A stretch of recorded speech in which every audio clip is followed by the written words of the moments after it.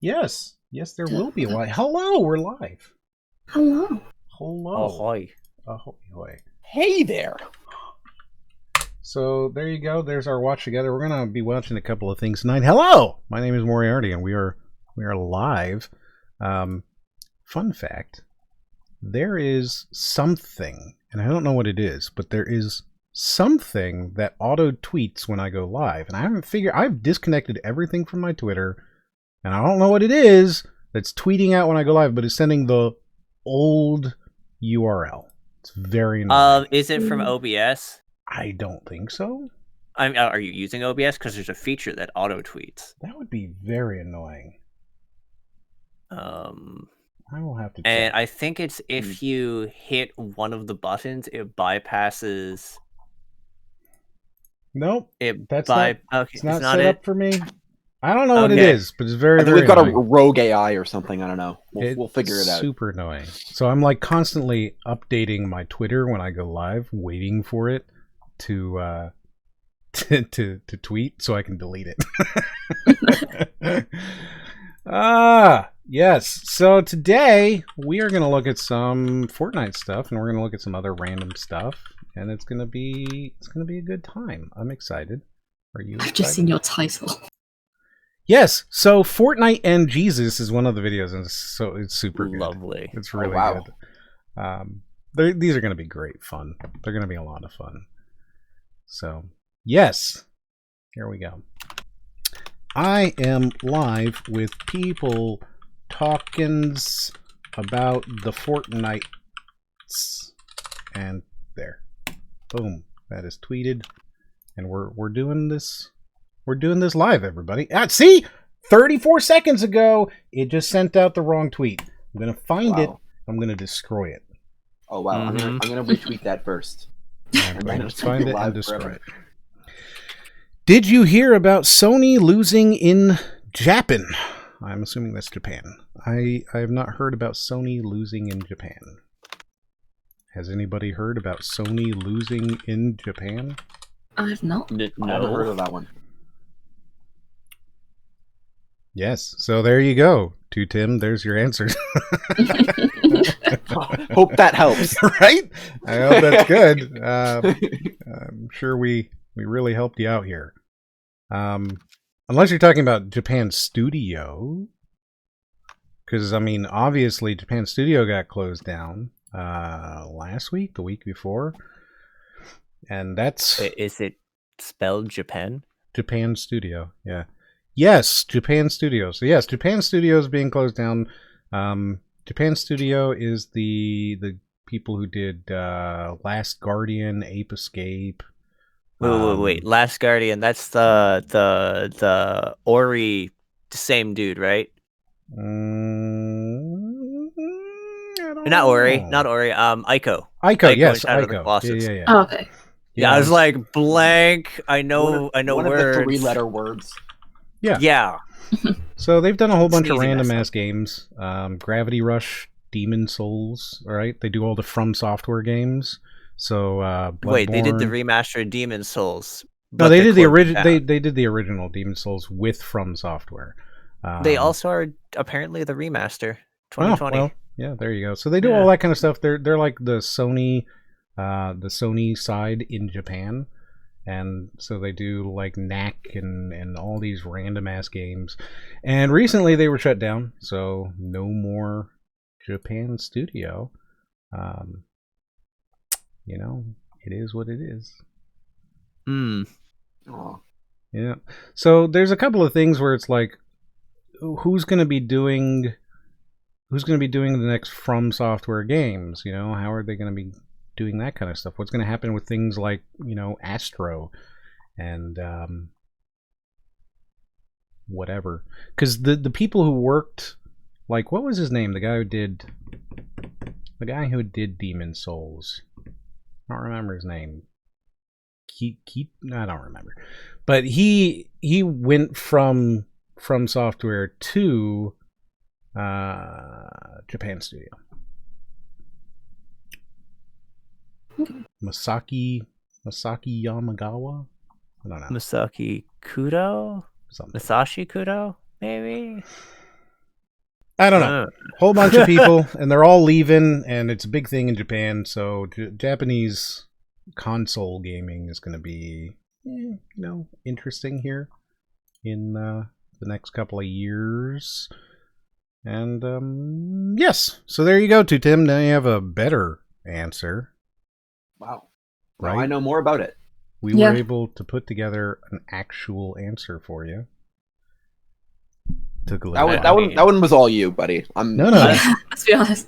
No, it I was was gonna us. say, is it really like that he needed an answer? Because that felt more like a, hey guys, did you know? Did you hear? So I mean, I guess it's we are now up to date.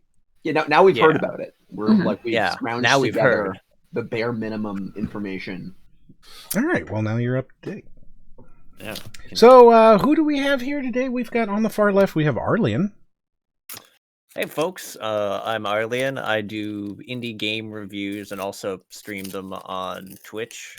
That I think sums it up pretty nice and succinctly. Very good, very good. And how's life? Oh, I don't know. I just came back home after a weekend at my girlfriend's to find that my cat had rampaged in my absence and knocked over a piggy bank off a fireplace across the floor. So, I spent my time before this sweeping up a whole lot of glass. Oh. Well, yeah. I'm very sorry. Well, I mean, you put something glass on a high place. So actually, it was really my at fault here? housemates. Okay. It was my housemates. But well, then my tell them to grab a housemate is broom. now down a piggy bank. Was it like one of those cool piggy banks that's like shaped It was like Elmo actually or something? literally a piggy bank. Literally shaped okay. like a pig. Yeah. It was actually pretty nice. It's also pretty dead. Man, that's really sad. Yeah, a little bit. And the highest goal is just shattering it when you need to Oh yeah, when you actually have it loaded with money from years of just fives and whatever that you've just stuck there over the course of a decade, and you just finally shatter it, and there's just $100 or $200 of just fives in there and singles. Mm-hmm. Yeah, exactly. Yeah. But you will never get that moment now. I mean, my housemate will never get that moment, and B, it was also very empty when it shattered. That sucks. It was just sitting That there, sucks. on the. Having an empty piggy bank shatter is just the worst because it's Yeah, no. I mean, on one hand, it would have been a pain to sweep up a whole bunch of pennies or other things. On the other hand, I am grateful I didn't have to sweep up and separate a bunch of pennies from glass. So you just straight up didn't consider the fact that the cat planned this and completely robbed you blind. Robbed my housemate, but also that parses. If anyone's seen my streams, Fumble raids me mid-stream, dives onto my ring lighting camera, will face butt into there, and then start tilting the ring light off to one side. She's just hanging off it. You just gotta parkour when you gotta parkour, man. Yeah. The mood strikes you. You just gotta jump. Mm-hmm. And then next from the left we have Kataniiago. Yep, that's the one. And hello. I started streaming again about 2 weeks ago. So Very that's nice. pretty sweet. Yeah. Welcome back to streaming. Thank you. And you do GeoGuessr stuff, right? I did, yeah. I set up a little GeoGuessr battle royale with a few friends, and that was pretty fun. Did you win? Some of them, more than I thought. So didn't look like a complete dumbass. So I'll take it. Excellent. So how's life? How's it going? Life's good. Woke up about half an hour ago. Nice. Oh, excellent. Well, because it's midnight here, so no way am I getting to 5 a.m. without a nap. You know? Yes. Yeah, Excellent. doing good. Cool. Did you watch Bionicle yet? No, I have not. However, I was thinking about it the other day. I was like, I've got an hour to spare, and I've been sent this Bionicle video 15 times now. By the same person? Yeah, yes. So maybe I'll throw it on and see how it works, but it just didn't work out. This week's pretty busy. I don't really... So, this is one of the problems when I go on to Mahler's show and stuff, is that I am so far behind on consuming media. I watch movies when they come out on Netflix. I don't go to the theaters. I don't have time for that. So... watching anything is just rare. I have to like put time aside to watch stuff, you know? So I'll It get takes to energy. Like, it's a whole ordeal. You have to like look for it, and then you have to sit down and just watch it. Well, for me, it is actually like a whole thing. It's like a production, you know? I've been intending to, just to give you an example, I've been intending to watch Monster Hunter World since December. It was all right. Jeez. Do not spoil it for me. I'm not going to spoil it. Because I've been watching all it's of a the mediocre movie. I expect it to be it's not terrible. Bad. I expect it to be terrible. No. Here's the thing. I've seen a lot of bad movies. It is a strictly mediocre popcorn muncher that could lose the first half hour of the movie without really impacting much. Well, yeah, that's exactly how it is for all of those films, because that's Mila Jovovich and her husband. Her character wasn't actually like some super powered bullshit thing actually in this. You FYI. give me no spoilers! Fine. It's not really much of a spoiler, but Stop spoiling it! I didn't hate her character. Stop here. spoiling! Fine. I think I know the entire movie now. Like, I don't even need to watch it. I have... Her character didn't doesn't stop it! totally rule every Just stop scene. it! Just stop it! I have seen all of them, all of the Resident Evils in order. I've watched them with a group. I like the first one. I think the fourth one was probably the most entertaining, and the first one is the most grounded. The fourth one has some hilarious shoutouts to the video games, including the glasses catch moment, which I chef kissed at that. I was just like, they don't even give a shit at this point, but it's great. Yeah. The third one is clearly the worst. The fifth one is pretty bad too. Yes. So it was the fourth one that had the glasses catch in it, right? Like the whole Wesker fight. Yeah, pretty sure that was the fourth one. Wesker was all 3 and 4 and 5, and then they kill him. The way they kill Wesker is so bullshit. It's so bullshit. They just it's the gunshot to the head, right? No, to the foot. They kill him they crush his foot with a rock. What a way to go. It's fucking Wesker. Did they kill him multiple times or something? Oh, he does. Yeah, he does. He does a couple times. But they crush him with a rock in the foot, and he's just like, ah! And it's really weak. It's the weakest possible way to kill, like, the big bad guy. So I'm super excited for Monster Hunter World, but I've been trying to get to that since December. Wait. I have a different thing to recommend. Yes. Wally's Wonderland. I have no idea what that is. It's basically a Five Nights at Freddy's movie, but actually really good. It's a Nick Cage movie, and me and my girlfriend watched this. We're expecting a train wreck. We're coming in here like whiskey. We're expecting it to be just like a drinking game bad. Sure. Yeah, I mean, it's got Nick Cage in it. Yeah, here's the thing. It's Nick Cage emulating like silent German film and actually killing it. Oh. If he hadn't pulled this, the entire movie would be way different and worse. But you have like all the other characters who dialogue, and you just have him carrying himself through expression. Yeah, Willy's Wonderland. Actually really good. Like, all right.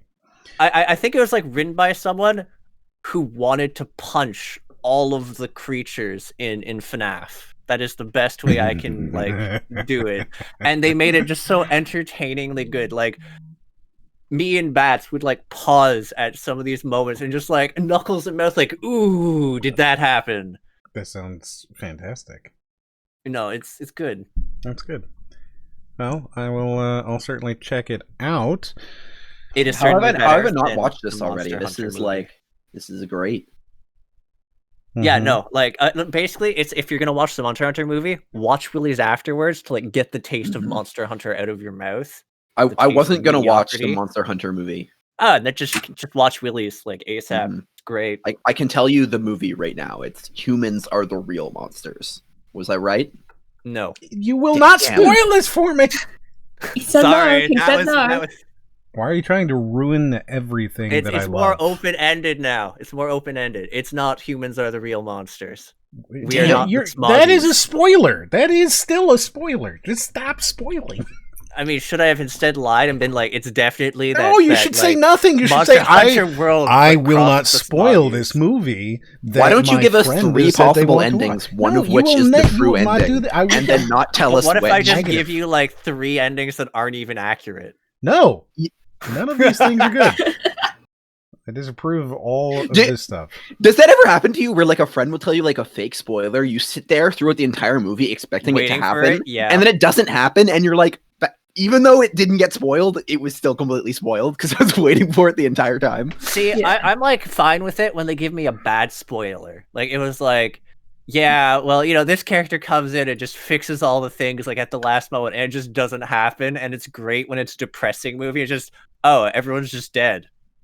Yeah. Well, that's Oh no, depressing. I have a go-to joke that like is everyone died at the end, and then there was like a specific movie I was watching in which everyone did die at the end, and I just Okay, said the the joke. sexy And then ending. all my friends like the panic on Wait. their faces, like you actually said it, and then I was like, I Wait, kind of wait, panicked. wait. I'm like, oh shit. The sexy ending. They did would be actually. Everyone kills Kulv Taroth and then wears the boob armor. The boob armor? So okay, Monster Hunter, Kulv Taroth. It's like No. the gold dragon. It No. like Nope. I've It's- never played the game, and I have no interest in playing the game. You're spoiling their wardrobe direction. I have no interest in the game whatsoever. It does not. Aw. I don't care about okay. it. I'm not watching. I've never played it. I'm not watching this because I care about the game. I'm watching it because it is the next Resident Evil film. I mean, it does end with a sequel hook. There you go. See? So that's it. That's the sole reason why I'm watching this. And So that you can then watch Monster Hunter World 2? yes, so I can continue. I can continue the franchise. This has been a thing. Why do they since put us however. on this world just to suffer? Yes, it's gonna be good. I'm super excited. Super excited. So there you go. And then next up is me. Hi, I'm me, and on the right, of course, is somebody else. And there you go. That's everybody who's here today. They turned you into a pickle today. They turned me into a pickle. I'm a pickle riding. Like, Awesome. oh geez, man. Oh geez, why'd you do this? We were I'm supposed to have our pickling. podcast. Our podcast was today. Why'd you do this?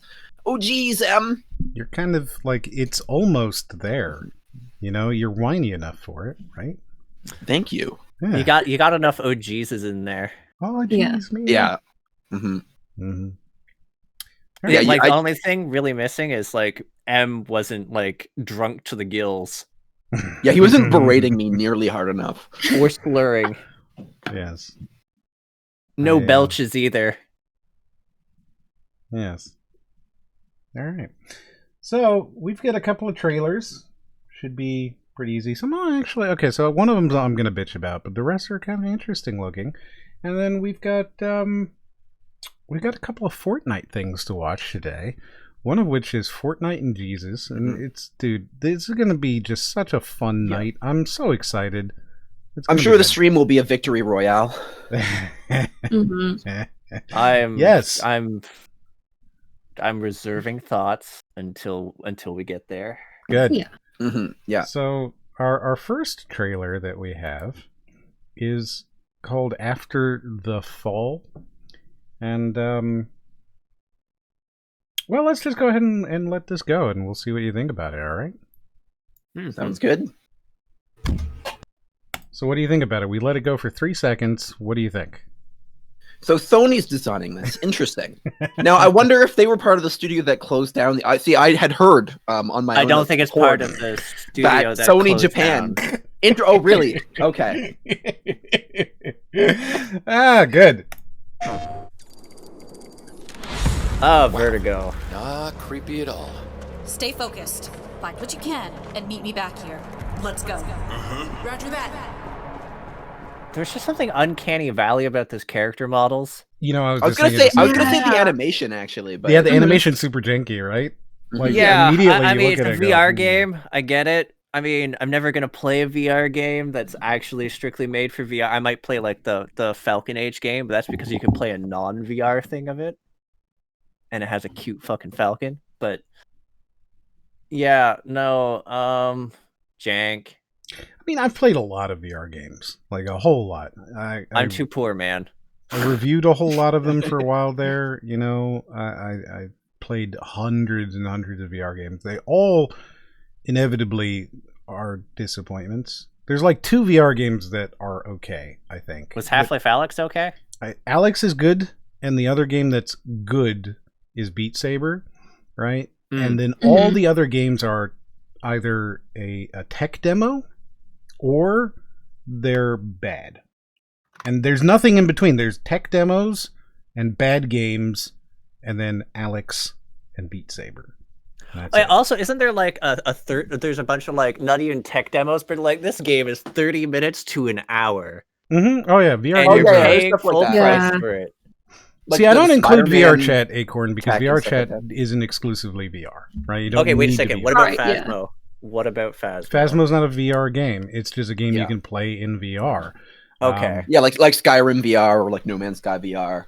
And most of the cases where you've got this game that is a game that you can also play VR, that sucks. Like, it almost always sucks. Or there's broken, janky stuff like crouching down and the ghost can't see you because Yeah. you're planking. Yes. So, like, Phasmo is a game you can play in VR, but it's not a VR game. Any VR games, any games where you're like, oh, this was made for VR, it's either a tech demo or it's bad. A lot of people are like, oh, well, what about Boneworks? It's such a good game. No, it's a great tech demo. It's an incredible tech demo. It's a really terribly boring game. You know, I can't even think of any other major I VR heard of games people talk Boneworks, about. but I didn't see much of it because as soon as I see VR, I discount it because I'm just like, I'm never going to play this. I'd probably get sick from Yeah, playing same. it. I just don't follow VR because I'm like, it's costly. I'm going to get sick from it. I just solid ignore. It's okay. VR is neat. You know, like, there are some really neat experiences that I'm super glad that I got to experience. There's a game called Manifest 99, which is just super, super, super cool. There's things like I Expect You to Die, which is a puzzle game, like an escape the room type game. That's just super cool. It's one of the coolest That's introductions the one to a with game. the spy thing, right? Yeah, exactly. Yeah, that Super looked cool. neat. I thought there was a non-VR thing of that now. I don't know, but I Expect You to Die, like, sitting through the Bond style introduction in VR, so cool. It's just super cool. But is it worth buying a VR headset for? Fuck no. None of them are, except Beat Saber. Yeah, you could absolutely make an argument that Beat Saber is a good enough game that you could pick it up, pick up an Oculus Quest for $200. Or you could get a Vive off of eBay for $200. Totally worth it in that case, right? And It has Alyx, so much replayability. yeah, and Alyx is the same sort of thing. It's like such a transformational attempt at VR that it's worth it to pay for a VR headset, specifically to have that plus the access to the other stuff, right? But those are it. That's it. They're the only good things. I'm not a big fan of VR anymore, even though, like, I was one of the first people. I was one of the earliest adopters. I was like one of the very, very first channels on YouTube to cover anything VR. I've still got High hopes, huh? Yeah. Oh my God. Yeah. Yeah. I've still got lots of people who follow me on Twitter and shit that are like VR people. That's why they're out there. They do this. This is their thing. Microsoft, their HoloLens lab had my channel, the Crime War logo, on the wall because they were such big fans of me that Microsoft would watch my stuff to see what was happening in the gaming world. And like, that's who I was at that point. Man. Yeah, it was super neat, Yeah. right? It was like, oh, that's super fucking cool. And today, like, my VR headset's unplugged. I don't even try it. I don't even do it anymore because it just sucks. It just sucks. It sucks. VR. In fact, if you Google VR is not fun, I'm literally the first result. Oof. So, like, yes. So there you go. This conversation has turned from like the savior to the villain of VR very quickly. Yes. There are things you could do in VR. We just have high hopes for this video already. Yeah, I mean, it's a PlayStation VR game, so it's basically a phone game. Because they don't do VR in the same way as anything else. It's all seated, there's no tracking, so it is. I really get a little upsetty at phone games because I get like so many bumped at me, and I'm like, but can we not? Are you the first? I've liked. I don't know if I'm the first result for that. Doom. I just checked you out. You're my first result for it. I am my first result as well, but it's the EFAP fandom, and then I'm getting like the EFAP podcast, Reddit. Yep. No, you're the Doom sausage guy. There you go. Yep. I mean, I do have DoomSausageGuy.com, which leads to this stream. It's the ideal way to get here. Yes, way better than like getting notified on Twitter or something. All right, or Twitch. Like, why would you do that? No, go to DoomSausageGuy.com every Sunday at 7 p.m. Yes. Was that actually your name for a while? No, fuck no. It's just how people know me because I made fun of Doom Guy being a sausage in Doom Eternal, and that got 100,000 plus views and lots of angry people. There's like, I don't know, 15 or 20 hate mail is still interaction, right? Yeah, I would rather not have gotten it. I mean, like, I think I saved, I saved one of these. I'm going to show you guys my favorite comment, all right, that I ever got from this video. Because it was one of those things where I saw it and I was like, I will never be told this again. Oh boy. So here is this one. There you go. For those of you on the stream, that's the the fuck. Yes, so that is the Holy comment shit. that I didn't actually know you were black. I didn't say I was. So yeah, like, that comment is one that I saved because I was like, wow, I can't believe somebody would say this to me on the internet. That's a little fucked up. What's the dude? Wait. So that's fun. Like, those are the kind of comments I was getting every day. So, it's cool to get bad engagement is engagement. Like, yeah, but I'm also being told to kill myself every morning.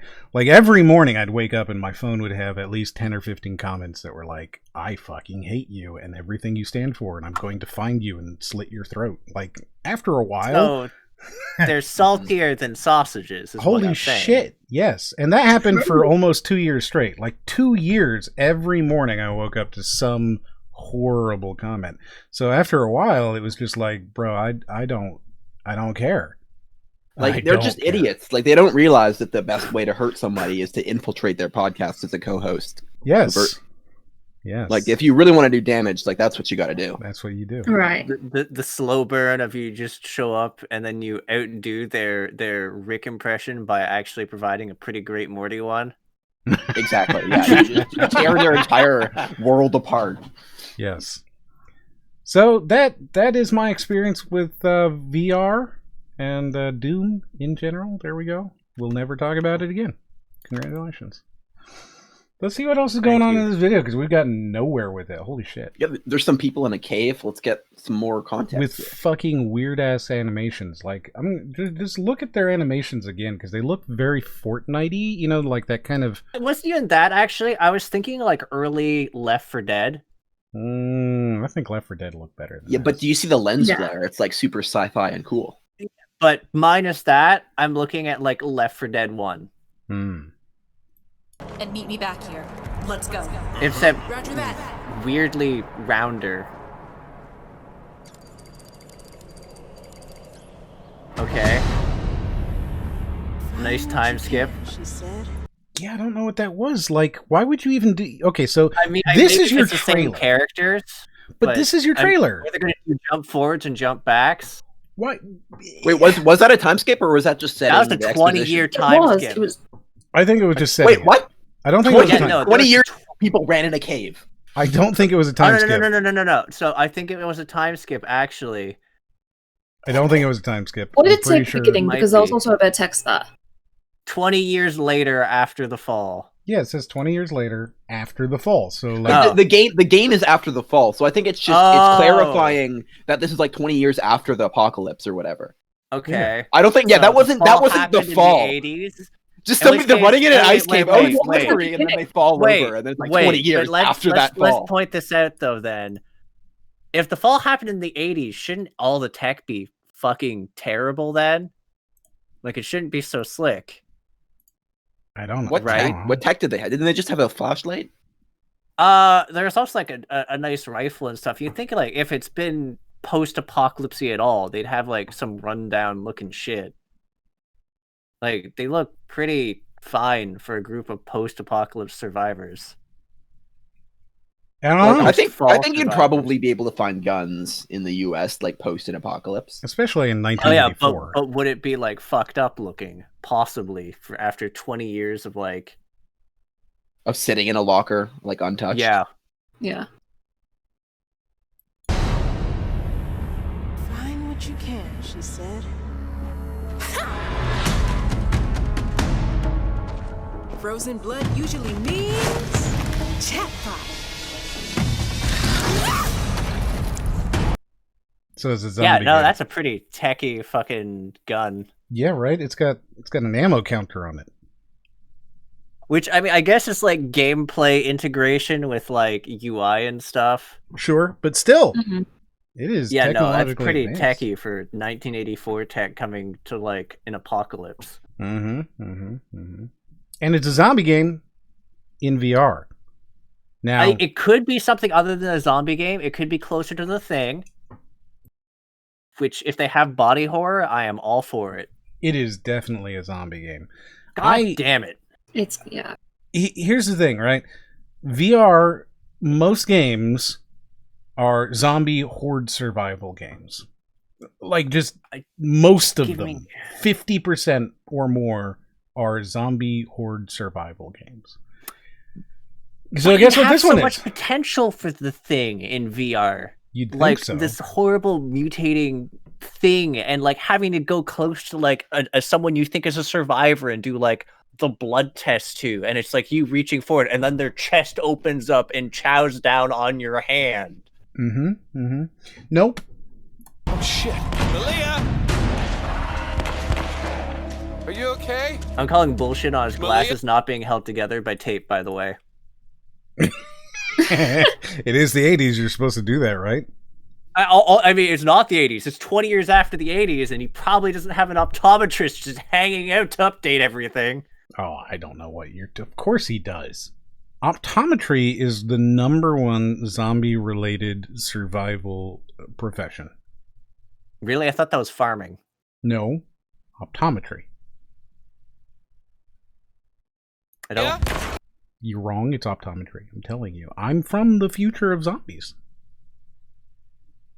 Wait, what about used car sales?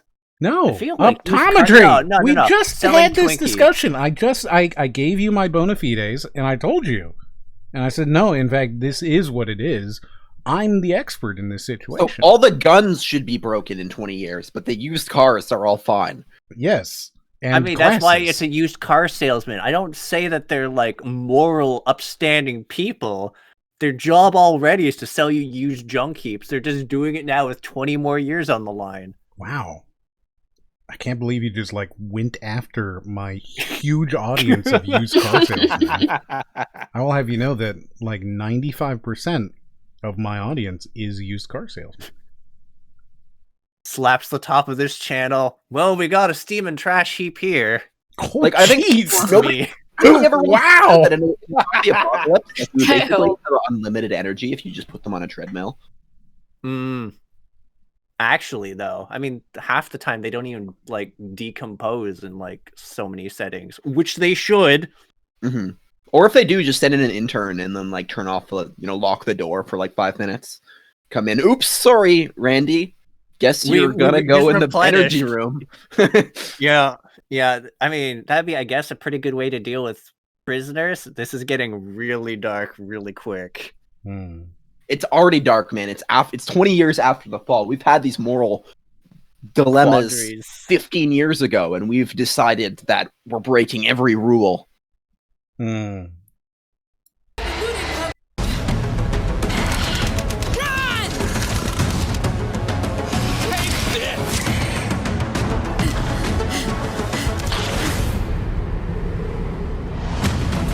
still got the launcher! Absolutely!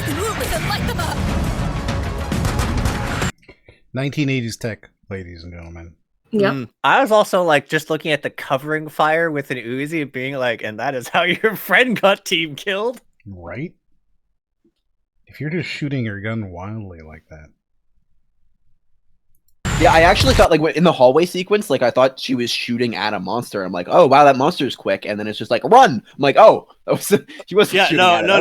Okay. Yeah. If those bullets are dangerously close to your buddy there, you might want to just, I don't know, crouch down for a second and aim carefully while you're, like, providing supporting fire and not just blind They're fire. zombies. There's no need for cover fire. Like, it's not going to do its damn thing.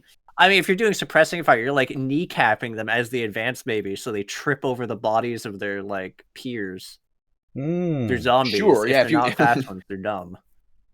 Yeah, it does depend on if they're like the Rage zombies or if they're the Romero zombies. Or like the super agile ones that like crawl on walls and shit. Because even like the Rage zombies, if they just like beeline wildly run, that leaves them open to stuff. But if they're like the horrific Eldritch zombies that just like clamber up on the walls and ceilings, you're just fucked. Yeah. All right. It did look like there were some zombies on the roof there, so.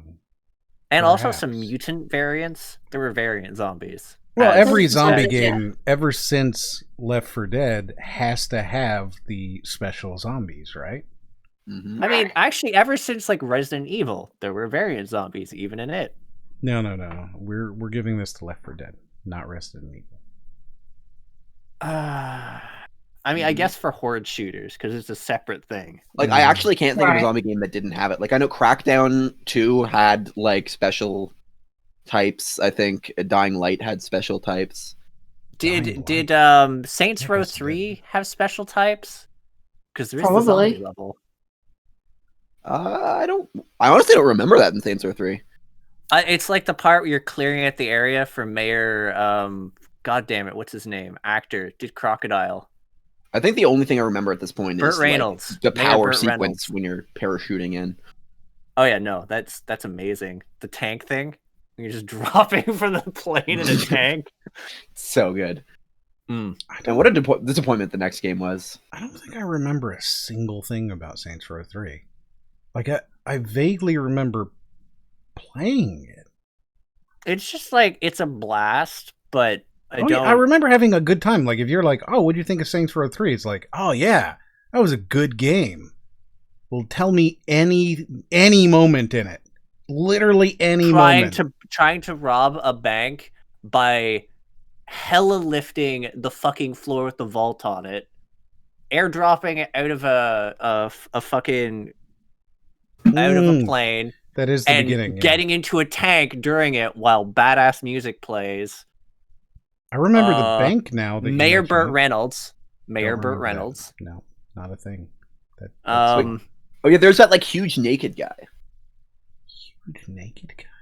Yeah, there's like this one level where like there's just like this like huge brute guy, and then like you save him, and he's just like unashamed that he's like naked, and he's just like, I don't I'm think not we've worried about Oh, it. I know who you're It's talking like, oh, about. okay, because he dude. becomes a henchman. Yeah. He starts out on the enemy faction. And he's like actually really fucking smart. Yeah. Yeah, no, I know exactly who you're talking about. I just don't know his fucking name. Wow. It's like you guys played a different game than I did. Oh, also, like, one of the characters is, I think, voiced by a porn actress. That is not That surprising. one of the two main villain ones who are like femme fatale-ish. So I mean, it sort of makes sense. I don't remember if they were like modeled specifically after them in appearance, though. Not sure. Oh,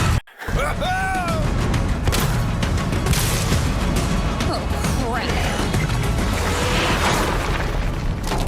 Over here, get in quick! Come on! Smasher incoming! The hell It's- is that? It's It's a a That charger tank goes with a tank. zombie. masturbation problem. Yes, it is a charger tank. Or I suppose a masturbating tank. A mass tank? Mass tank. Mass tank. Yes. Good That's call a on very that, Arlie. disproportionately large arm. Well, I know, like that thing is like. I mean, I'd be surprised it actually shambles around so accurately, because like you'd picture it lurching around. yeah, it was not lurching or shambling. It was just like straight Yeah. up running and jumping. Yeah, Hulk jumped a bitch. Yes. I mean, I guess Hulk Can you jumped. imagine how uncomfortable it would be to walk around like that? Like just With with one one giant huge arm? arm that you can only bend. I feel like God, its the back legs pain. should be a bit bulkier. That's, I think, my main takeaway. Like, its legs should be bulkier, or it should be like just primarily dragging itself forward with like that large arm. Which would be Hmm. grotesque. Yeah, I want it to like actually. kangaroo jump on its like one arm. Perhaps the Not arm even is kangaroo jump. porous. I want to see it like just frantically like reaching forward and shoving itself forward by like one arm towards you, because that would be awful to watch. Oh, just like a terrible crawl with just the one arm. Yeah, except it's like doing it like fairly quickly. It's not like like a super gorilla fast, like it type just of move, but like it's just like loping? frantically grasping towards you, and it just doesn't get tired because it's a zombie. Hmm.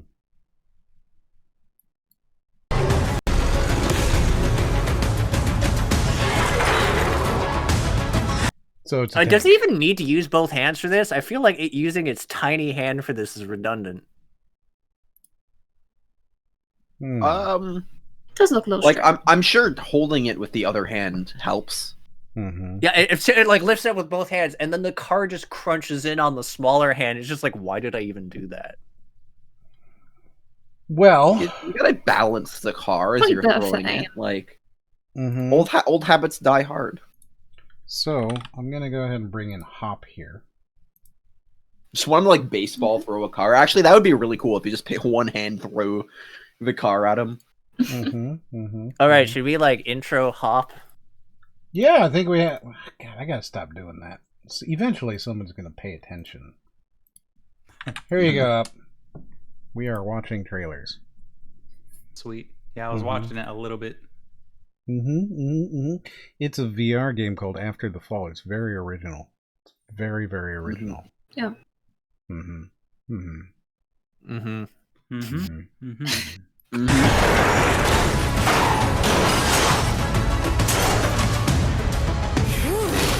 Too close.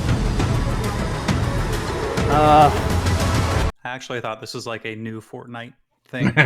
When they said like, "Ugh, too close," I was just like waiting for something to like, come on. Yeah. You had like a perfect stinger moment there. You wasted it. You had a perfect moment to have the car run over everyone and end the commercial early, and you missed that too. Man, such a pet peeve of like VR game trailers to me is that they don't show anything from the VR perspective. Like if you didn't have that little text in the top left, you would not know that's a VR game. Oh my Yeah, god. like I'm mean, not or, sure like, what's show actually at any least a gameplay. bit. Yeah, no, Yeah. show us gameplay, please. That's how you know this probably isn't going to be that good of a VR game anyway. Well, it also is on PlayStation VR, so like it's not gonna be good. All sure hits differently these days, don't you think? Oh, there's your stinger line. Oh boy. Hilarious. Killer one-liner. Yeah. And me. Going to the mall sure hits differently these days, eh? That's very funny. That's less Like of a he's like stinger. elbowing me as he's saying it. Yeah, no, we just all nearly dive. It's like, hey man, about that mall. I feel like I they would just push him went out. there. Yeah, if we went through that entire experience where we just like the thing just threw like a car at us, and then we're like driving away. Well, going to the mall sure different. I would push him out the car instantly. No, I I'd be think like, I think there I are can there are understand acceptable this. losses, and you I are can one of them. I can explain this. The reason why all the blind they were just trashed. They were just going to the mall to raid the liquor store. Yes. That explains all the blind firing, the bad fucking decisions, and the gung ho. Like, oh man, just a little bit of post-apocalypse shopping. Yeah, sounds about right. Just going, my buzz is wearing off. All right, let's go get some more booze. So Switch it Crypto up. says the next game is during the fall, and it's about leaves. Oh, by the way, the guys who did this also did Arizona Sunshine, which was a zombie apocalypse game. Mm-hmm. Yeah, but Wait it was a pretty That sounds good about one. right. Like, I'm as just far as saying, they like, go, if you made a zombie apocalypse game and then move on to make another zombie apocalypse game, yeah. Pepe Way to Le broaden your Pew horizons here. has been canceled. Yes, I did see that. Saw that Pepe Le Pew was canceled. Wait, why? The New York Times or the New Yorker, I can't remember, wrote an op-ed where they are accusing Pepe Le Pew of encouraging or perpetuating rape culture because he kisses on the cat. Oh my god. Yeah. And something else. There was something else too. It was Pepe Le Pew and someone He else. also perpetuates anti-gravity culture by just like floating in midair, like smelling things. All right, well that's a take from Ryden there. All right. Yes, so he did get canceled, and like I said, there's somebody else too. I can't remember who it was. I mean, I can understand Pepe getting canceled because intrinsically he's sort of a creepy character. I don't understand cancelling the character compared to the people that designed the character. That Like, one's what a does thing. Cancelling Pepe Le Pew do? I mean, But isn't also he just a inversely- caricature of those kinds of people anyway? Like, obviously, you're not supposed to be creeping on all the women. Right. Which is Yeah, why he never but- succeeds in the first place. Also, ironically, the character he creeps on sometimes ends up creeping on him in return near the end. Mm-hmm. So it's just like you'd need to cancel both of them, really. Yeah. Yeah, I don't know how you can cancel a cartoon character. I don't know. I guess it's like a boycott. Let's not watch this character from like the 50s anymore. Right? I Yeah, didn't for know real. Pepe Le Pew is the #1 cartoon in America. It's definitely a reason to cancel him. Yeah, I don't know, man. I mean, I haven't seen anything with Looney Tunes in ages. I know there's new Same. shows, but like, You can call I me. don't particularly think it's like stuff. holds up that well, in my opinion. Like, I feel like it's just kind of like. When But I you mean, I'm not a child, so I mean, fair game. Yeah. When you say you're not, or call, sorry. When you say you can call me a belter, is that a The Expanse joke? Because if so, I highly approve. You should all watch The Expanse. It's easily the best show on TV. Yes, I enjoy The Expanse. Beltaloda. Yes. Beltaloda. Yes. Yeah, I actually had like a withdrawal from it, so I went to go watch a similar show, Stargate. I but don't then think that's even. But then I close. accidentally watched Battlestar Galactica, which is a different show. I found out, but it's kind of good. This one's Remake actually the original Battlestar. Battlestar is pretty good. Yeah. the reboot. I started for the miniseries in 2003 or 6 or some 2000s year that like My Chemical Romance was still popular. Yeah, Battlestar Galactica is pretty good, but it's like none of these things are like The Expanse, however. Yeah, none of these things are like each other at all. No. Well, weird. I mean, They I was gonna all say, have technically space involved, but this is being like Stargate. I was going to Stargate because specifically like, Stargate the was newer almost seasons. closer I to thought that was Sliders. like. I thought it was just like The Expanse if they like were going through all the worlds. I thought that was. Yeah, the well, I was idea about of to it. say though, like, so Stargate had like Dimension-y travel in it, right? So- I don't know. I accidentally watched Battlestar Galactica instead, so I have no idea. I'm just asking. Like that's anyway, my level of knowledge of the distinction between the two. So because I mean, if like, I am thinking of Sliders, but I thought like the Stargates weren't just portals; they were actually sort of like sidesteps into dimensions occasionally, or they do that. I mean, maybe Sliders from was the great. TV show. I never watched Stargate Atlantis or any of that kind of stuff, so I don't know. But in the movies, it was supposed to be a literal Stargate. Like, it took you from one world to another. and it was how aliens got around and became our gods. Oh yeah, our Egyptian god. I just remember sounds pretty Egyptian cool. gods. Does being that aliens. sound like anything to you, Em? Does that sound similar to any popular shows out there? It sounds like Stargate. That's what we were just talking. What the fuck are you talking? It sounds like Stargate because it's Stargate. It's weird. Never would have thought the plot to Stargate sounded like Stargate. Right? What are you talking about, Raiden? I won't clarify. I can see that. Yes. I choose Stargate- not to. I could keep talking. I could come up with words. Sleight of hand away my position here. Stargate is it's not a bad franchise by any means. And the movies are enjoyable, you know, they're popcorn action type of stuff, but there's certainly no Expanse. The Expanse is really good. It's better than all of these shows that we've been talking about. By far. It's the best show on TV. And Amos is the best character in the best show on TV. He's fucking incredible. I absolutely adore he's it. just brilliant. It's so Very well done, good. It's Trevor. so good. Yes. You should watch it. I might have to. Bill Log keeps telling me to watch it. Yes, it's super fucking good. It's so good. It's absolutely incredible. Well done, realistic when it needs to be, not too like. Here's the thing, right?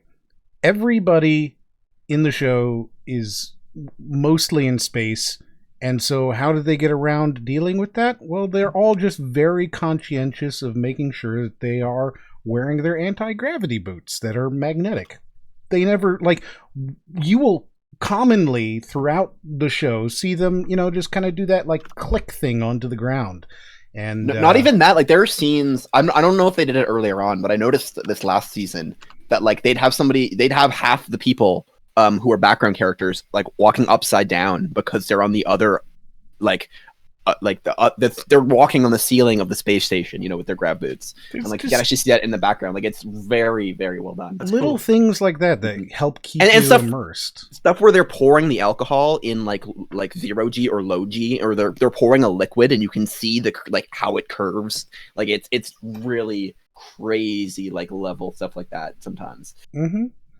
But they're not so slavish to it that the story ever is harmed. The story is always great. Even when some people mysteriously die, it's still, you know, it makes sense in the long run, you know? Mm-hmm. Yes, as Crypto said, it's an you can appreciate the dedication to detail without being so slavish that anything else hurts from it. What's it on? Netflix? It's on Amazon Prime. Mm-hmm. Oh. Right? Okay. That's why nobody watches it, because it's on Amazon. You all have Amazon Prime. You have this thing, but you will never watch it because it's on I there. don't even have an Amazon account. All right, Crypto. As a note, I really loved Sliders. I stopped watching when Oturo died, which apparently they killed off his character because he was a pain in the ass to work with. That was my just input there.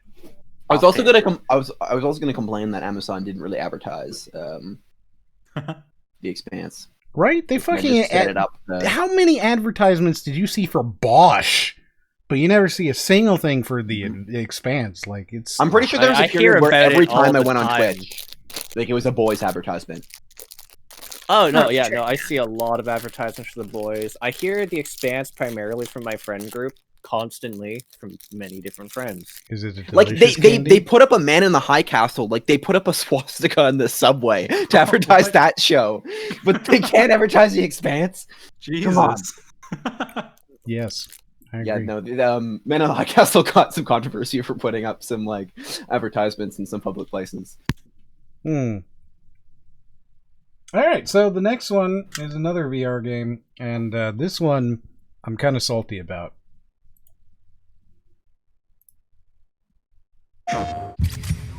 Why are you salty about it? Sausages? So I will explain momentarily. Okay.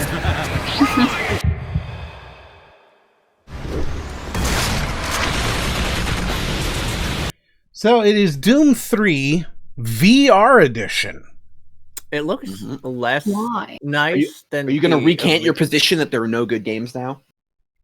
Here's my problem with this game. Does Okay? this actually look worse than the original, though? No, it's about the same. This is the Doom 3 engine. It looks pretty dead on for that. The problem that I have with this is the fact that Doom 3 VR is a free mod for Doom 3. What? That's weird. All Mhm. right. That's odd. Are they going to try and shut down the mod because it overlaps with their product? Could be, but the point is that if you have Doom 3, you can play VR already. The VR community built and created the VR mod, which is... On PlayStation, though? Well, that's the thing, right? You've got Doom 3 VR. It's flawless. You could probably make it work on PlayStation VR if you want to hack it, but the point is that you can play this. You don't need... This is going to be $60. Huh. This is going to be $60 fucking dollars That's for true. for a mod that's been available for a game that didn't even fucking sell. Like, So nobody what you're bought Doom saying 3. is PC Master Race. Yes, of course. But this is infuriating because there's two options here, right? Either they are selling the mod, which is very annoying, right? Because that means that if you're on a console, you're a console gamer, and you're like, man, I'm going to support VR. You're going to get a shitty mod that's been ported over to a console, and that's what you're going to, like, you know, like, that sucks. Or they didn't port the mod and they recreated it themselves. And that's just as might bad. have to do that for PlayStation because I mean, there's all sorts of issues with porting in the first place. Yes. And if they stole someone else's pre-created mod, that person could actually come after them for that, especially if there's any way to prove they did it. Well, I don't know. So I feel they actually would have to remake it from the ground up unless they hired the person who made the mod to go and do this. Unless it was released open source. Is that a thing? Like, do Sure. you have the rights over a mod you make? Well, it depends. There is, like, this is why Warcraft 3, the remake, right? Any mods that you create for the Warcraft 3 remaster are automatically owned by Blizzard. That's part of the end user license agreement. And the reason that exists is because Dota was a mod for Warcraft 3, which now, you know, is owned by Valve and is worth billions of dollars. Oh, So, okay, yeah, there were a lot of occasions where these companies have slipped in some really sneaky, shitty language into their EULAs in order to steal mods from creators. So who knows? And God knows that Bethesda and ZeniMax were not above stealing shit. You saw them putting out $3 horse armor and, like, literally starting DLC in video games because Bethesda. Oh my god, yeah. You've got them charging people for mods on the Elder Scrolls store. Creation stuff. Club, yeah. Yeah. So, like, Bethesda's not above stealing your mod. Like, at all. Now that they're owned by Microsoft, maybe they're not as shitty anymore, but they're probably still pretty shitty because Todd's still there and he's a piece of shit. Like, you know, hypothetically, I would never ever. He's a public figure. I can say these things, and the bar is much higher, right? He has to prove that I am saying this maliciously. Yes. So he, you know, I don't know if they're stealing this mod or if they've somehow found some legalese to where they can take it, or if they built it from the ground up. But all of those options suck. Every one of those suck because either they're disregarding, you know, the past several years of VR advancements in order to create their own thing, which will not be as good, or they're just taking somebody else's work. Either way, and, you know, even in the best occasion where they've hired the team or bought the mod or whatever it is, that is still a free mod that they're charging $60 for. So no matter what, there's no good occasion here. And this is why I said I'm going to be salty about this shit, because this is annoying. This is very annoying. On top of that, Doom 3, okay? When you look at this game, this was the biggest id Tech release, right? It came out in 1999. It came out in 1999. Biggest, coolest thing. Holy shit, everybody. Wow, Doom, it's so good looking, right? And you look at it, and of course, it's not very good looking. But like 3 months later, another game would come out that destroyed this, right? Completely destroyed it. And I just want, before I tell you what the game is, just take a look at this. Look at the graphics, right? Look at the stuff. This is very close to what Doom 3 actually looks like. And then I'll tell you the other game, and you'll be like, wow, I can't believe they came out at the same time.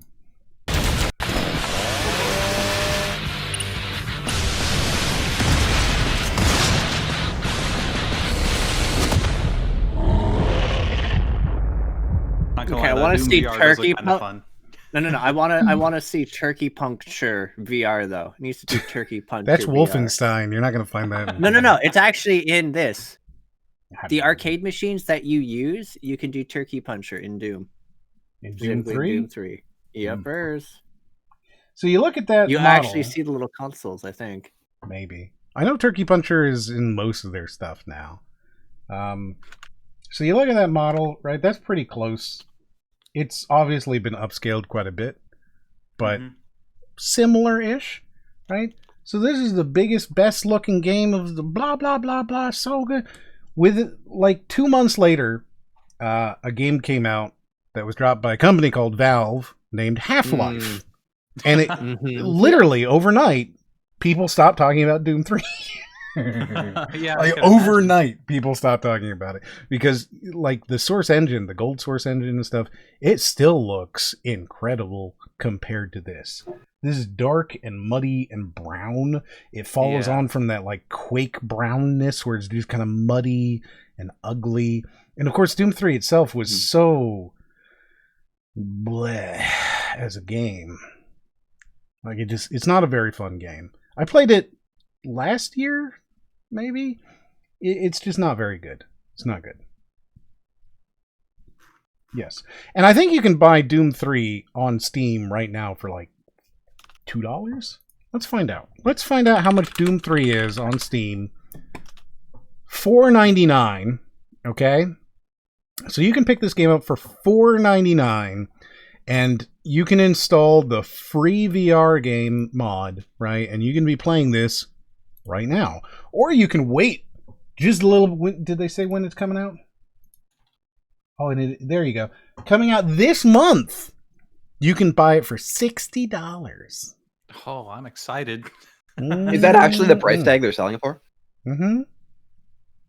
It wouldn't surprise me. Aren't just about all console games $60 now? Yeah, that's an expensive meatball.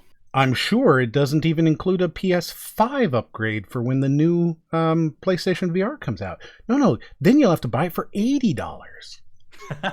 Like it honestly boggles my mind that like they are charging that much for stuff like this.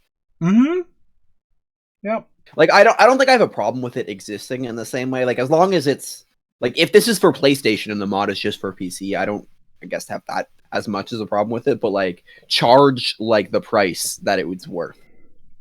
You know, like charge the $10 or $15. Yes, so you see that's because Microsoft doesn't technically own them yet, and they won't until, I think, June, crypto. So, technically, ZeniMax, even though it has been purchased and the thing is going through, it is still not Microsoft's company yet.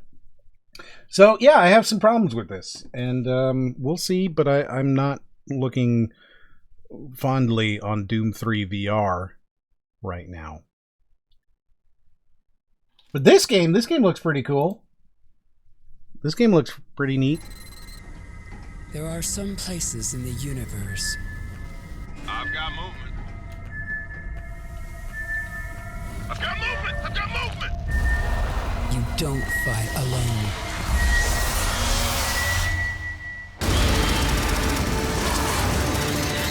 Interesting.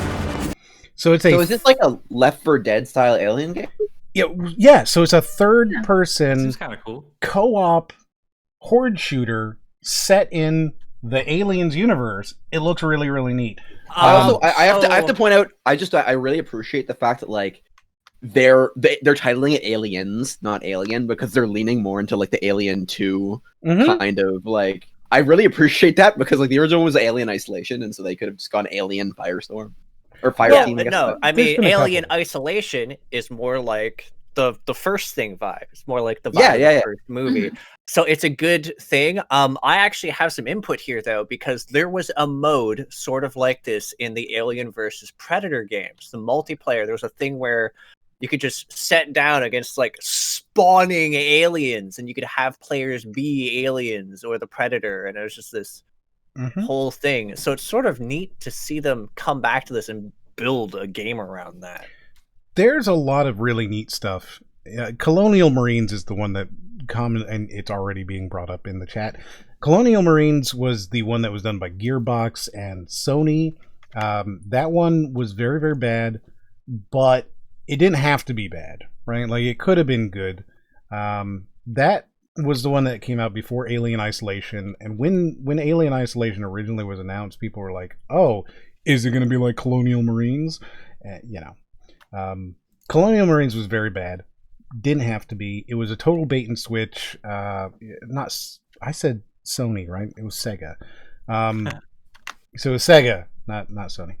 But when that game came out, right, they bait and switched it. They downgraded it very heavily.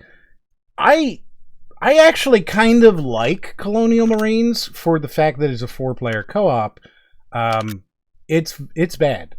Like, make no mistake, it's a very, very bad game. But if you can pick it up for like $2, which it never is, but if you can pick it up for $2, pick up 4 copies and play through it. It's a great way to, hang out with some friends.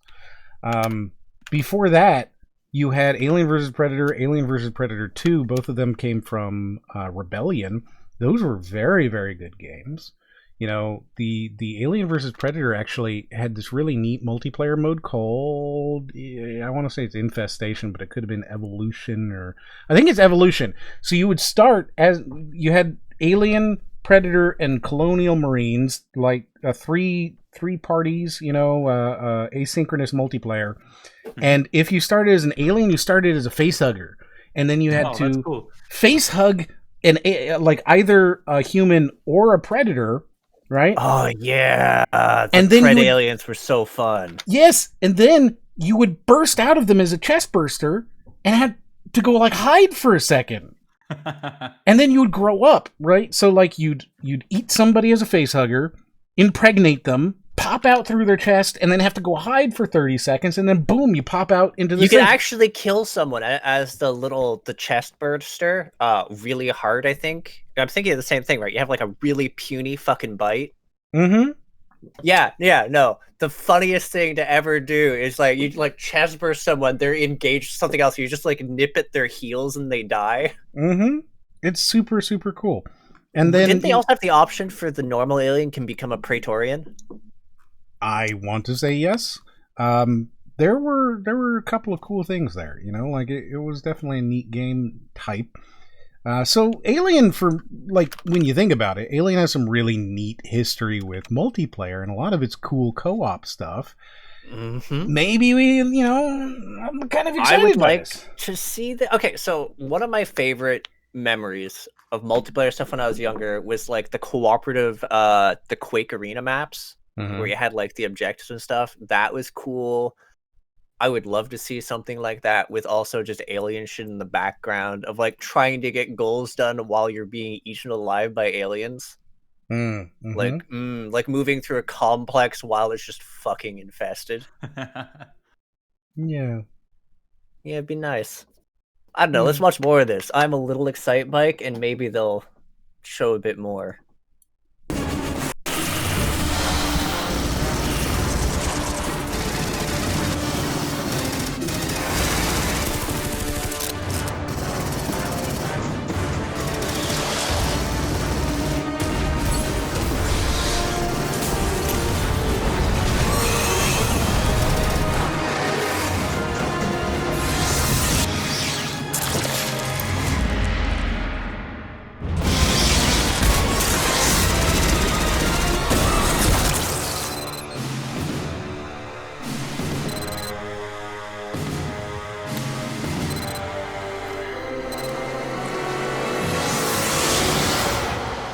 I was sort of hoping for like a stinger of just like it takes the view of the alien as they lift someone up, but no dice. Yeah, no dice. Still, It looks pretty neat. And Oh no, it out- looks Yeah, it looks actually really pretty fun. nice. And just focusing on the Marine side might mean they might be able to give like a more solid experience. Maybe eventually they can include like an aliens mode thing or whatever. But like that's neat, and it does seem like it's very goal oriented because they're like trying to make their way across. So that, fingers crossed, would actually be sort of the deal I'd want. Mm-hmm. So it looks neat. We'll see. I'm super excited. I think it looks cool. That like Fortnite official Ripley and Alien Xenomorph trailer sitting right there is just hurting me. Good God. Mm-hmm. We already have a multiplayer Aliens game. What are you guys here for? So Go play Fortnite. The only thing that I can think of that may be like meh is that Cold Iron, the company that's making this, was originally sold to Daybreak. Daybreak was the company. What did they do that you guys would know? EverQuest, PlanetSide, DC Universe, EverQuest 2. So like PlanetSide 2, lots of MMOs. They were originally Sony Online Entertainment, and then Sony sold them or spun them off, and they became Daybreak. So, like, that was around H1Z1 time. So, this is almost certainly going to end up being some sort of a live service game as a service kind of thing. So that's the one thing that makes me go, well, you know, Yeah. gotta keep our eyes open for that. But otherwise, it could be pretty neat. This game, I think Arlie's gonna like. This next one, maybe Kate will like it too. Let's see. Is this an ironically or unironically like? Oh, I saw this. Oh yeah. Hello. Oh, this looks fun.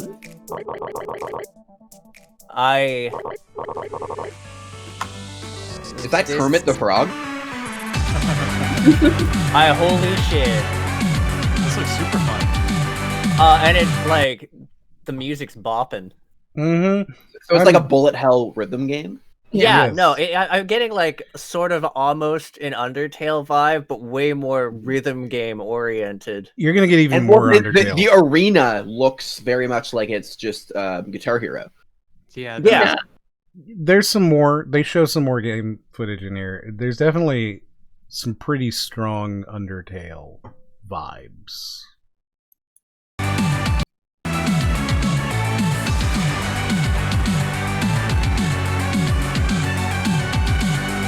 Doing its own thing though. Yeah, there's the. Yeah. Like yeah, it- okay, so there's some varied stuff going there, like the weird straight up bullet hell moment. Mm-hmm. It's doing some neat stuff. It's definitely Also doing some angry neat ATM machine.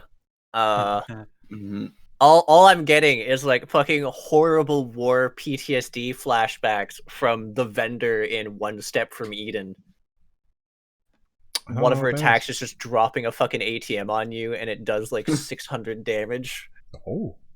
Most characters have like 800 to 1,000 health. You're just like chunk. Nice. Yes. Yeah. No, killer ATMs.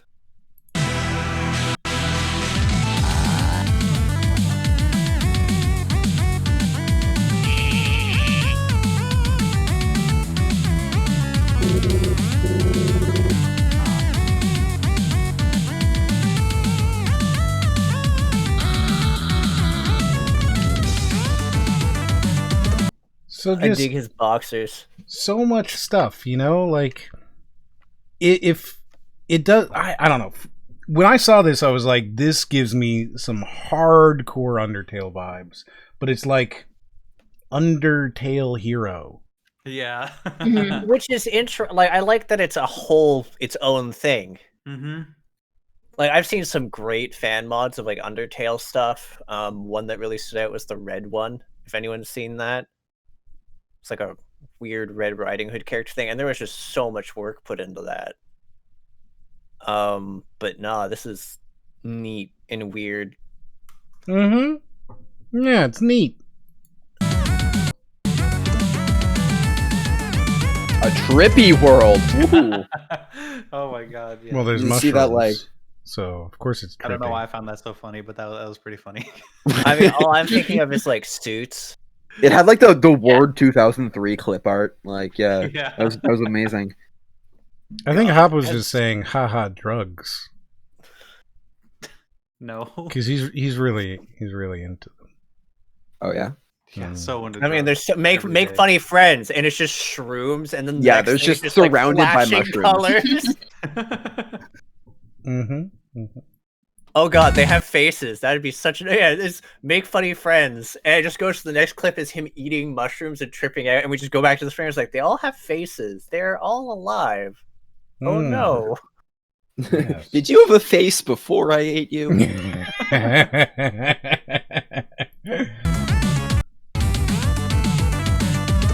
That oh.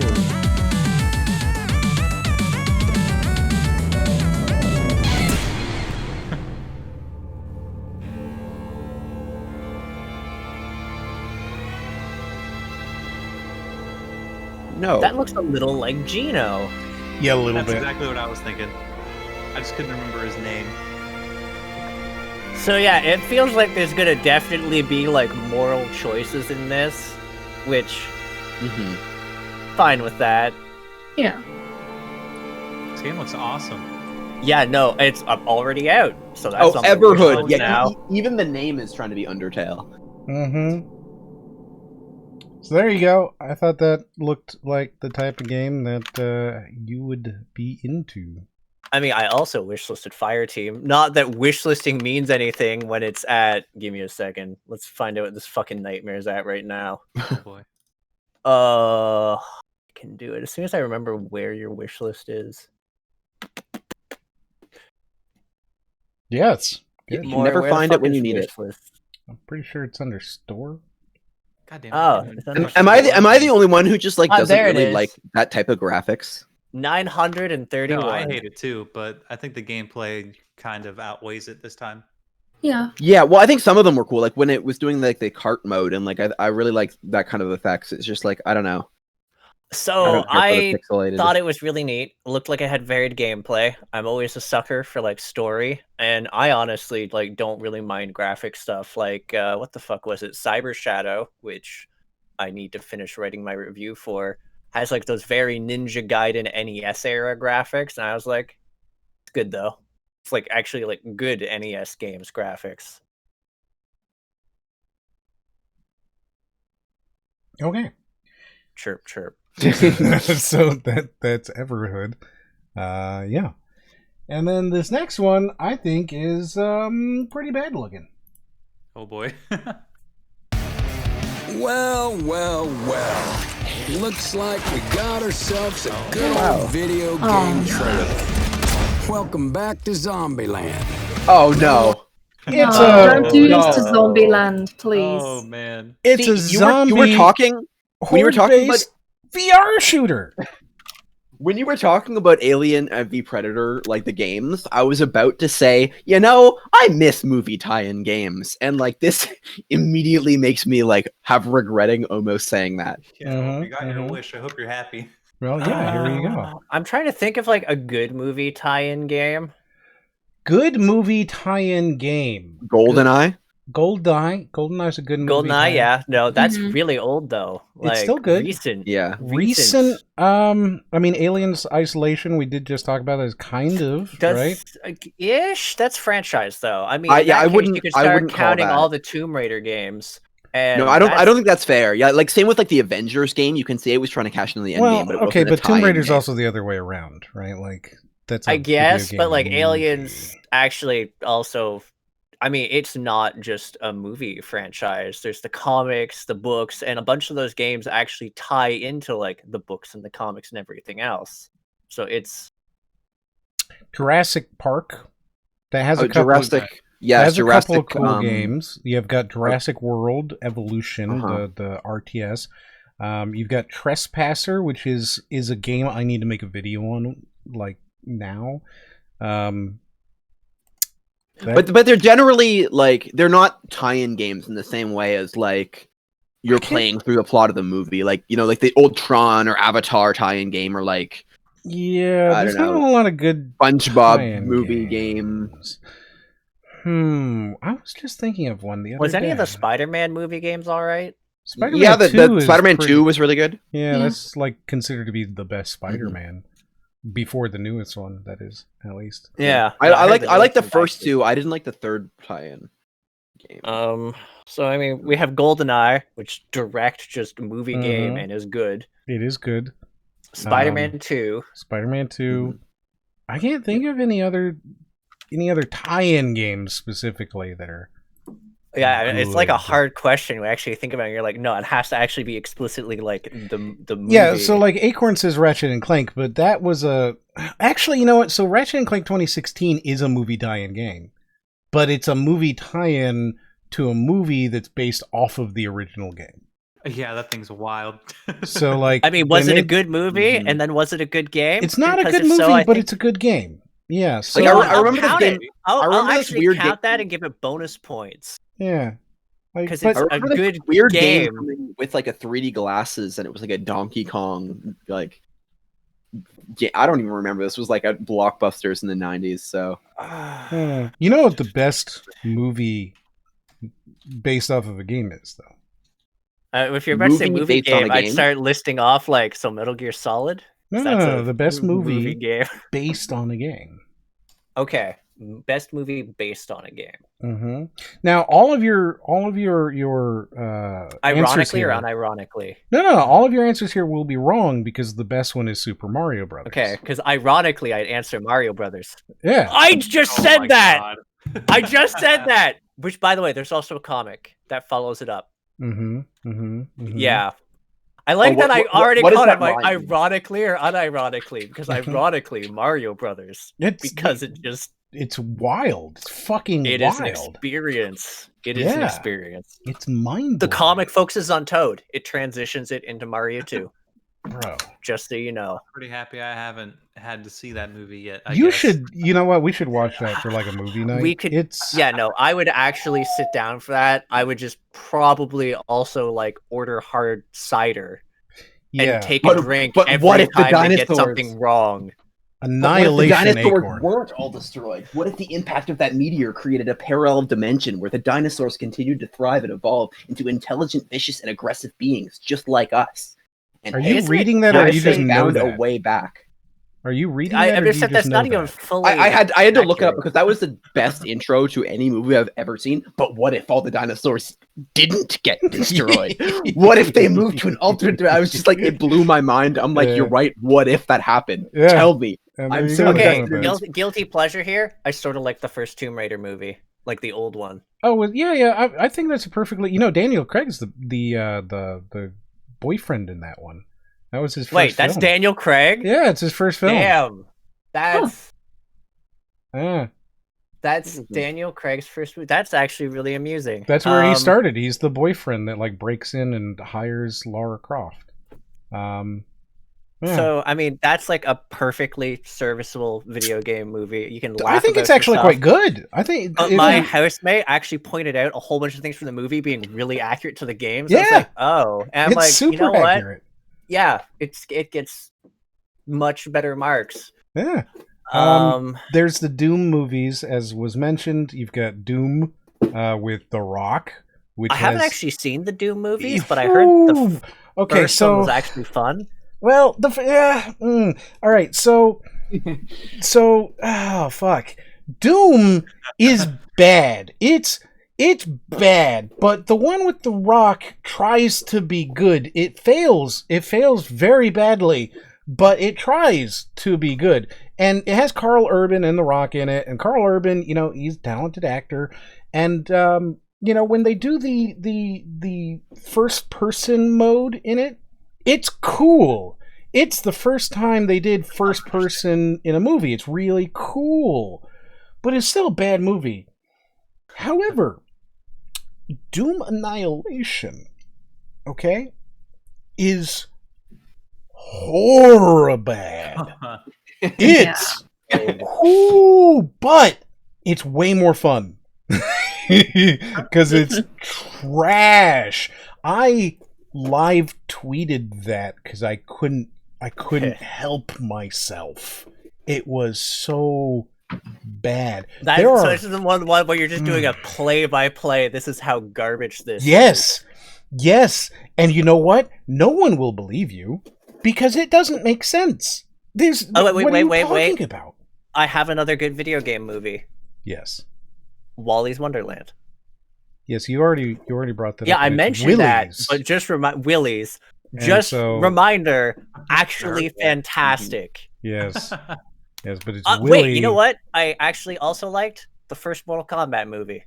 Yeah, I'm excited for the new one. It looks pretty cool. Mm-hmm. It looks cool. Everything after the first Mortal Kombat movie was downhill from there. Killing Johnny Cage in the first few seconds of the second one was heartbreaking, and yeah, they just killed him, and then after the first one, yeah.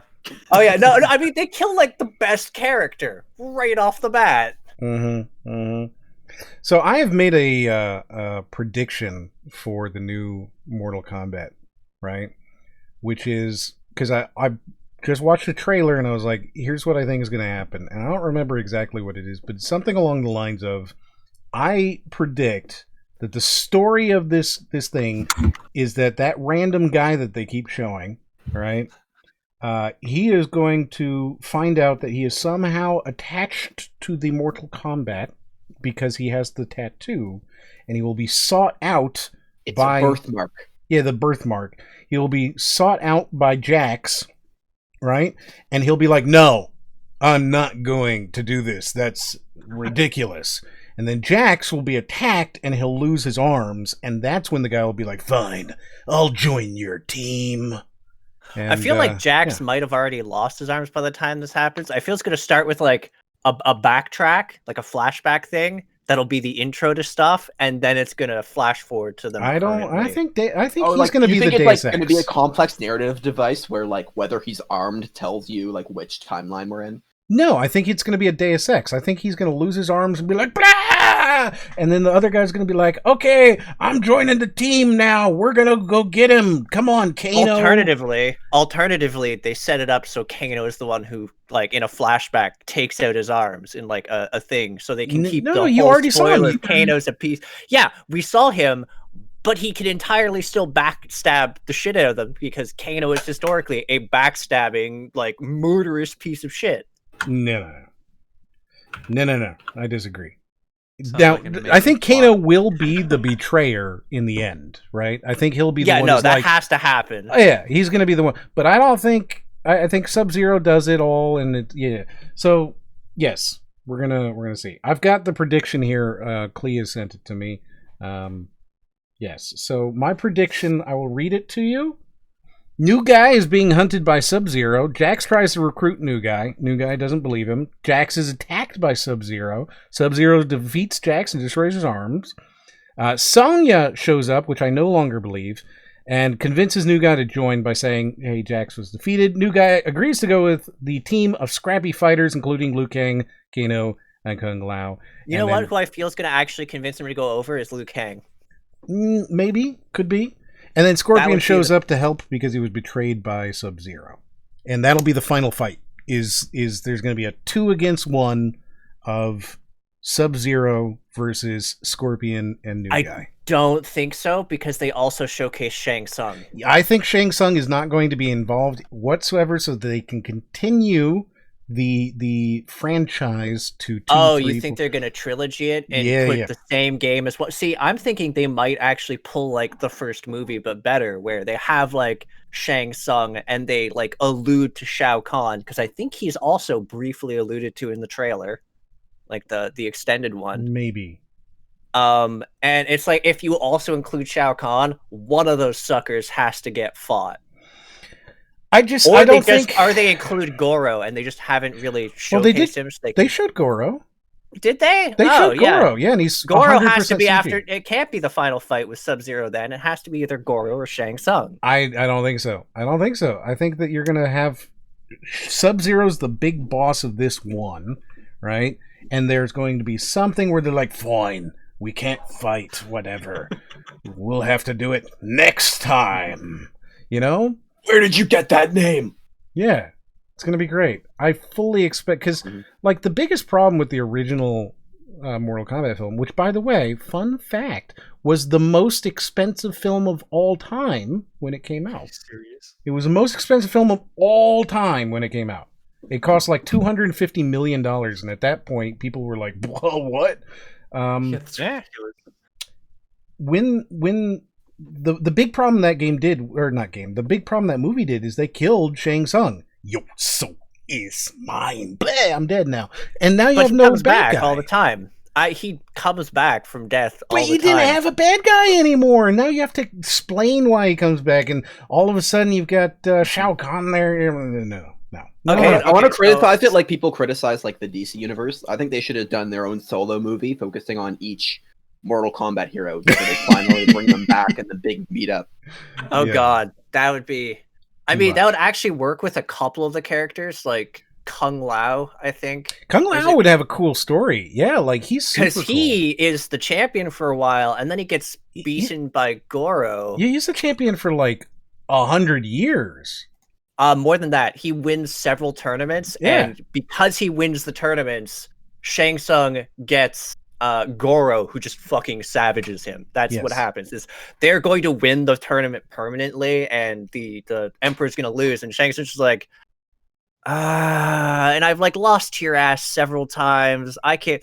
Goro, can you? I'm going to beat this man down, and he does, and he kills him. And I don't even remember why Kung Lao comes back in the second game. But yeah, no, I think historically he dies, or it's like Kung Lao's ancestor, but whatever.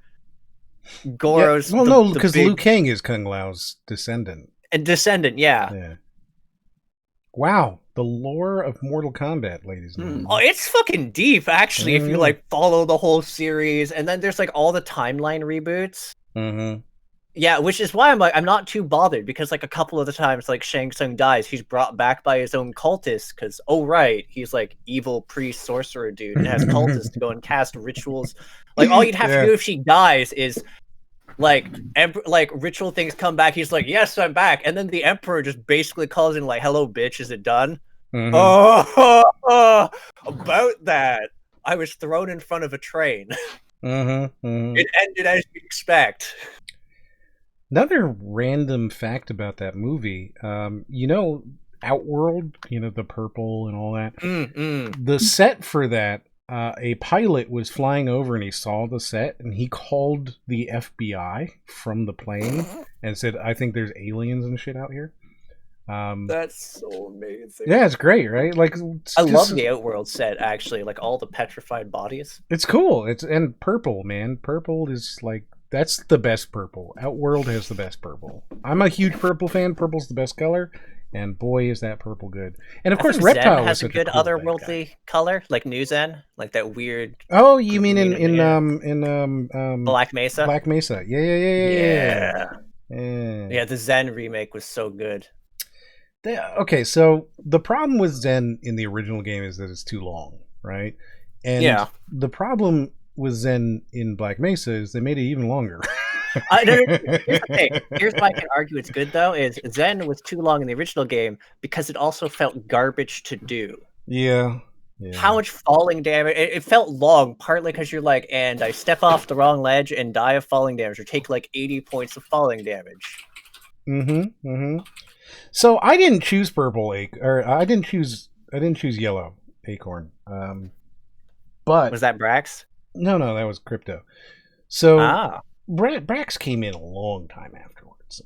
Wait, Crypto was part of the thing? He's the Cry in the Cry More. Crypto. Oh. And Moriarty. Makes sense to me. Cry More.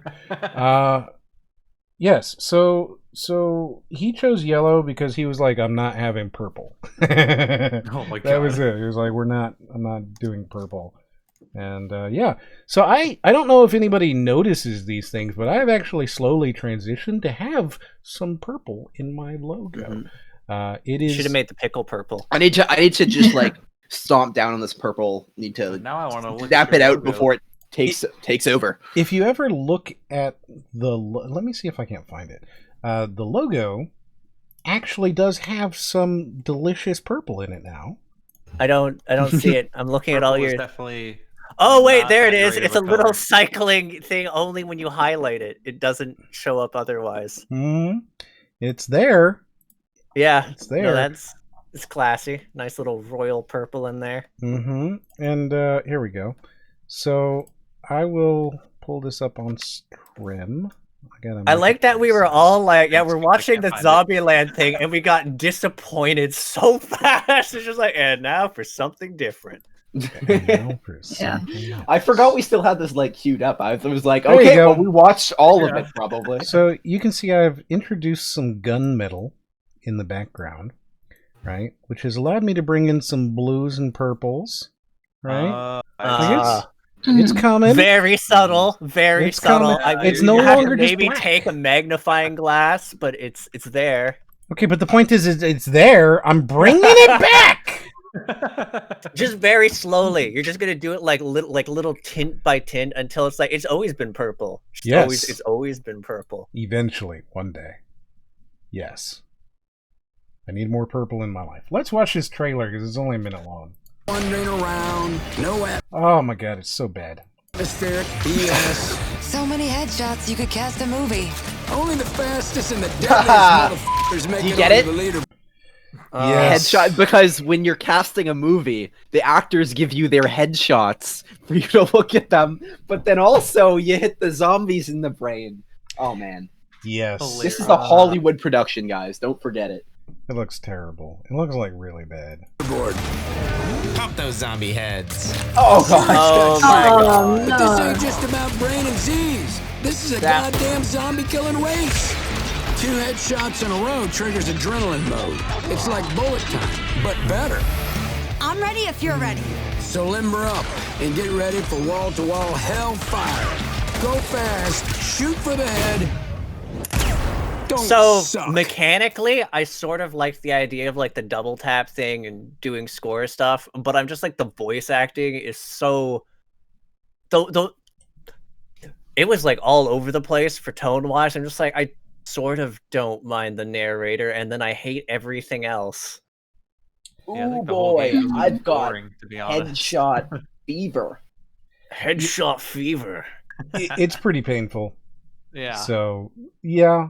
There you Fastest go. time wins. I think that was like the sort of same delivery there.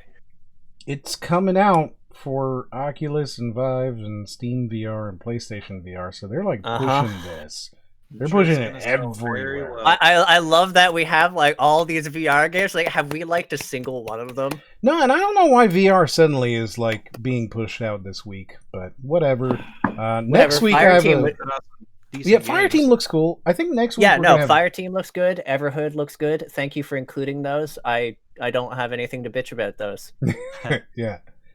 Next week I fully expect we're gonna have almost no trailers because the week after that they're releasing a whole bunch of stuff.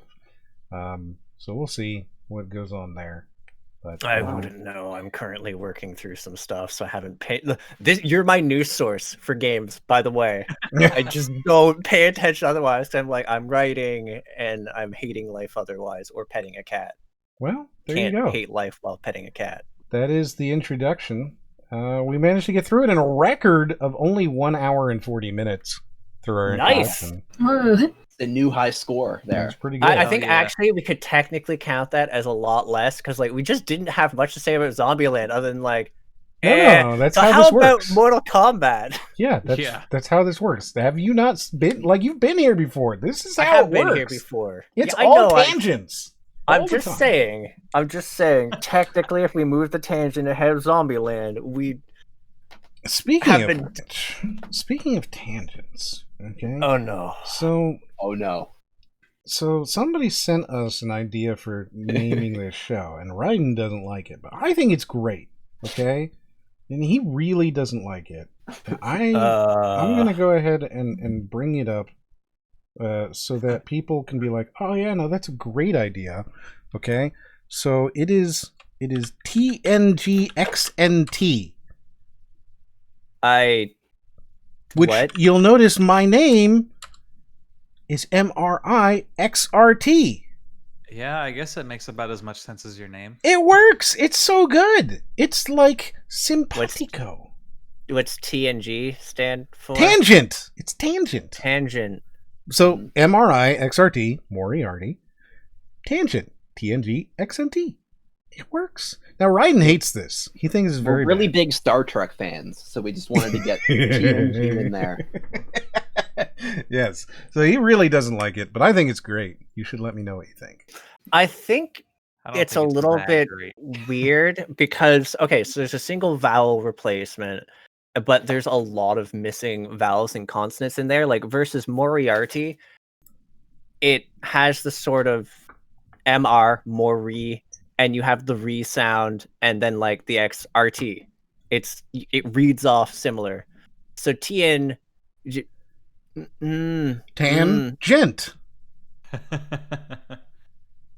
Yes. The only way this ends is with me being called this. Like you realize that's what happened. Ryden, yes, but the X is in there. It's perfect. Actually, no, we would get rid of his H, I think, to simplify it, because everything's lost a lot of letters. So he would actually have to be like RYXON or RXYDON? Yeah. Rixidon? No. No. Ryden. You'd have to drop the D. So it'd be Yeah, even you started making fun of your own naming convention like instinctively before you realized what you were doing. It'd be I think it'd be something like 1 second. It's good. Good. Rixion. I swear to God. Yeah, I think it. Rikes. No, see? No. I mean, okay, alternatively, it would be that. We'll figure it out. That one, I think, actually works well. Because you have like the Moriarty, you drop letters to get the same sounds as what it would be fully. So you'd have to condense his name to keep that same sort of stylistic thing there going. So RYDXN. Yeah, we just have to massacre your name. What do you think, Ryden? RYDXN. And will be part of Tangent, which is TNGXNT. It's really good. So great. Mm-hmm. It's really good. Brandable. Brandable. It is very brandable, yeah. I'm like actually looking at we would really pull in the dyslexic community, I can tell. Okay, so here's my question. Maury, do you think my name would be this or that? Because I mean, we would the second one, clearly. Yeah, definitely second one. Mm-hmm. There we go. We should figure out what hops is. Oh my God, mine would be an abomination. Because it would be your full thing collapsed. He would just be Hop X Jump. I like that. Honestly, that's not bad. Like it would just be Hop X Jump. That's it. Mine's easy. And the X in his case would be instead of, right? So okay, wait. I got it even better. Check it. There. Oh, that's good. That's good. That's good. Yes. Yes. Yeah. It really brings out the potato. Yeah. Yeah. Okay. Mm-hmm. Yeah. Whatever you say. Should jump. Mm. You know, I like how Clee like made more of like an Xbox 360 clan tag, whereas I think like Arlyeon fits in with walk the in there aesthetic. with these nightmare names, Clan Tangent. Yeah. Yeah. I'm just saying, because what is this show really all about, right? It's tangents. And that's what we do here, is we go out on tangents. Like, non-stop. This is the whole thing. I don't ever want to be... okay, so... Hey, let's watch this video. No, I really want to watch this video is just... That's not me. Like, at all. You know? I don't know. I was really excited for that Zombieland video. What about 2Tim505? How would you turn him? It'd be like There like go. that, I think, right? Yeah. Or maybe it would be like this. I'm tempted to just change my Steam name right now just for Nightmare Fuel. Yes.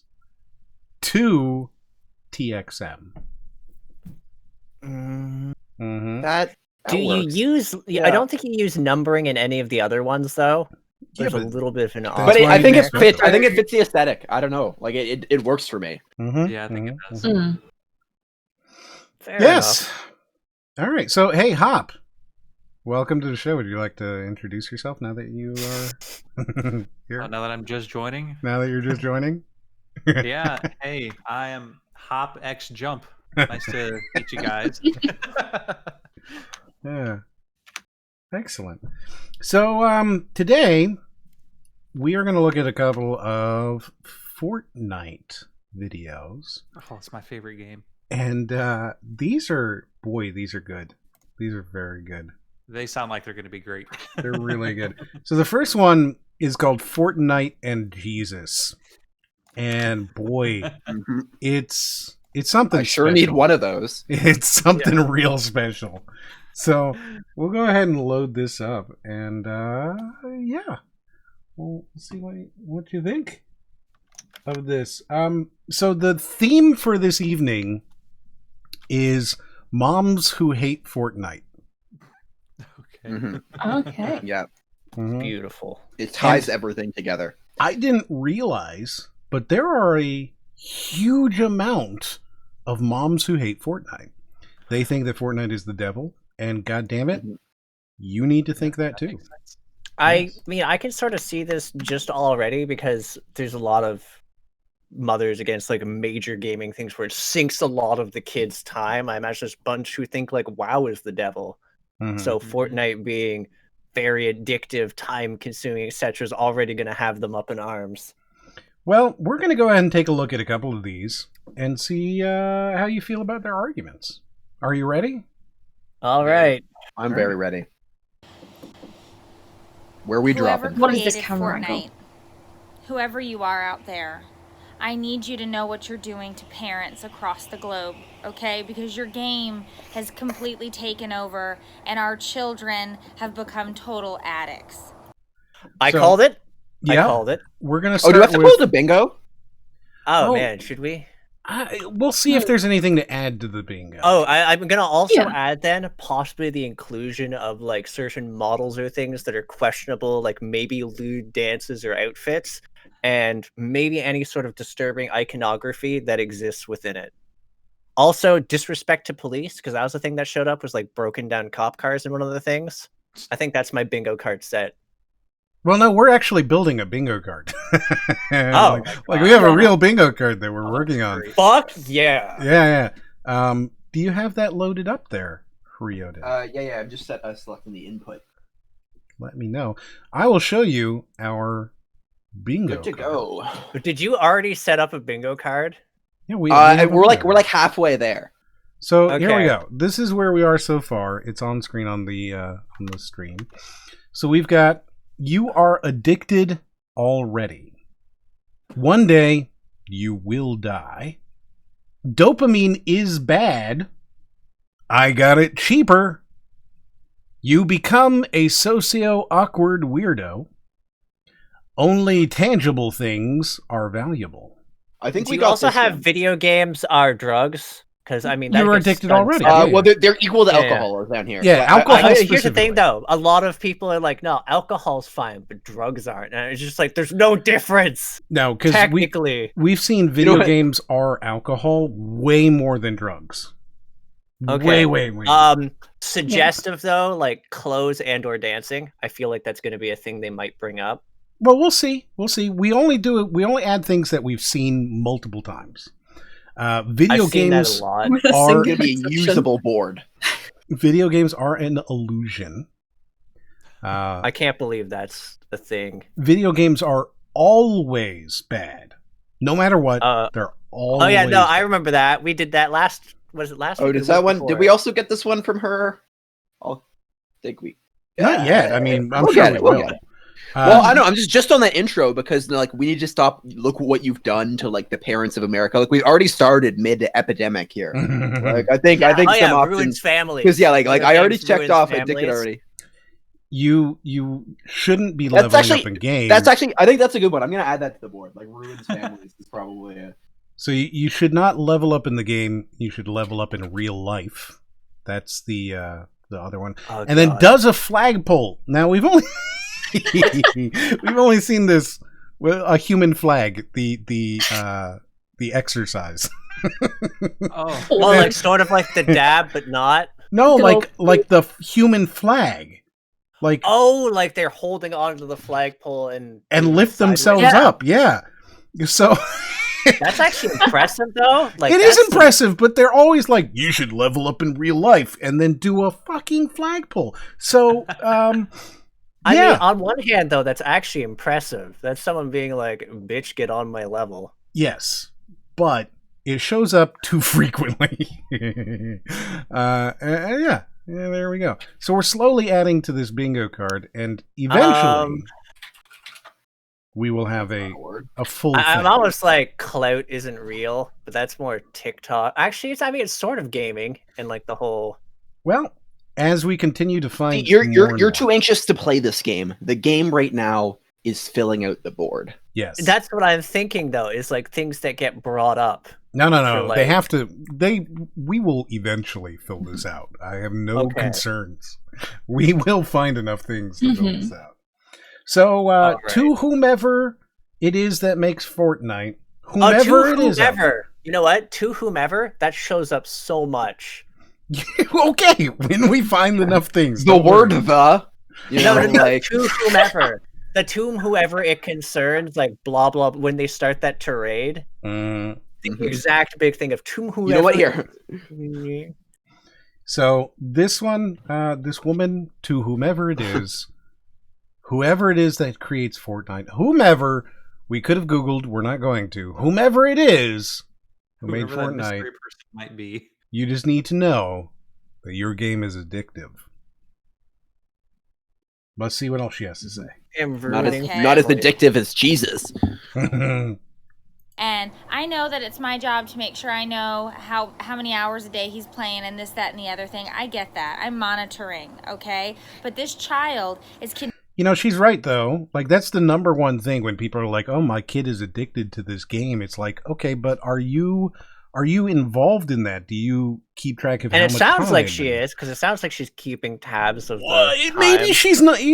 Regardless of whether she is or isn't, we have nothing. We don't know about that. I mean, you might have the issue of like what my brother used to do, where he'd like wake up at 3 a.m., like set his watch alarm to go off when he was like 8 to go and play Diablo 2 on my PC. Yeah, no, he'd wake up in the middle of the night, like skulk over, turn like all the sound off on the PC, put a blanket over himself and the screen so it makes no light, and he would just play Diablo 2 like a gremlin at 8. I mean, so regardless of whether she is or isn't like doing that, at least she knows that she should be doing that, right? Mm-hmm. That's the first step. She at least knows that she should be doing that as a parent, because typically when you see these type of things, it's like, yeah, but you're supposed to be the parent. Like you are the parent. Yeah, definitely. I mean, it hasn't come off as crazy yet. It's like a little obnoxious with the loose whomever concerns, but it's like pretty grounded so far. Excellent. Good. Continuously coming to ask me for money to buy virtual products in your game, virtual skins, virtual jackets, virtual dance moves. So my kid is addicted. I know that I'm, as the parent, supposed to monitor that, but my kid keeps coming to me and asking me for money for the virtual jackets. That's a little weird. Mm-hmm. I mean, okay, so it's better that they're asking, because... So, small tangent here. God forbid! God forbid! Stay on topic, please, sir. Sir, we're trying to keep stole my dad's credit card and bought like $600 worth of MapleStory stuff. Oh, wow. Oh, my God. Okay. Yeah, no, it was like, crazy fucking addiction there. You said you did this? No, my sister. Oh. Oh, I thought that was you. No, I hated Maple. So your brother would set his alarm to go hide as a gremlin. Your sister played Diablo 2. Your sister stole credit card. What is your story of addiction here, my friend? Yeah, for real. DFO in Town of Salem, and Town of Salem's 2,000 something hours, sitting like just depressed and like playing in this game and not a whole lot else for like a summer. So you're really big into the social deduction genre then, or just Town of Salem?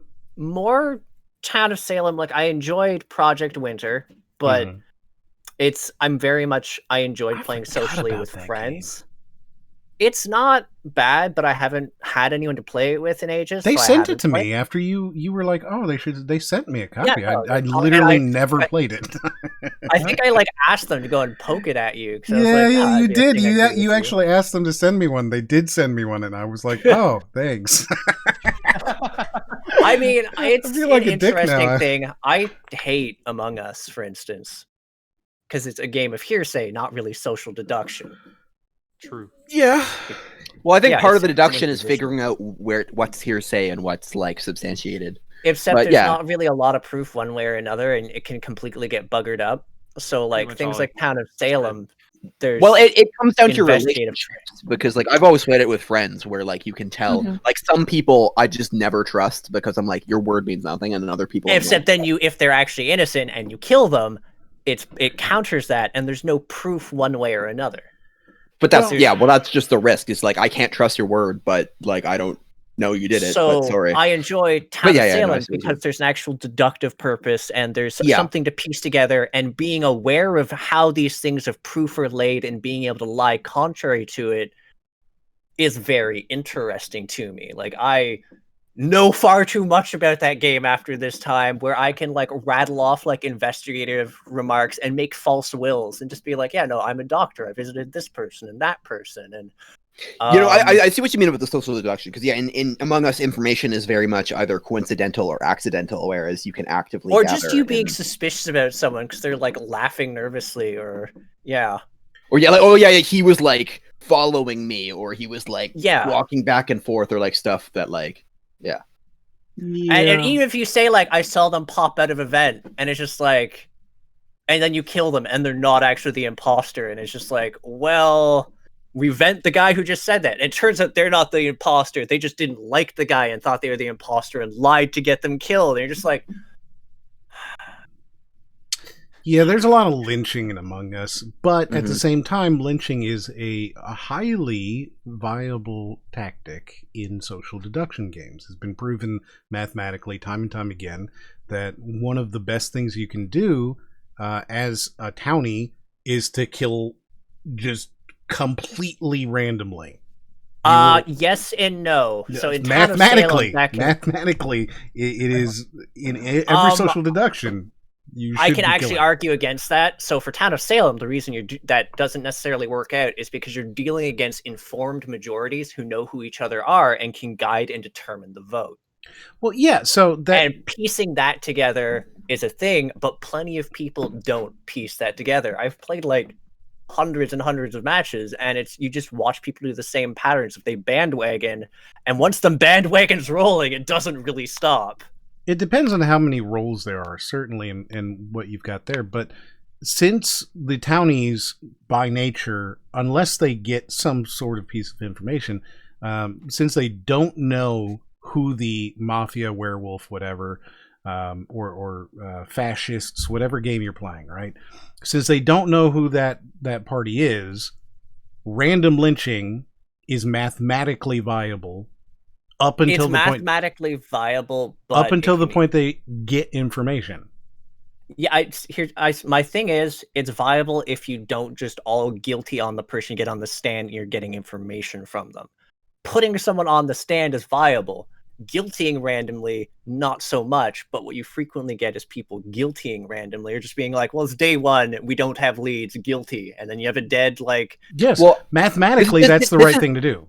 This is also where you get like meta rules applying, where like in a group of friends, you like will come to the realization that just randomly voting out every round is just boring and it's not fair to the person. It is boring. It is absolutely a boring tactic. And you also have roles like jesters too, who will get themselves slightly noticed, and there's plenty. Well, that's of what I'm saying. So like if you've got a role like a jester, where if they die, they win, and they kill someone randomly from the people who voted them up. Yeah. So like. With regards to that, if you have those kind of roles, yes, that does change the gameplay. But if you're just talking town versus mafia, town versus werewolf, town versus whatever, it is mathematically the most viable option if you have no information every time you vote to randomly kill somebody. Mm-hmm. I would generally argue against that just because. But it's math. Frequently... like you're arguing no, math. No. Okay. You're dealing with pure math. You're dealing with pure math against the idea that even if it's random town assortments, there's usually a base minimum number of people who are evil who are directing the vote. And because of people's mentality, they frequently follow the bandwagon vote, starting things up. You can get very proactive town members doing that, but it's frequently the evils. And that's how I usually find the evils. Your strategy is only as viable as you can convince other people to follow it, which is, it doesn't matter how viable, random like strategy is if people won't cooperate with you. Like in Among Us, before they changed the taskbar thing where it increased in outside of the rounds, the 100% optimal way to play was to stay as a group, nobody leave, and go do your tasks one by one, watching the taskbar increase. And if somebody couldn't do it, then like you found out right away. So you could cooperate and 100% viably figure it out every time. But then it's not a game. Yeah, no. Yeah, I mean, there's the sabotage things, which definitely work towards doing that. Yeah, but even then, you just go as a group. You just say, we're going to stick together. And if you leave, we will vote you out. If you're not part of the group, we vote you out. That's optimal. It's not fun at all, but it's definitely... I mean, I suppose what you do there is you sabotage the ship, follow the person who's preparing, move with the group, and then you time it out relatively when they're going to be done. You kill them! Yeah, you got to do stack kills, but that's only going to get away with 1 or 2 times. Like, you're not going to get 10 people. But I mean, it also, like, beyond that, there's the thing of it might interfere with them repairing the ship and just get everyone killed. Also, if you're working on that level of cooperation, like, you can make sure you don't stack. Yeah, no. Which is hard. That's All right, let's see what else this woman has to say. These things that are not tangible, that nobody's actually going to get. It's just some made up thing. Not tangible. There it is. So video games are an illusion. Remember, they're not real, and they never will be real. And nothing you can ever do is real. It's funny because I don't know if any of you guys follow, like, the world, but no, I actively avoid it. Right now, non-fungible tokens are like the big craze, and these are things that are not real, not tangible, that are worth Bitcoin. Bitcoin is a cryptocurrency, but I'm talking NFTs, things like Jack from Twitter is selling his first tweet. And it's currently on bid for $2.5 million or something. What? Yeah. Started at $1. It's already up at like $2.5 million. So he's selling the ownership of his first tweet. What does that mean? What does it mean? There's a lot of like digital art and collectible characters and stuff like that that are out there that are being sold. You've got what's another thing? Oh, so here's something. What's the fucking band? I can't remember the name. Kings of Leon. Dragons. Kings of Leon. I was close. Kings of Leon is selling 6 tickets, life tickets to every concert they ever do as a token, a digital token. So it is not real by any means, right? It's not tangible. You can't hold this thing. You have, but it does have tangible. It has value. It doesn't have anything tangible. It just has value, and that value. I mean, there's benefits you can get from it, though. That you can get benefits from skins in Fortnite too. It's just a question of what is the benefit and how do you personally value it. This is something that you see with people who aren't gamers pretty frequently, right? So what if I were to tell you that I have a CSGO skin collection, right? How much would shock you? Like, at what point would you go, why would you have that? $1,000? $1,000. So what if I were to say that I have $40,000 in skins? I would probably choke to death by sheer rage. So I have $40,000 in skins. Actually, though, yes, $40,000. Damn it, man! That's crazy.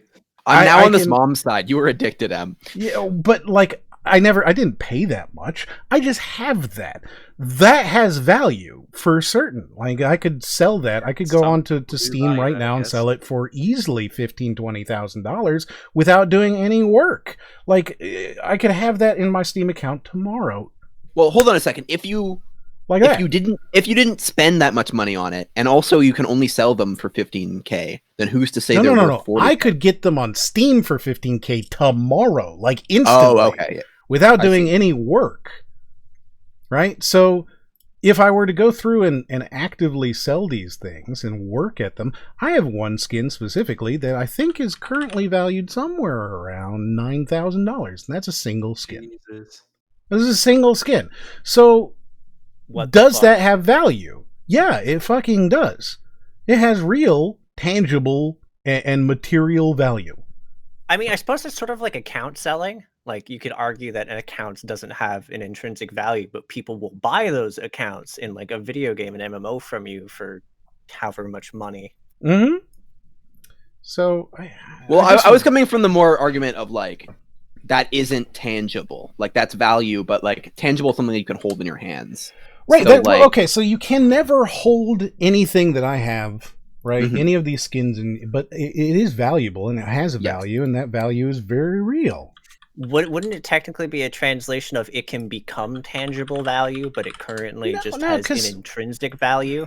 Well, the entire argument is that, like, which was the point on the board, which is that only tangible things are valuable, which is like, if you're paying money and you're not getting something that you can hold or put on a shelf, then you've wasted your money.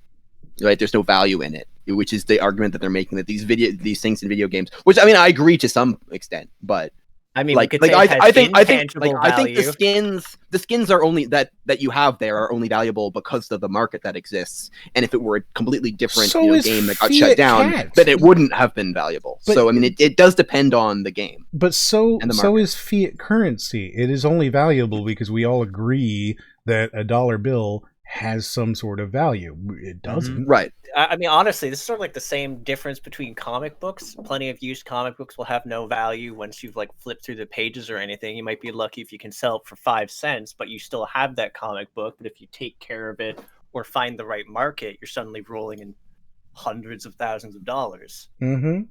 So I'm taking a picture, right? And I'm gonna show just briefly an example of just a couple of the skins in my account. I feel the thing of like tangible value is a very nitpicky though, because like I can argue it has intrinsic value, but it technically does not have tangible value because you can't feel it by touch. By touch, yeah. So until you sell it. Here on screen, this is just the 6 random skins that I have. These are the offers I could get right now for just 6 skins, right? Like, there you go. So, like, you know, these things, I'm not saying that I'm not saying that because these skins have some sort of value that they are special or they improve anything or anything like that. But what I am saying is that she's wrong immediately, right?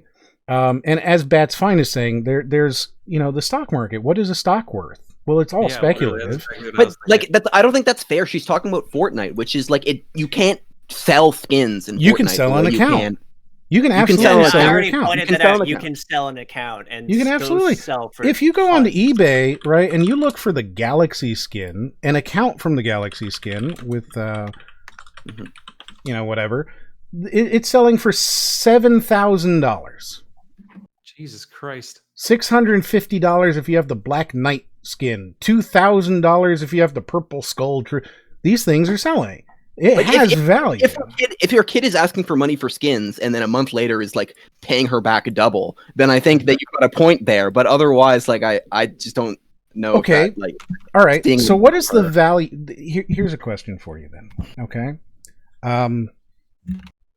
What is the value of you hanging out? I think I misspelled it. What is the value of you hanging out with your friends? The value in it? Mm-hmm. Like in a like economic sense or in like a personal sense? Yes, in an economical. So the thing is that there's opportunity of connection, like into networking. I guess there's what I'm saying, right? And that's maybe not the best example there, but what I'm saying is that just because it doesn't have even a monetary value doesn't mean that it doesn't have value. What's the value of relaxation?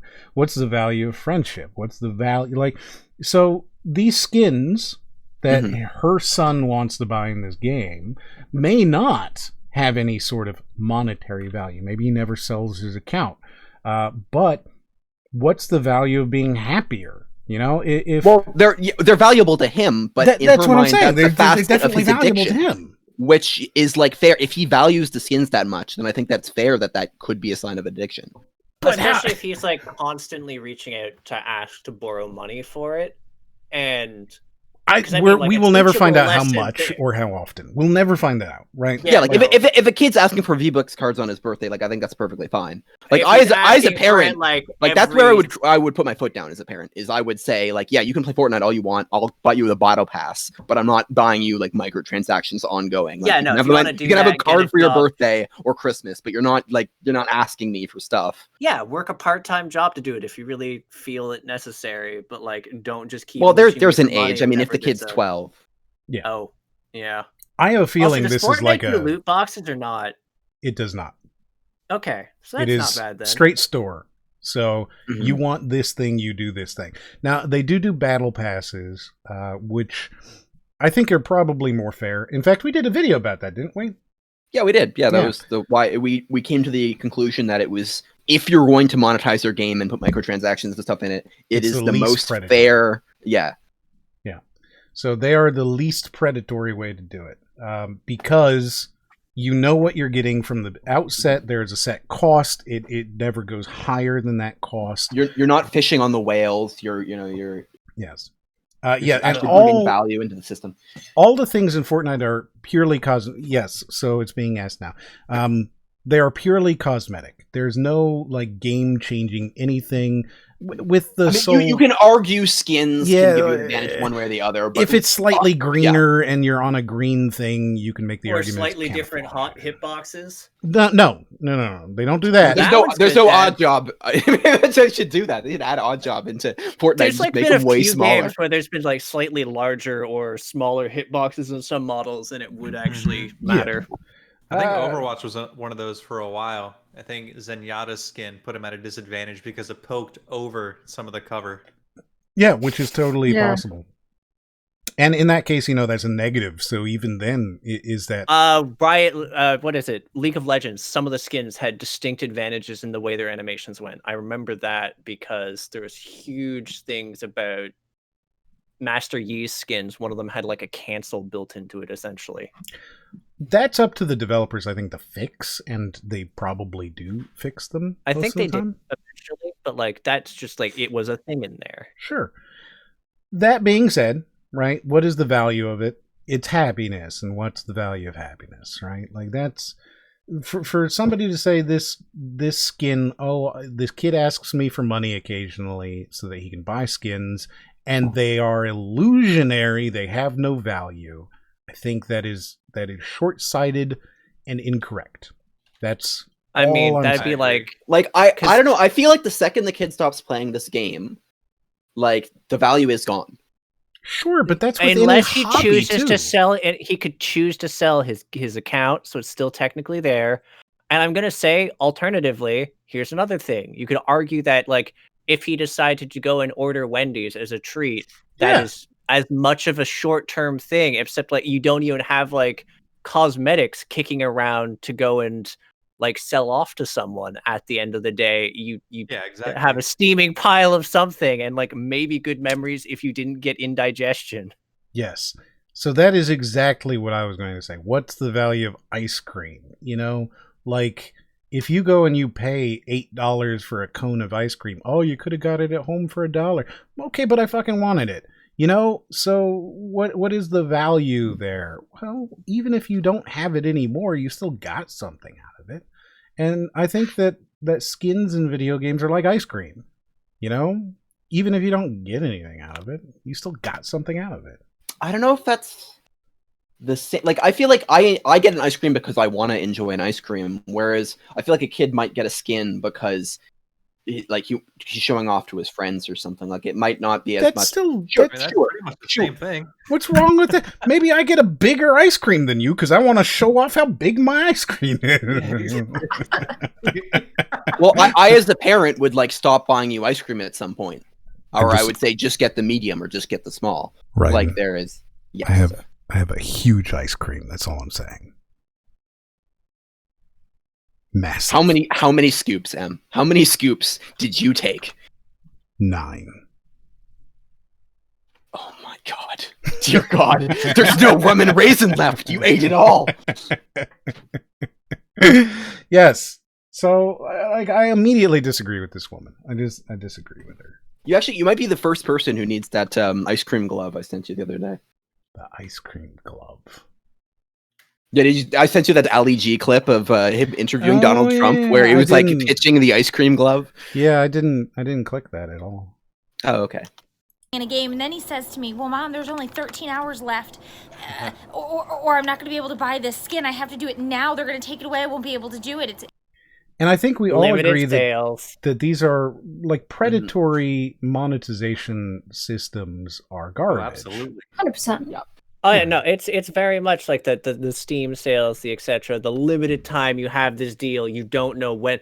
And for something like skins and etc., they definitely get away with, we release this once, maybe it'll come back next time, but probably not. Mm-hmm. And that puts that sense of urgency into purchasing. Mm-hmm. Yeah, sales pressure is totally a thing, and I can definitely see how that would hit like a younger audience. And if there's like something really cool, and if she says no, he might ask again the next time. So if it's going like with the flow of like every sale, there's something cool, I can definitely see how that'd be a little annoying. Yeah, sure. So this past week, I put out a video on Valorant, and Valorant's monetization is possibly the most predatory monetization I've ever seen in a video game. Have you played Vindictus? Yeah, okay, but like I'm talking AAA, well-regarded. Okay, as soon as you said well-regarded, that disqualifies Nexon. Yeah, I'm not talking about like mobile games kind of stuff. Not mobile games; they're MMOs. Yeah, it's Nexon though. They're mobile game kind of stuff. Like their monetization is super shitty. But Valorant is basically the same. So it's got multiple currencies, in-game currencies. It's got you have to buy packs of currency that don't equate to any purchases. So you need to buy 3,500 tokens, but everything that you buy is 2,700 tokens. So you're always left with a little extra over. Right, yeah. But more than that, they also have upgradable skins that require a second kind of currency that requires you to convert from the first currency. What? So, like, at a loss, I assume. Well, not at a loss, but at the same sort of thing. You're never going to be able to get exactly the amount you need. Oh, so I need 75 Radianite points. Well, they only come in packs of 80. That kind of stuff. It's not gross. Yeah, it's super gross. That's not so bad. It'd be really shitty if they only came in packs of 70. But then, right, you take that. So you've got the first currency, and then not each skin, but some skins you buy, you can upgrade, and that upgrade requires a second currency. And then additionally, in their store, none of the items, every single item is time sensitive. So everything, every single purchase, it's now or never. Now or never. If you don't buy this now, you'll never get it again. That kind of stuff. Now, they do rotate. Is it actually time? It's actually time sensitive, or just rotate? It rotates in and out like League of Legends, but it's still that same kind of pressure. But worse than that, they also do something like you've already got multiple currencies. You've got this rotating store where whatever. Then once every however long, couple of months, they introduce what's called the night market. And the night market is personalized one-time only discounts on select skins. So if, say, you've been looking at a skin, that skin might pop up in your night market at a one-time only personalized discount of anywhere from 1% to 40%. And it will never be at that discount again. Ever. Wow, yeah, that's ridiculous. That's very predatory. Yeah. Super predatory. On Question, top of the fact did that the skins actually influence the game too? on top of the fact that yes, they do actually influence the game. That's super fucking sleazy. Yes. Now the way that they influence the game is through graphics, right? So if you get a specific type of gun skin, it's not going to make the gun more powerful, right? But it does do things like if you upgrade it to level 3 or level 4 or whatever, that skin, when you kill the bad guy, might put off a big explosion, right? Which is essentially a free smoke, which means it's valuable in the game. Or this one, has a smaller box on your screen, which means you get to see more of the screen. There's a lot of things like that, so does it directly affect it? No, but does it affect it? Yes, absolutely, it affects it. So you've got I'd say a higher field of vision would actually directly affect it. It affects it, but is it a gun that does more damage? No, but it is affecting the gameplay 100%. One of the skins, though, it's called the Elder Flame, and it's a dragon, right? You're shooting a dragon. It moves and looks at you. I can't wait. And I said this in my video too. I cannot wait for the day that a major is lost because this dragon decides to look and he doesn't see somebody. Because it's going to happen. It's going to happen. A major in CSGO was lost because a chicken walked in front of the guy's scope. So it's going to happen one day where they're going to be sitting holding an angle and that dragon's going to move and he's not going to see somebody walk across a doorway or something and he's going to lose. I can't wait for it. I just can't wait. It's going to be good. I just love that someone lost because of a chicken. Yeah, so he's holding an angle with Nop, right? And it's in Inferno. He's in Pit. He's looking towards Boiler. He's holding this angle, and a chicken walks in front of him. And as he's walking with the chicken, right, the guy he's waiting for walks behind the chicken. And he shoots, and the bullet hits the chicken. And that is just heartbreaking. It's so good. And then this actually makes me think of real life shit though, because there's someone out there who is camping and just waiting for the right shot. And this fucking chicken gets in the way and just catches the bullet. Yes. So the chicken takes the op shot, which means that since it has penetrated, right, it doesn't do full damage to the other guy, who one taps the guy in Pit and wins. He should have gotten the kill, but the chicken removed the full amount of damage. So a chicken has changed a major, which means that this stupid dragon skin will absolutely do it. So yeah, Valorant has some of the grossest monetization I've ever seen. It's really gross, super gross. It's a one-time only sale. I have to do it now. And I said, you need to stop. We are done. We are not having this conversation. No, nothing. You're not getting anything. And he looked at me and he says, Mom, do you remember when we were in church last week and the man was asking for bread because he needed to be fed? And Jesus said, all you need to do is ask and you shall receive. He is trying to use Bible verses to get me to buy him Fortnite skins. I'm not gonna this fucking kid is genius. It was pretty good. Oh my god. It was pretty good. I feel like what I'd do is I'd be like, but you know what there's also the proverb of give a man a fish and feed him for a day. Oh. Give a man a skill and feed him for life. And then just drive him over to a fucking comic book store with a resume and be like, here you go. That's super good though. That kid, good job. I'm gonna give the kid a clap. That's good. Mom. Also, you freeze framed on such a great reaction from this woman. Look at that eyebrow arch. Right? The pursed lip, the eyebrow arch. She's shook. I don't even know how I would react if my kid came at me like that. Right? I honestly, God. other than like the feeding them the fish, give a fish, teach a skill thing, I'd probably give them like $10-15 for like just the sheer fucking audacity of that. That was great. It's good, you know, That's reward super good. cleverness. Yes, so that's where Jesus comes into the story. I wonder how far she's going to take it, though. Do you think she's going to go back on there and be like, Jesus didn't blah, blah, blah? Or do you think she's No, just gonna I harp feel on like it? she's going to go to like a different lesson of Jesus, possibly. Or Yeah, she's going to feel bring like- in the Satan thing, because Satan, his whole thing is misusing verse and religious lesson and turning it on the believers.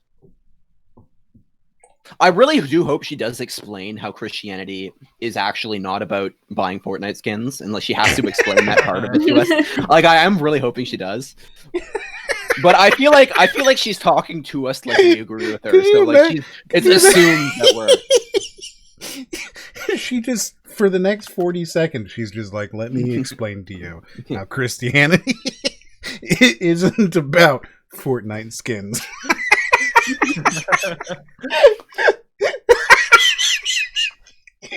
All right, good. Let's see what happens. He has lost his ever-loving mind. I would really like the people who created this Fortnite to call me, because we need to talk about what you need to do for us parents. Fortnite. Could you imagine if fucking Tim Sweeney like called this woman up and she's like, "Hey, I'm multi-billionaire Tim Sweeney. How are you? Let's talk about this." Like, she wants a phone call? Oh my God. Are you the creator of this Fortnite? She wants a phone. When was the last time you called somebody? For real. Like on the phone? Can I? I mean, I called Fortnite's manager way back in the day. No, Way like back literally. in the day. When was the last time you picked up your phone and made a phone call? Earlier today, when the piggy bank died. Man. I think I ordered pizza last week. Oh, wait, Yeah, no, wait, I you had to should like order- call. I had to call in my housemate that their piggy bank died because my cat murdered it. You people, what is wrong? I don't call people. I mean, I hate texting. To be fair, like I like Discord, but I hate texting. All right, so the last phone call Fucking I got him. made was February fucking- 27th. That was the last time I made a phone Because it's a good call. photo. Because it's. I sent Bats that photo. Oh, you know what? Now that I think about it, all right. So don't laugh, but I do call my fiance just about every day. That's heartwarming, Aw. though. Well, she did make you some pretty cool art, so I understand. She did, yes. hmm He has this. So he's his like, I don't know, persona. Is it a fursona technically? Is a potato. Well, no, because it's not an animal. So his fursona is a potato, and No, it's it's a like bean. it's a potato wearing a Plant hat. sona? Plant. I'm trying to sona? think of. Plant I'm sona? trying to think of it. Maybe the Spud root sona. sona. Root Spud sona. sona. No, Spud Spud sona. sona? Yeah. Spud sona is actually Perfect. really good. So his Spud sona is a potato wearing a hat, and she did this. I want to say it's Bloodborne. Was it Bloodborne? Yeah, I was Bloodborne. She did Oh my this God. artwork of him in Bloodborne being, this Bloodborne potato. It's very good. Wait, with the like the whole hunter hat and everything. 'Cause You that's just should killing me. you should send a picture Oh. of that to Ryden and we'll pull it up on screen. All right, I'll try to find it. Yeah. Oh wait, but also, if he's a Spud sona, wouldn't that mean he'd have a great excuse for why he can sit around being baked? Ha. You're on fire tonight. Yes. Because this game is driving us up a wall. I know you're all billionaires now, okay? But you need to do something for us, because this is making us crazy. I like that she did bring up the fact that they are billionaires now. Yes, at least she knows. Right? Like, that's the thing. This is a really self-aware woman. She's aware I'm that... actually It's coming not- from like. There's like a cute naivety of it, of like, I know you guys are making a lot of money, but clearly you don't understand how you're making money. Right? It's kind of annoying. Did you not realize that, guys?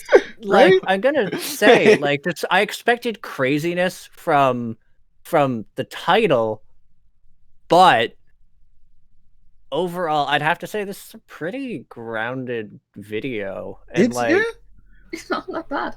Yeah, thoroughly grounded. So I didn't select these because they're super crazy. They're just interesting to talk about. That's it. They're just interesting. Because, she's not wrong, but she's wrong, you know? It's like, I feel like I could actually sit down and chat with this woman. Yeah, she wouldn't agree with you, but she wouldn't agree with me, but it doesn't sound like she'd crucify me either. No. And honestly, I feel like we'd agree on certain points. I'd just be like, but the route you're taking, there are other avenues. Also, she wants a phone call, and I find that abhorrent. That's just endearing. Honestly, that's just endearing. It's abhorrent. Well, there's a philosophy to it of it. It is unfair when you think about a kid's game.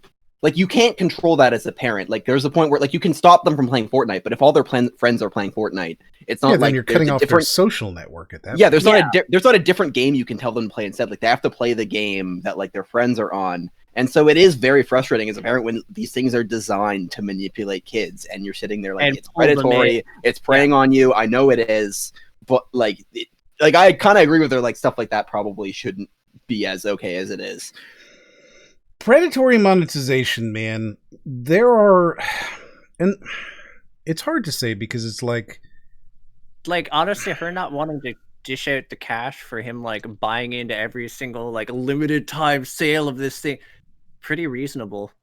Yeah. Oh, we got Hop up on the screen, by the way. All right, let's take it. So here's the artwork from from Hop's fiance. It's so good. Him, the potato, as the the hunter? Is that what they're called? Yeah, it's a hunter. As Holy the hunter. shit! Oh, that's great. Isn't it great? That's rad. Yeah, I love it. It's very good. That's so fucking endearing. I am so hoping and waiting for that game to release to Steam one day. Oh my god, maybe one day. That'd be so good. And I think I was the first one to notice it, right? Yeah, you were. Yeah, you were. Which is funny because I don't go and watch every single stream that that Hop does, but I just happened to stop in there and I was like, "Hey, what's that artwork?" And he was like, "I'm so happy you asked." Yes.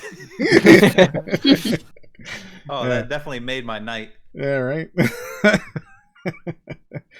All right, let's see if she gets crazy. This Fortnite, we gotta do something. We gotta make a deal here, okay? I know it's not gonna go away, but somebody from over there, call me. We gotta make a deal, all right?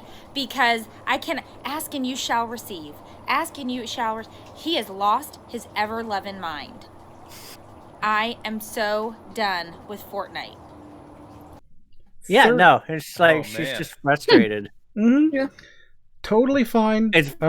I disagree with her on the idea that video games and digital items have no value. But yeah, and I think it's adorable that she wants somebody to call her.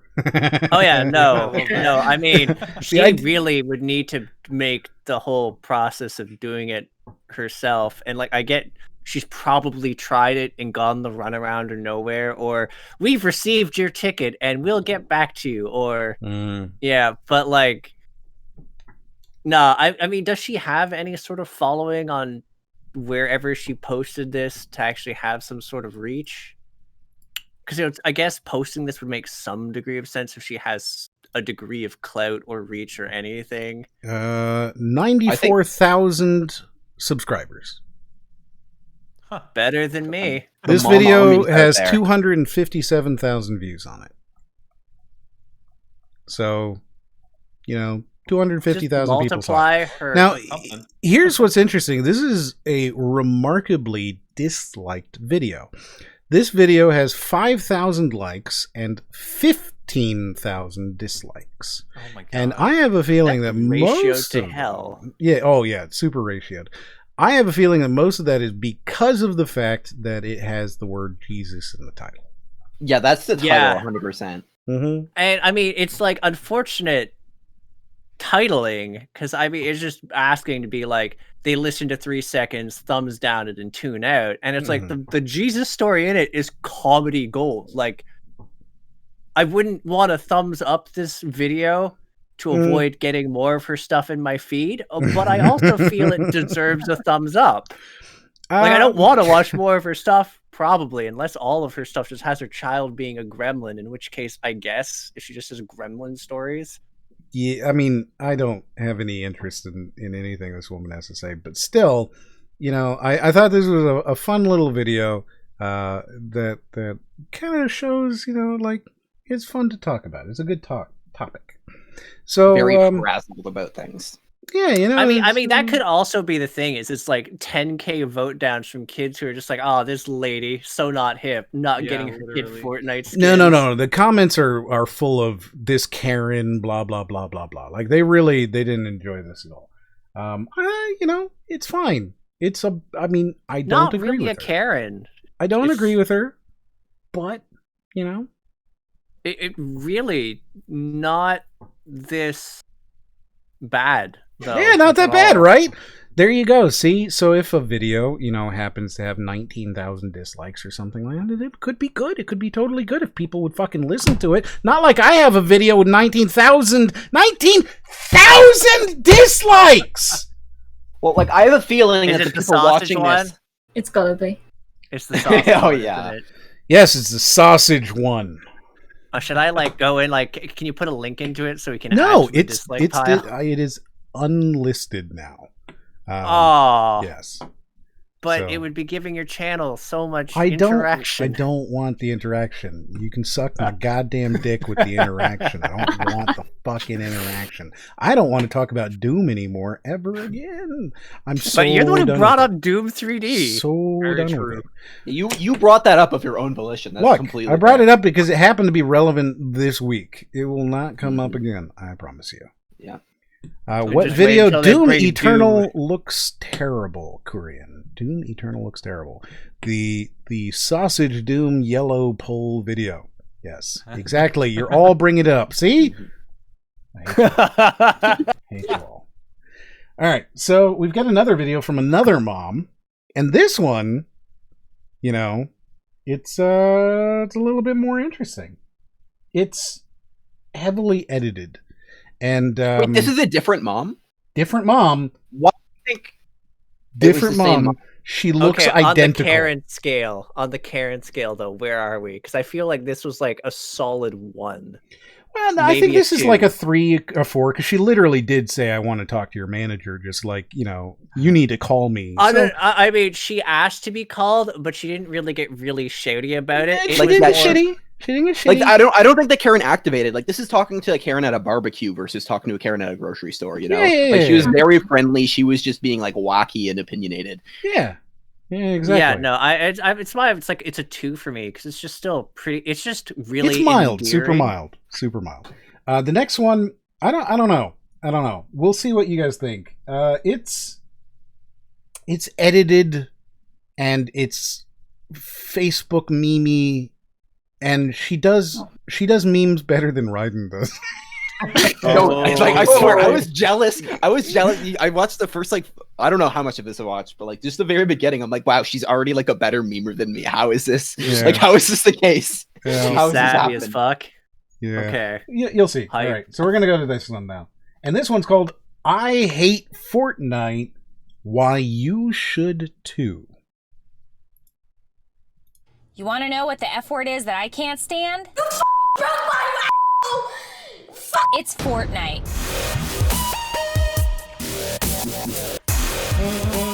Fortnite has turned all of... Yeah. Like that editing is I have to respect it. I'm so upset, but I respect it.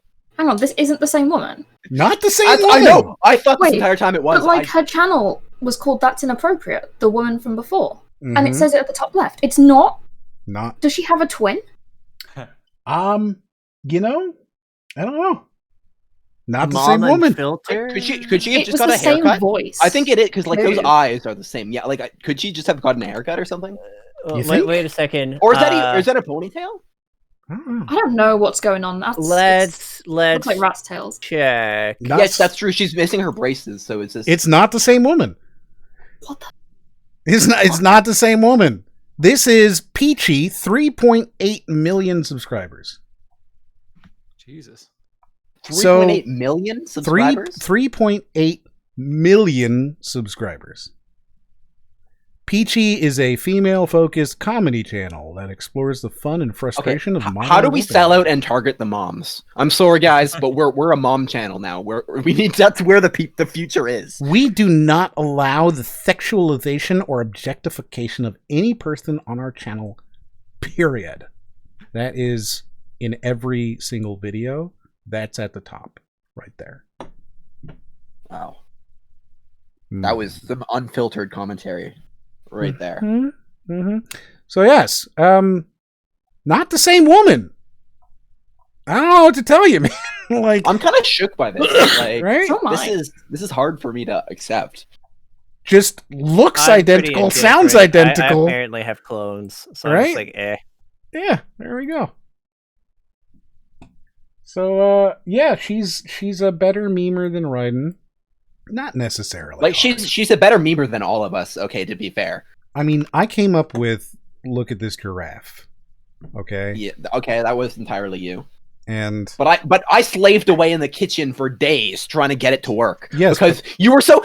I swear to God, this guy comes up to me. He's like, "Hey, why don't you do this video?" And then like gave me a couple of ideas, which was this giraffe. Look at this one. So I put together a bunch of clips. And one of them specifically says, I had a hard time getting giraffe to work. I couldn't get the beginning G sound.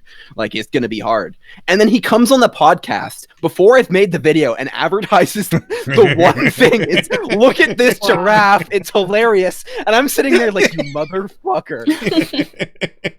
Well, committed to me to the one bit I couldn't figure out. I had to go back to the drawing board and figure out how to get giraffe specifically to work. The thing is I got my giraffe, didn't I? You did get your giraffe. You secured a giraffe that you wouldn't have otherwise had. I will tell you that. I am not against, making promises on your behalf. If it means that I get to have what I want.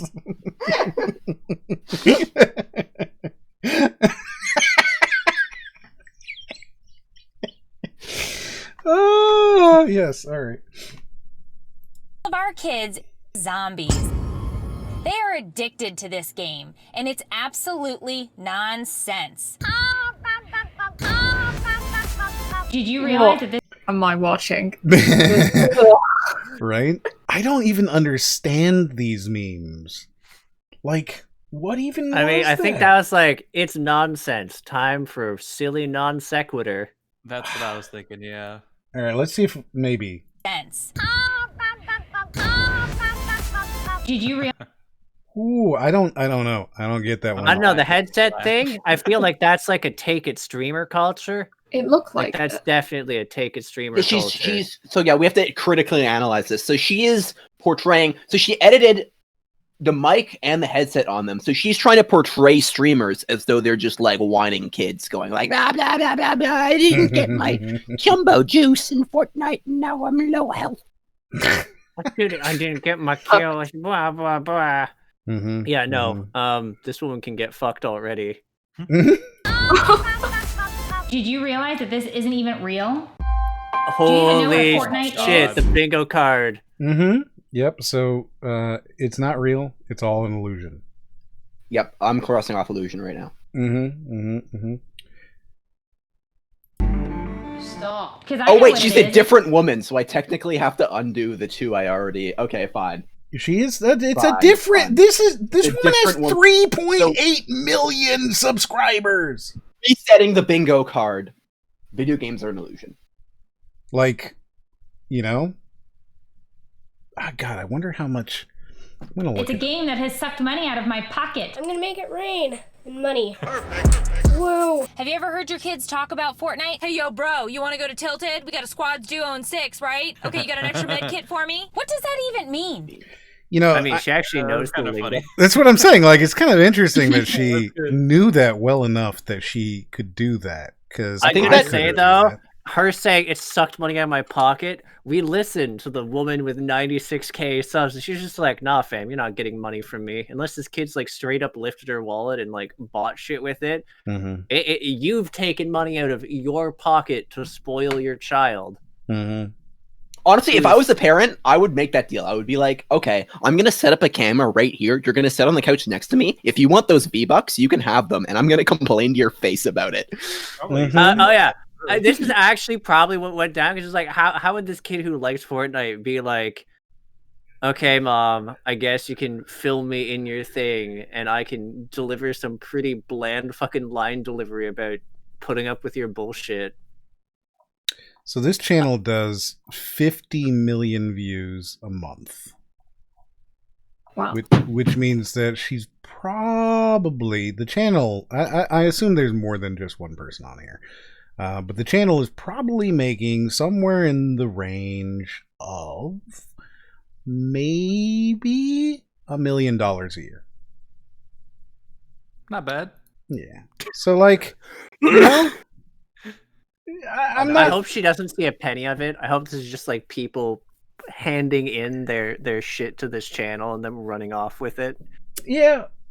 So like, I'm not willing to give this woman a whole lot of leeway on her arguments. You know, like you're making. I'm gonna say I don't mind the editing. Like I don't necessarily agree with the thing, but the editing is fairly. Oh, it's rapid fire. Yeah. It's a little jump cutty for like a few. Like I feel like it's like perfectly aggravating because it's like there's nothing wrong with it on like an objectional level. It's just kind of like, God, I like this is the worst. I actually found the edit though where she like has her face on like the oh my God, I'm dancing. sorry. That was Tim has changed his name to 2TXM. No way.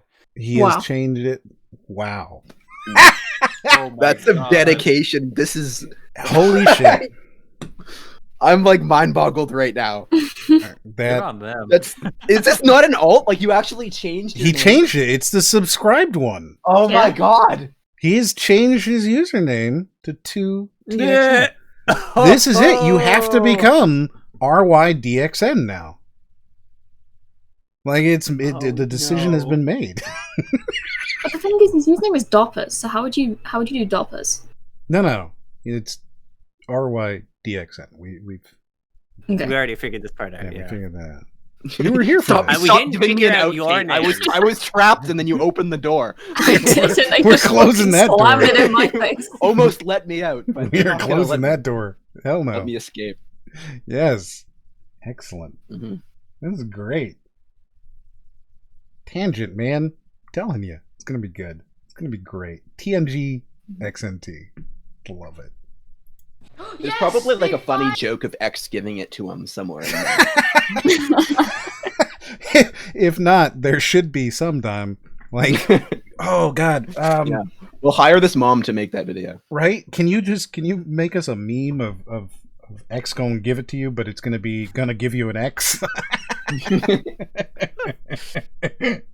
Actually, you should do that. That's what you do. You make bad memes. That's exactly what I do. That's what you do. Like, you should make that happen. That was great. Okay, let's see what the hell he's saying. Do own 6, right? Okay, you got an extra med kit for me? What does that even mean? Yes, they finally added that in. Ooh, now you're dead. What are you building, a log cabin? What are you even doing? What are you building? A log cabin. It's not wrong. Like, the thing is that she took the time to learn, hey, we're going to drop it tilted, right? She took the time to learn that, which means that she didn't just, like, go online. I mean, this could be, like, her taking, like, old footage while she was mulling it over, and we're getting the old footage interjected with some of her new thoughts on it. I don't think so. I think that she did her research and purposefully went at this to make people mad. Like, I would believe that her son legitimately plays the game and she just knows about it from watching him. Yeah, but, like, we're gonna drop it tilted is not something that you just, like, you know, whatever. It's yeah. They scripted this out to do this as a skit. Mm-hmm. Yeah, no, because it's like if she was actually grilling this to the kid, I feel the kid would just like look at her really tiredly, lean back, and just sigh at everything she does. Yeah. So, And then so for her to come into this going, what are you building a log cabin? Like, and him like yelling out whatever. It's just, yeah. Yes. No. She ran the camera for like 5 minutes, said a bunch of snappy lines, and then like cut them, and then just like placed them in. I would assume. I don't know. But this whole couch like scene feels very like scripted and unnatural. Yeah. Yes. It's the kids' line delivery and everything in all of these scenes has bothered me. The dabbing thing bugs me. Like, I feel if he was really actually gonna dab, she would have caught him like maybe on the couch, or there'd be like the controller discarded nearby. Because it's like I'm glad that you appreciate where I'm pausing these, Korean, because yes, the faces have been great. The faces have been great. Never seen you chop wood in your entire life. Yet you come on here to this virtual reality crap and you chop wood? I doubt you could even swing an axe. Like, that kid's trying his hardest not to bust out laughing. Yeah, he's clearly just, enjoying this. I mean, this would be sort of like my opinion. I would get not bursting out laughing at that. It would be hard not to laugh in someone's face when they're going off about this. It's like, oh, I mean, so like if I go in a game and shoot people, do you expect me to go and like trade up on like gunning down my classroom first? What are you doing? You're going on here and you're shooting people. I bet you couldn't even kill a real person. I bet you couldn't even kill me. You couldn't even do it, could you? Like, you're gonna make me. And then the movie, and then just the clip just ends. Yes. Oh man, that'd be so fucking dark. I wish that I did skits. I really do. I wish I'd started doing skits back in like 2012 when that shit could actually work on YouTube. You could always go to TikTok, friendo. No, I'm not doing that. That's not who I am. I'm not gonna go on there and be like, hey, yo, watch me do the tickety talks. These kids are talking nonstop about what battle they're going to go into and what duos they're going to play in and where they're going to get dropped. And hey, have you been to Loot Lake recently? Hey, have you been outside recently? Is that on there? Do we have a you should go outside? We probably should, actually. This is like the fifth time. Yeah. Good one. This is easily the fifth you should go outside. I mean, it's kind of like, it's close to the level up in real life, right? I mean, because they're already talking about the, like, why do this in a game when you can do it in real life?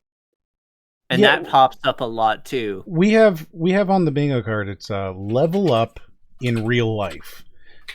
Is this the same thing? No, I don't think so. Because, like, leveling up in real life doesn't necessarily pertain to skill building, or why would you do this tedious thing in a game and not in real life? And you hear that a lot of like, why do you play a game about like friggin' cleaning yourself and you're just this unwashed little gremlin? Why do you why are you making like your wait, hold on. So playing a game where you clean yourself, but you're an unwashed little gremlin? What? That was one of my housemates, actually. They literally were playing like dating sims and stuff where they had to like go and do basic hygiene things, and they would just stack up like used dishes everywhere and forget to shower, and they broke our toilet once, and then they were the last person to leave the room. The toilet was intact. Is this real life for the game? I don't know what's going on. That was real life. That was real life. So we you had cleaning this bathroom, and this housemate walks into the bathroom, breaks the toilet, like actually breaks the toilet seat off, and then leaves the bathroom. One of us walked back in to go and wash our hands, and we were just like, the fuck happened to this? And then we go and confront this guy about it. He's like, I didn't do it. It was like this when we got here. Yeah, no. I've there's plenty of people I know who like they'll just do stuff in games, and it's like some of the most tedious, mind-numbing stuff, or just basic stuff, but they cannot or will not do it in real life. Okay, well, I don't know if you can Unwashed dilute little that to a gremlins. concept for bingo, but Hop. I mean, I feel like the whole thing of like, why would you do this in a game when you don't do it in real life does come up a lot. Hop. Yes. Do you wash? Do I wash what? Yourself. You were taking a long time to answer it. Right? He's like, wait, what should I wash? You talking about like... I wasn't trying to name names, but I mean, Hop was my employer for a while, so I got insight into him. Oh my god. I promise I take showers. I don't know. Wash, I bathe myself. I don't know that I believe you anymore.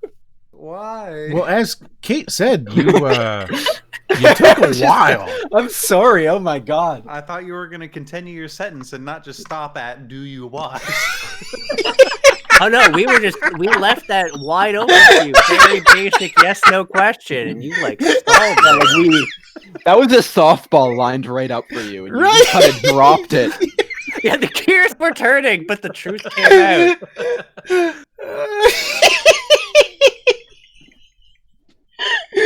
Oh fuck. So yes, I wash without a doubt.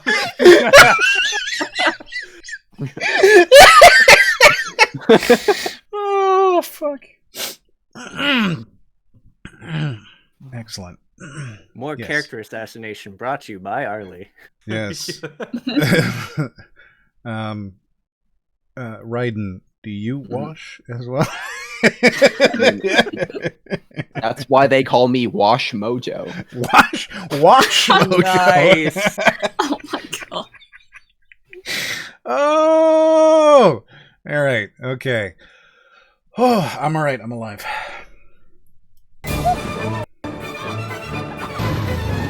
This isn't making a good argument for going outside. Do you think she paid for these clips? I don't. I would actually like 3 million subscribers or whatever, maybe.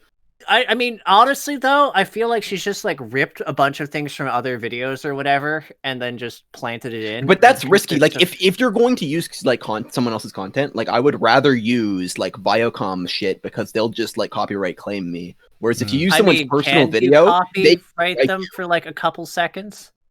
Yeah, if they use your video and you're just a person, like you can strike their channel.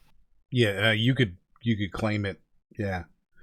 You get a strike, that sucks. Yeah. You do not want to strike. So, do you think that she paid for these, or do you think that she just like stole them with the expectation that 2 seconds is fair use, kind of thing? I mean, if I had to guess, I think it is fair use. Like I would probably like do the same. I think it's the stolen for 2 seconds thing because these are super brief. I've like gone on their channel and they have videos like unexpected fails caught on security camera. Like they have like 10-minute compilations of that, so it could just be their own stuff that they've cut up. So they're buying the license and then just reusing it. That's fair. Probably. That'd be really cost effective too, and it'd be available. They just have to search their own thing for like just. Or they might have a relationship with a company that owns, because the companies that do this might just like license out for to their entire, I don't know the word I'm looking for, their entire catalog. Yeah. What's the one? Stock, not Shutterstock. It's a video stock. What the fuck is it called? Holy shit! I'm gonna find out. I'm not leaving this here because it's gonna be just stuck there in my stupid brain for however long until I figure this out. Storyblocks.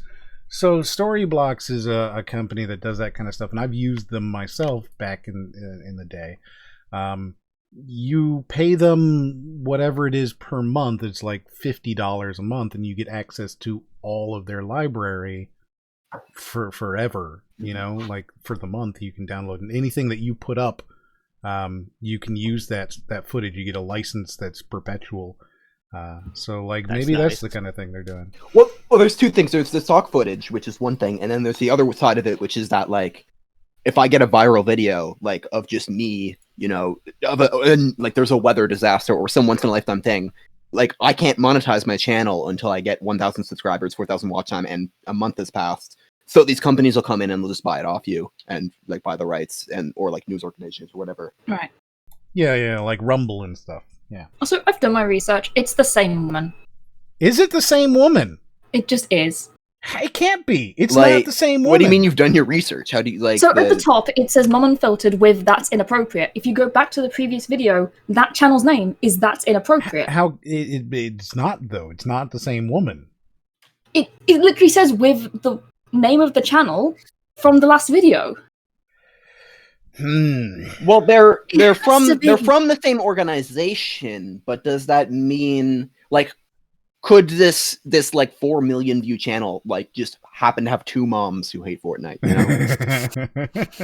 I mean, literally the description of the previous channel is I have a son who's addicted to Fortnite. Yes. I'm trying to load up the videos and like look into it deeper myself because like just the thing that's throwing off is me is like how long would you generally wear adult braces for, and like what's the timeline on those videos? Yeah. I don't know. I feel like this person's very different in the way they're espousing their arguments. Yeah, this is like a whole different thing, you know? I honestly want to get back to the video just to see a bit more of her actually composing arguments and not memeing, because right now this is just like so this is Mom Unfiltered. She goes by Mom Unfiltered. It looks like that's in the description. They're saying some parents like Fortnite. Mom Unfiltered does not. In fact, so who's the other one claimed to be? Korean in the chat is saying it's a year and a half for adult braces, by the way. So the first video is from 2016. This one's from 2019, which means, 3 years. There'd be adequate time. Sure, but still, maybe it can't be the same. I think it is just coincidental that the name That's Inappropriate is in both of these things. You really think that's a coincidence? I mean, that actually, the channel name because of the width, one? That's Inappropriate. No, you actually might be right. Because this show, Mom Unfiltered, with if we bring up the actual video that you brought up with Mom Unfiltered, whatever, wouldn't it credit someone? But it doesn't. Channel? It doesn't. It doesn't. Let me see. Like at all. And this isn't even the same sort of style. It's not, and she doesn't she looks familiar-ish, but not that familiar. You know? I know those eyebrows are identical. I have not yet noticed her eyebrows. So I found That's Inappropriate's Facebook here. Let's see if she's different. I just went to the About page. Why are you guys doing so much crazy research? I legitimately want to know if it's the same woman or not. If we're going to murder this woman online, I must know. Also, I feel like it's important because we were kind of praising her in the previous one. If we're going to have a completely different opinion of the same woman in another video, I feel like we kind of need to know if it's the same woman. Because it's like, did she become radicalized over the years? I mean, because that also means she gave in and started giving her kid money. Mm-hmm. Yeah. Mm-hmm. Which is on her, by the way. And Tim Sweeney never called, right? Like we can say that from the story.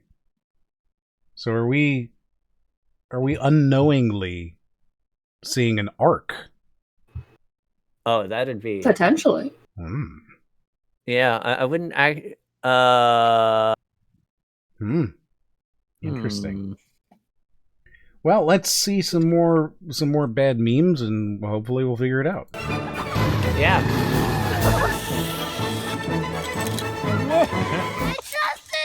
Why don't you go outside? That last one is great. All right, I like that.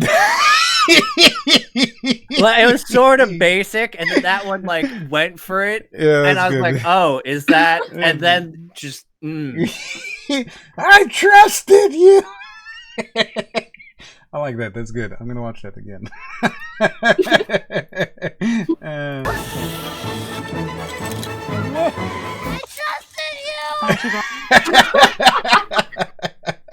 That's funny.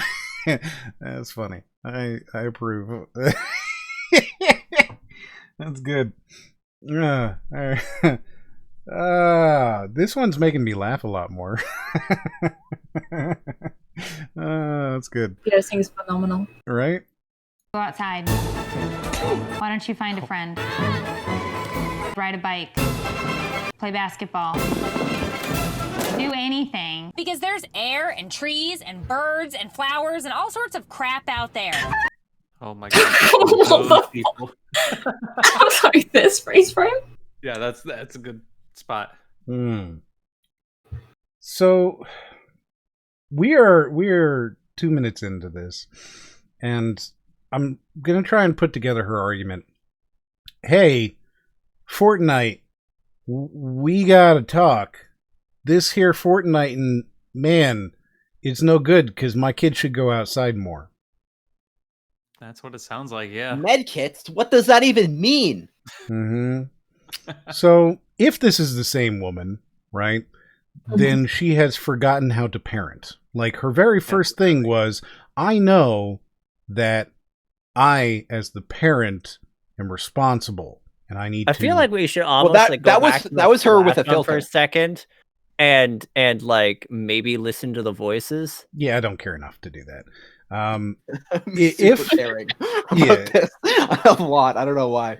If her original video, if they're the same woman, and her original argument was, I know that I'm supposed to, as a parent, right, do these things and be responsible for this, and I accept that, but it's really hard. And then this one, she's like, and you guys are like, come on, you know? Disagree. Yeah. And yeah, that's fine. We don't need to go this deep. If she is or isn't, who cares? You know, I don't care that much. I don't know why you guys are so invested in this woman. We're on the edge of discovery, and you just want to turn your back. Yeah, I am turning my back. I'm throwing Take us down... back towards the darkness where nothing is confirmed. Everything is speculative. You know, the interesting thing I'm going to point out, the That's Inappropriate channel is still making videos.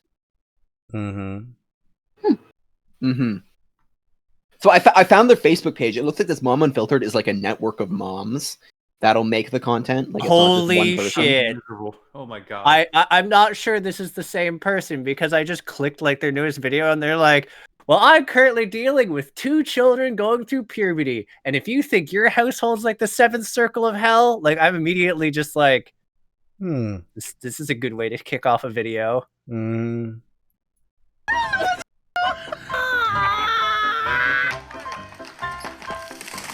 Check it out. Nature's pretty cool. Different hair color. I always love the implication that you can walk outside your door and just see a giraffe like in the front lawn.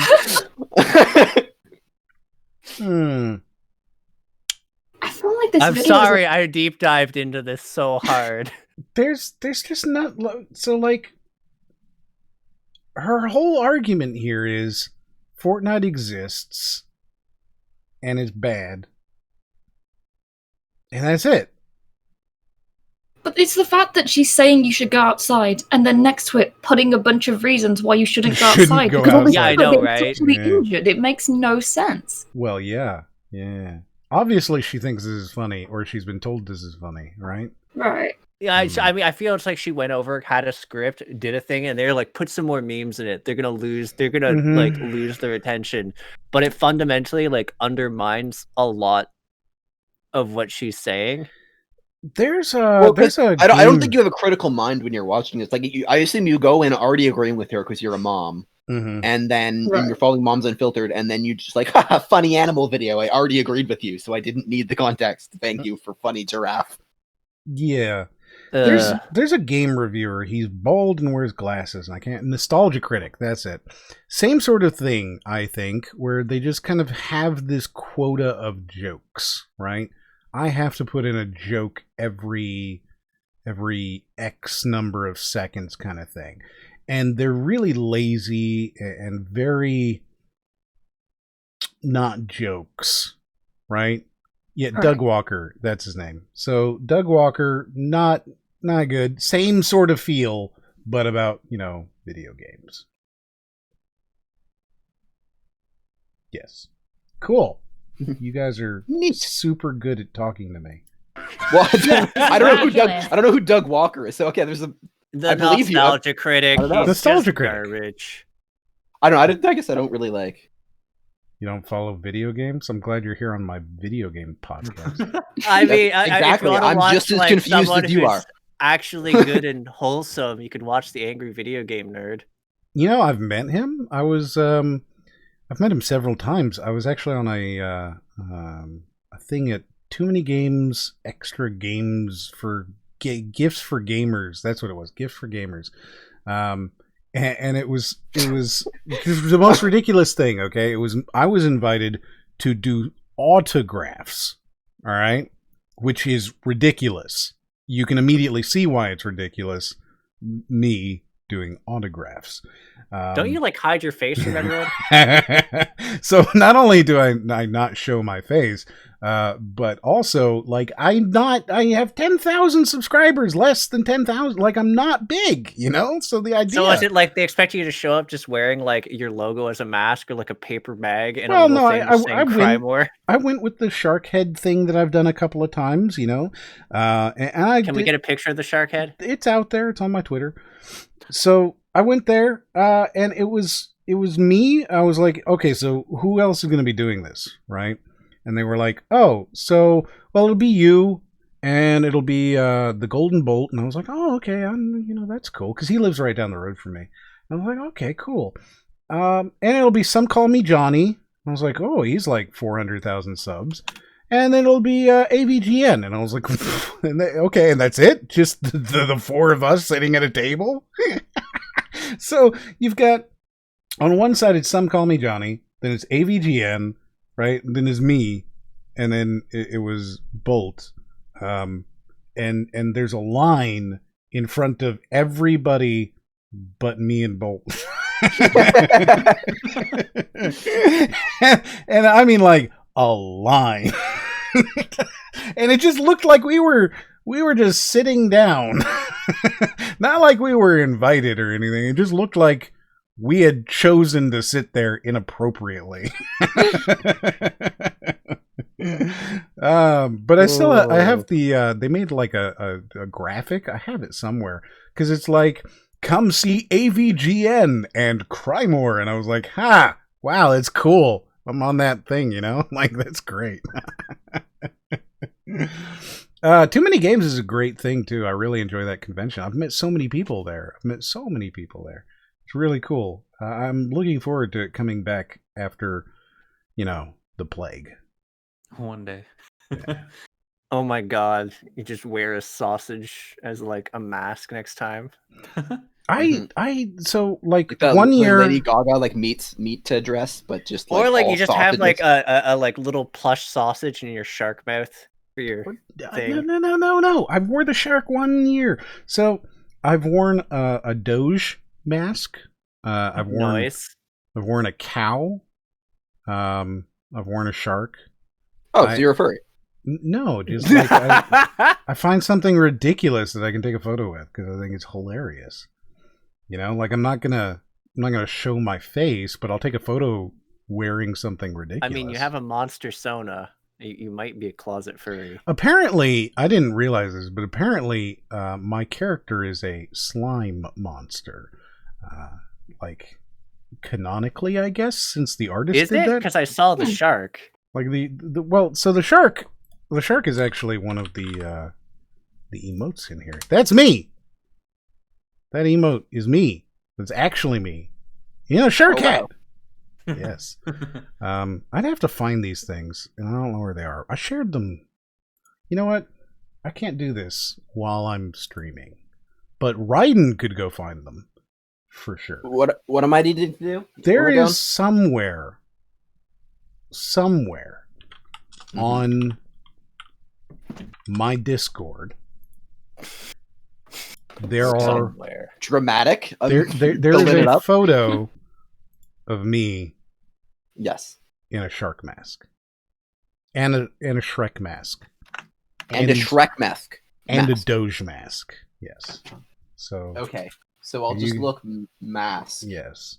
There's one Discord with me and Brax, right? And then quantify it. Yeah. No, I don't want to quantify that. It could be found, is the point. Yes. You spend too much time on this video game. I am. That was awful. Yeah, no, that was just. Please stop memeing. That Your was memeing really, privileges yeah. are revoked. So tired of giving you money for this. You need to get a job.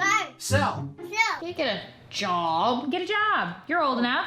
No. Make some money, okay? You do realize that every time you ask me for money for this game, a piece of my soul dies. Soul dies. Oh my god. I don't want to make money to give it to you to buy virtual skins. Then don't. Yeah, Literally, no. though. This That's is the answer. definitely. Is this the same woman? Because it feels like she's become just inept. Also, the kid doesn't strike me as clever as the one who just quoted off by. I can't believe this is the same person because like the kid was a snappy, clever thing, and this is You're the like, one who said it was the same woman. I've never thought it was the same woman. No. You're the one who's over here like I'm putting down my life. I said Look, maybe. I will This put is my the neck same on the line here. I don't know, man. I was checked open to for the theory. Different hair. Because I was looking at the channel and I'm like, no, it can't be. Because the one's still making sort of funny videos.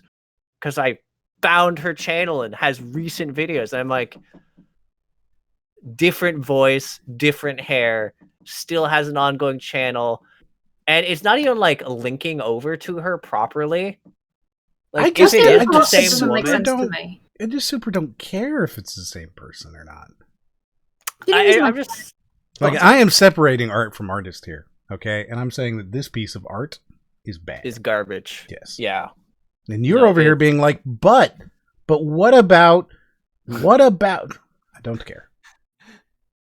Look. You need to understand the wider context in which. No, this I don't. art You was guys made. are No, this is why you brought us as the tangents, and we're here to. You guys are diving in too deep, man. I'm just saying, you're going in too deep. You're going too deep. I don't think you're deep enough. Flying too close to the sun. Oh dear God. So apparently, Raiden would like Arlie to go deeper.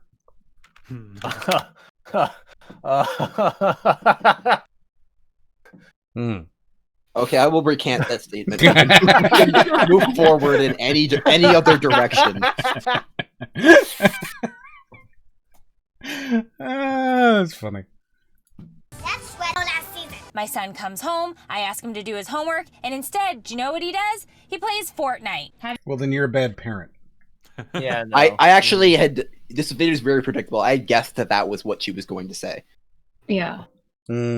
Yeah, it was just like she started it, and I was just like, this is also just tedious mom bitching. Like we're on the Karen scale. This is actively on the Karen scale right now. Oh, yeah, like I was willing to give the other like woman like a lot of defense, but just like there's something that like makes me like irrational or not irrationally, but just like instinctively defensive when just like you've got like a child just hostage there on the video. Like I just feel bad for this poor kid. Like as he grows up through his life, as his friends are like Googling his mom's videos. Like I don't know. Why would they be Googling his mom's videos though? Like you don't think like one kid would like search his name into Google, find out that his mom posts content, and like start bullying him relentlessly for like years? Oh, 100%, dude. Yeah. See, I just assumed you were attracted to her now, right? Well. You know, the best part about this is that we're just getting so many of these perfect pauses that are very pregnant. I'm not going that far, dude. It's good. It's pregnant pauses everywhere. It's good. I approve. Have you done your homework? Stop. What is the matter? You know what you can do? You can get a hobby, son.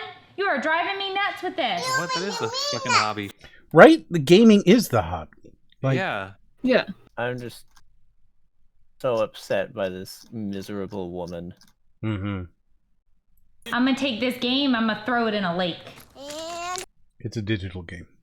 And this also she's on promptly is just like the whole thing of I'm gonna take out my shit parenting on you by destroying your stuff, which they bought. It's just like super shitty abusive parenting at this point. I'm just like, okay, if we're losing any sort of moral high ground. Okay. Yes. By throwing a console into the water. Actually had to stop myself from saying something really offensive. Go on. No, I'm good. Also, how August 6th, 2019 was when this was posted. Was this? I don't remember how time works. Was that during the pandemic? No. No. Okay. No, that was before. I had to check because I was wondering if that's okay. Makes sense then. I was wondering if that that you should go outdoors argument just really didn't work or not. Two Tim says thanks for the name and good night. Have a good night. Evening. Yeah, we have given this man give your dog name. a pat for me. Go give your dog a pat. Yes, right. I haven't told this story this evening, but I feel like, it's always a good story. And there's no reason to. There's always a good reason to talk about this story. Arlie, throw Fortnite in the river. What is this? Arlie, you said that you were going to say something offensive. Well, let me tell you. You could not possibly be more offensive than what Raiden did on our very first episode when he told Tim that he should kill his dog for the we've aesthetics. heard the story. Yeah, no, Yes. He's definitely a dog murdering scumbag. When I indirectly implied that he told this young man, you should just murder your dog for the aesthetics. Yep, I recall this. Mm-hmm. Yes. So everyone has a perfect memory of this, right? Oh yeah, no, because it has to be brought up every time. We also have to make sure to close out with the fact that you're super scummy this way. It's just you don't get to escape from it anymore. Yes. I mean, Hop, you've heard this story, right? I think so. And Kate, you've heard this Even story. I think I've heard this story. Mm-hmm. Because this is the most well-known story about Raiden. Is when Two Tim said, "Don't you like my dog?" And you said, "No, I think you should kill it so that your world looks better." Hey, you're missing context. He also said you should kick the dog. Yes. So he also said kick the dog, and then yeah, I mean that's pretty indefensible. Yes. And Arlie's what you were going to say worse. I sure don't know how one. Yeah, I was going to drop the C word, but that's not that's that bad. Fine. Right? I mean, I don't know. I feel like different places view that word differently. There are certain words you can't say on Twitch, right? But they start with surely. they're very simple terms that you can't say here. I like what you did. Yes. However, there's plenty of other things that you certainly can say. Yes. If you choose not to do that, that is certainly within your problem. Yeah, we just have to simplify the equation for what we can or can't say. Exactly. Yes. Right. It's a matter of simplicity. Yes, exactly. Also, yes, Bat's Fine has fucked it up good. Twitch is scared of the big S and C words. Twitch is scared of a lot of things, man. Twitch is scared of a lot of, and the thing is, right? I'm pretty, I think, non-controversial. I don't engage in the kinds of things that can get you banned on Twitch. I just naturally I don't do it. I'm not like Ninja over here, right? Who's saying these gamer words and being very epic about them. I just don't do any of that kind of stuff, So I don't have a big problem with that, but I still feel like I could be banned off of Twitch, and that's why I don't keep any VODs here on Twitch, and they all go to YouTube. It's because you just never fucking know. They could easily destroy my channel in a single night. And there's nothing I can do about it. So yeah, not to be mean or anything, but it's not like you have any weight on Twitch either. You know what I mean? That's not mean. I don't have any weight on Twitch. I'm a reasonably small channel. Just this past week, we've been doing this. This is our eighth show, and we just recently broke 10,000 viewers over the lifetime of that show, which is that's super cool. It's fantastically cool. But we average 20 to 30, so it's a little small boys. Yeah. And exactly as it's being said, their TOS changes so frequently. But the fact of the matter is that Twitch is more friendly to certain things.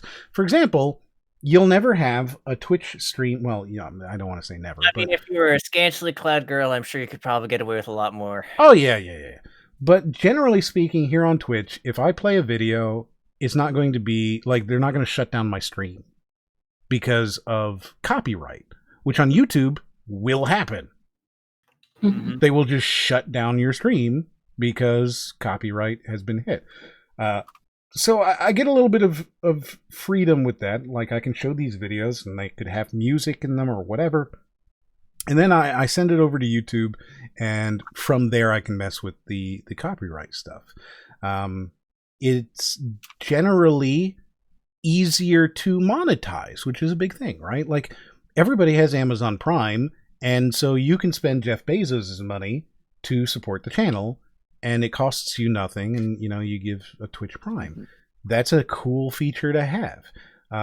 There's chargeback protection through bits and things like that, so like there are benefits to being over on Twitch versus YouTube personally.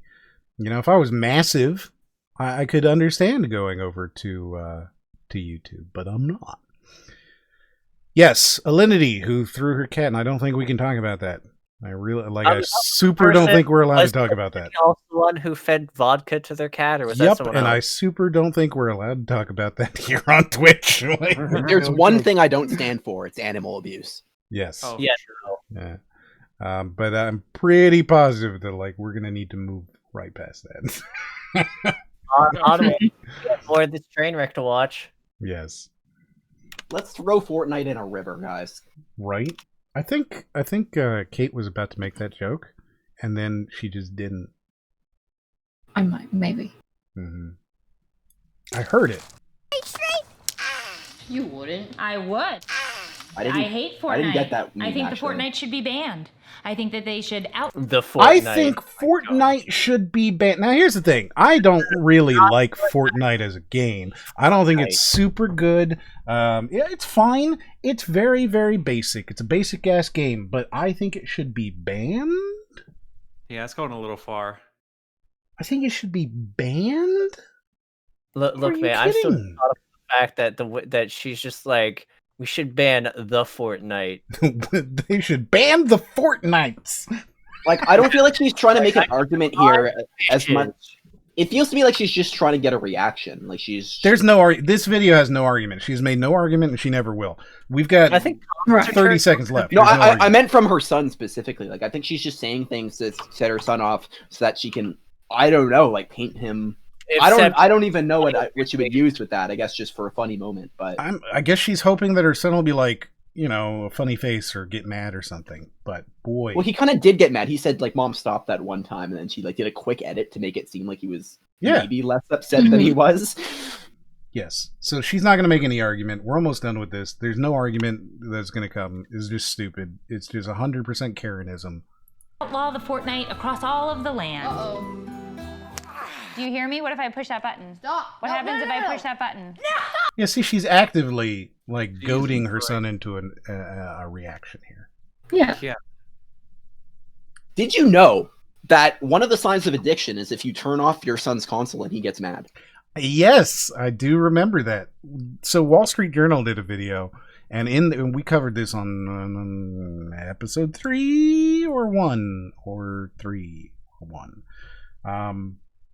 And in that video, they make an argument, right, that if you turn off your kid's console while they're playing, right, and they get upset about it, it's a sign of addiction. No. What they did is they went on social media. People are watching and they get mad. It's a sign of addiction.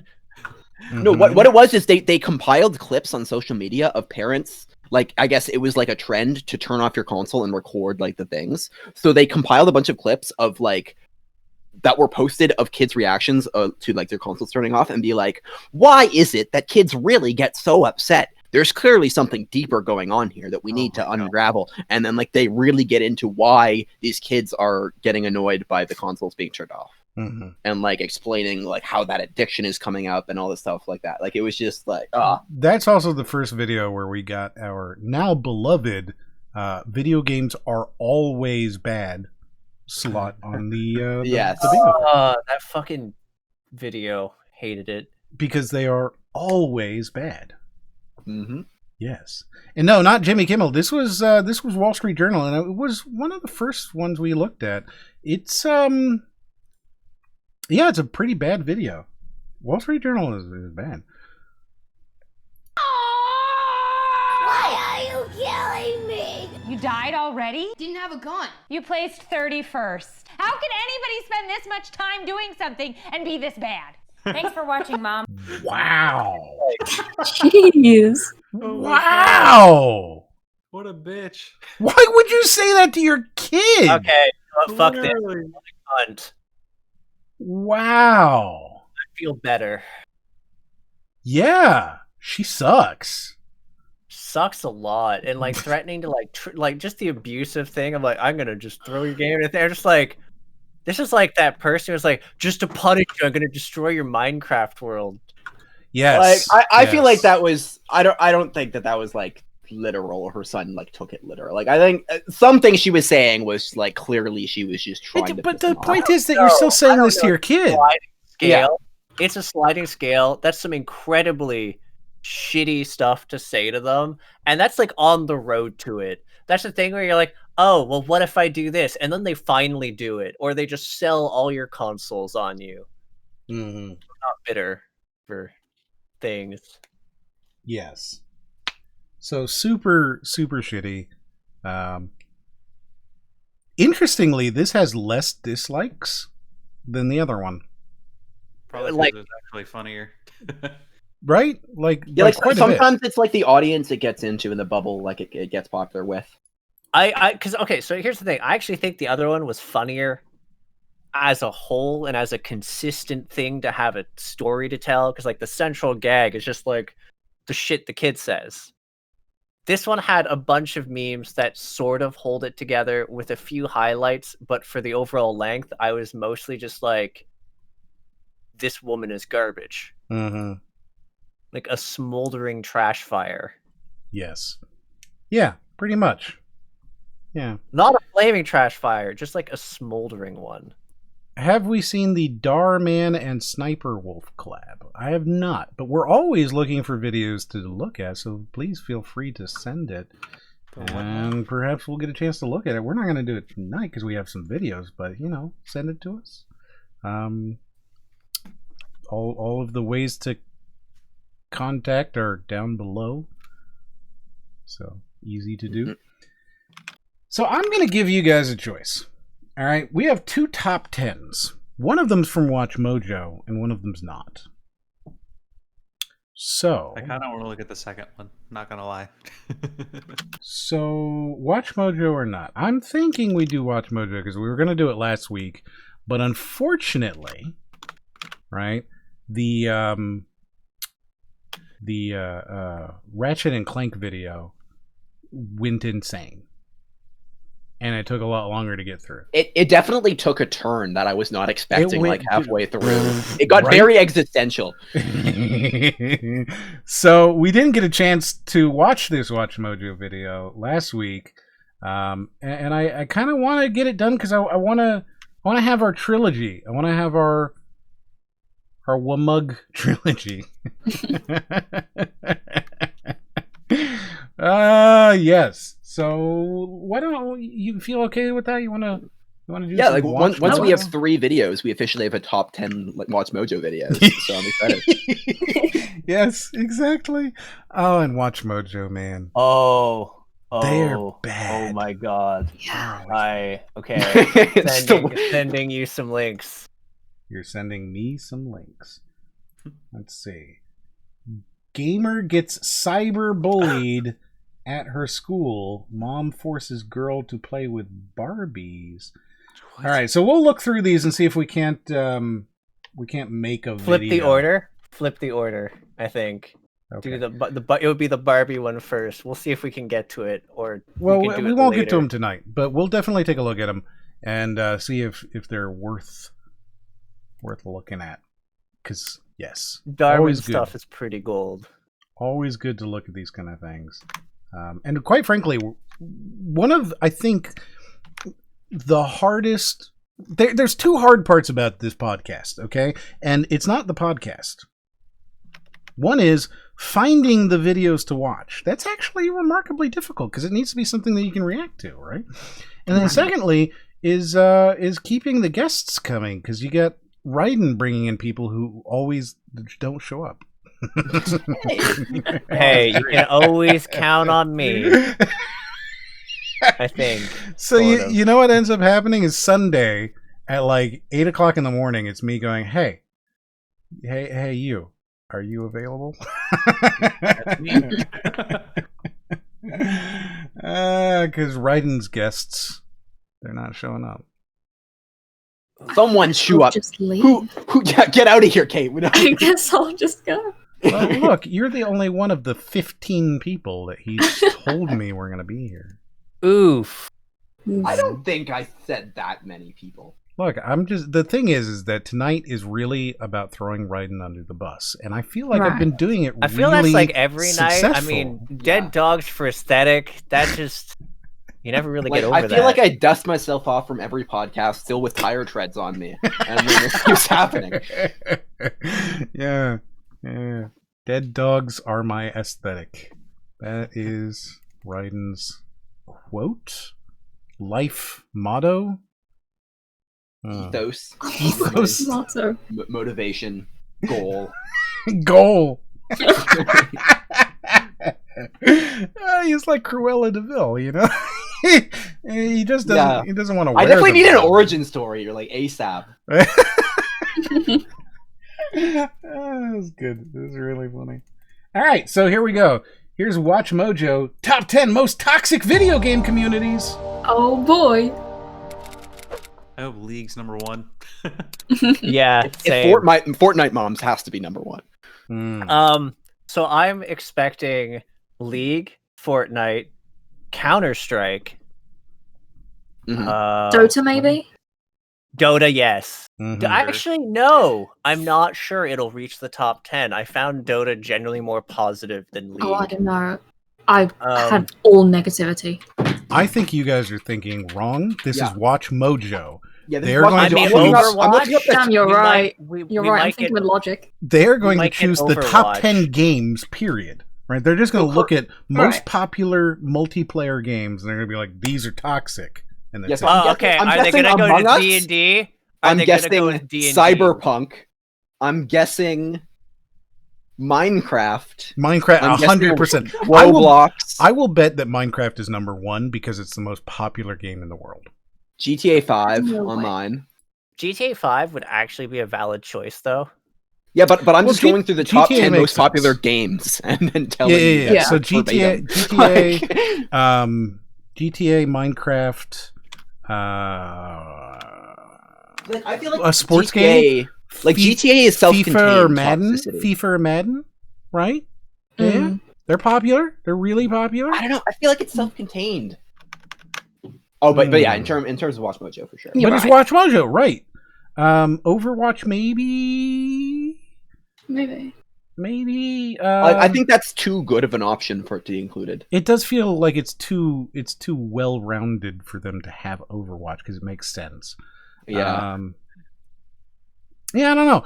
I think we're going to be surprised by these, and I think they're going to make very little sense. But what's... Yeah, because the thing is, it's not going to be related to video game communities at all. Oh, yeah, of course not. No. These are just going to be like video games that exist. Here's the thing, though, right? So I was on the EFAP podcast last night. We watched Mark Brown, and I think I said that. I don't know if I said that while we were live or not, but we watched Mark Brown, Game Maker's Toolkit, and his videos are always...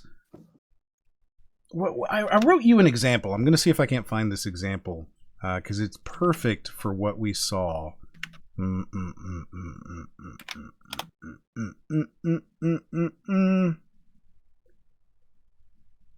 Here we go. Clip that and sample it right now. Movement in games. What is movement and why should it be good? Jumping is a movement. Mario had jumping. I've identified jumping as a movement. You should now know how to involve good movement in your games. Movement such as jumping. The real question is why. That was a video that was 13 minutes long. I feel many like, directions, honestly, up, just down, dramatically saying left. that as some sort of haiku would have been an excellent little, like... Yes. So Mark Brown, right, he doesn't say anything. Watch Mojo, right? He doesn't... They say the same thing over and over and over and over and over again. Yes. Right. Hello, Gundam Gamer. How are you? 6? It was 6? I've identified 6 different elements. Yes. It was terrible. It was really bad. The thing is, I started falling asleep. I don't fall asleep during this shit. You know, like I'm pretty peppy. It was at the end of it, I was like, I'm actually falling asleep, and I had to leave. I had to leave. It was terrible. So, which one's worse, though, is the question, right? Is a Watch Mojo worse, where they're saying, you know, if the question is, what are the best types of movements in games? The top 10 movements in games. It's going to be jumping, leaping, moving upwards. You know, like he's going to take jumping and turn it into 6 different items, or is it Mark Brown who's going to say absolutely nothing? I don't know. I don't know which one's bad. Or worse. They're both bad. I mean, they're both pretty banal, just in very different ways. Because I'd be like, movement things that were pretty neat. Portals. Portal 2. Like, bananas movement stuff there. Just in and of itself. Mm-hmm. Alright, so let's go ahead and see what Watch Mojo has to say. Something about our favorite video games just brings out the worst in people. Everything that's wonderful is what I feel when we're together. Welcome to WatchMojo.com, and today we're counting down our picks for the top 10 most Counter-Strike toxic communities. So we got Halo on the TV, but I bet you Halo does not show up in this video. What is that angle he's watching on? Jeez, tilt the TV. What's wrong with you? Maybe he's doing, split screen. But he's not. We can see the screen. Like, he's not doing Or maybe split he's screen. just like a fan of Dutch angles. Wants to look at the game like he's a serial murderer. yeah, maybe. Maybe. For this list, we're looking at those communities revolving around a single game or a series of games that are the Souls communities. That was a complete oversight. But yeah, no, Minecraft was actually a good call because Rust would be a fantastic fucking thing. Same reason for like Minecraft of just people running in and destroying like days and weeks of work. Because that's definitely Minecraft.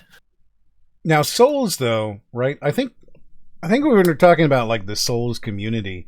They're famous, of course, for Get Good. For Get Good, which might be the most quote unquote toxic gamer language, right? Like, I guess so. At least for like a mindset, because but at the same time, I found those forums actually really helpful a lot of the time if you're willing to take advice, because you will get like, if you're gonna response. If you're gonna create like the single motto for, again, quote unquote toxic communities, right? Then Get Good is kind of that. It's Honestly, the poster child, stop right? feeding. No, it would be League with stop feeding. League? I don't know if stop feeding is Stop feeding, I'll throw is one of the fucking iconic things that you hear so much in League. Yeah, but you only hear that in League. That's the thing. Like I think there's a different level of toxicity when you're looking at something like Dark Souls, where the toxicity is like related to a forum and the discussion around the game, versus something like League or Overwatch, where the toxicity is your teammates actively harassing. It's you built during the into game. the game because like you don't really deal with Get Good in the game. You deal with people PKing you, which is optional and you can opt out of for the most part. So what I mean though is that if it's going to be on here, it shouldn't be at number 1. Stop feeding is something that you only see in League and maybe Dota, whereas Get Good is Smite as well. Ubiquitous. Any game that's a MOBA, really? Yeah, but any MOBA. But Get Good is ubiquitous across all of gaming and even outside of gaming at this point, right? Like it is, I think, the poster child for that kind of a thing, right? No? Yeah. Like, I guess it's not what I would define as toxic in the sense that I'm understanding it. I'm understanding it a more. Okay, I mean, technically, if we're really going to do this, I would argue the Undertale or Homestuck community. No, I don't. Like, I call that a fandom more than I would call it like a. I don't know. I guess it is a community, but like it doesn't feel like it's. Well, yeah, but I'm saying that beyond the community, like Get Good is well outside of the community of Dark Souls. Yes, I'm saying that the words themselves, if you were going to make a poster child for all of gaming, right? And you were to say, here is the thing that embodies and enshrines the idea of toxicity in gaming, it would be Get Good. I guess I agree with that. Back when I was really into Dark Souls, I would tell people to just get good all the time. Outside of my everyday life with my coworkers or whatever. When they would make any stupid mistake, I'm just like, get good. So I mean, I don't. Toxicity is such a fucking. I don't necessarily believe in toxicity as a thing, right? Like I don't really think that you are experiencing something that you don't go in prepared for. You know what I mean? Like if you're going, it's the same idea as this fucking stupid extra credits thing, right? If you're buying a game that is a World War II shooter, you shouldn't be surprised if you jump into multiplayer and you are on the German side, right? Like the whole you didn't ask for this, you didn't plan for it, you know, there you go, you're a Nazi. So like I don't really agree that toxicity is a thing like that, right? Like if you're in Minecraft in single player and all of a sudden somebody bursts into your game and destroys your house, that's a different thing, but it can't happen in single player, you know what I mean? Like, does this make sense? I've had a couple people tell me to kill myself playing Overwatch. I can't say I was ready for that. That's why I say, like, to me, like, I don't think of a toxic community in the context of a single player game. Like, I only understand it in the sense of like a multiplayer game. Yeah, and like there's multiplayer in Souls, but they're pretty good for controlling it. The most you'll see is like chest ahead in front of what's her face. Like, well, I think in a game like that, like they can kill you, but they're like a phantom. Like it's not. They're not like game talking is that, to though? you. The first Dark Souls, like there's like just dumb fucking memes. But is trolling or memes, is that toxic? Which why I'm arguing Dark Souls doesn't really fit the bill. Well, even in the case really of like Overwatch, right? You can turn off voice communications, right? You can turn that off. I think you're still subjected to other people's. Like it is unoptimal to turn it off. If you are trying to win and you are playing a competitive game, you have to have your mic on in Overwatch. Sure, well, but we're talking about trolling now. Sure, but we're talking about being trolled and whether you can stop it. You can go without. So I'm going to say that arguably you could go without reading any messages in Dark Souls and play optimally and learn, and it doesn't really impact you. A lot of multiplayer games, though, the communication fucking assassinates. Oh yeah, VR chat would actually be a great example of a melting pot of garbage. The primary hub there is communication, and toxicity is the entire game in of VR chat, though. Like, so I'm gonna argue that any game that has communication built into it as a first and foremost, and collaborative endeavors will probably rise to the top as far as trolling goes. Yes. Minecraft, I think, is probably going to be fairly high up there because it has the capacity to just destroy months of work. So what is the definition of toxicity then? Like, are we setting out to establish one? Yeah, like if we're going to say that toxic, because this is something I don't think really has a unified. I mean, we can give a starting definition. So toxicity, the word itself, is the degree to which something causes harm. A toxin or a poison, it's how harmful it is to you. I would argue Dark Souls isn't that harmful. So it is on the very low end of the spectrum because the capacity for other players to influence you negatively is in the chat, right? There. Very harmful or unpleasant in a pervasive or insidious way. The degree to which a chemical substance or a particular mixture of substances can damage an organism. So by the definition of the word, right?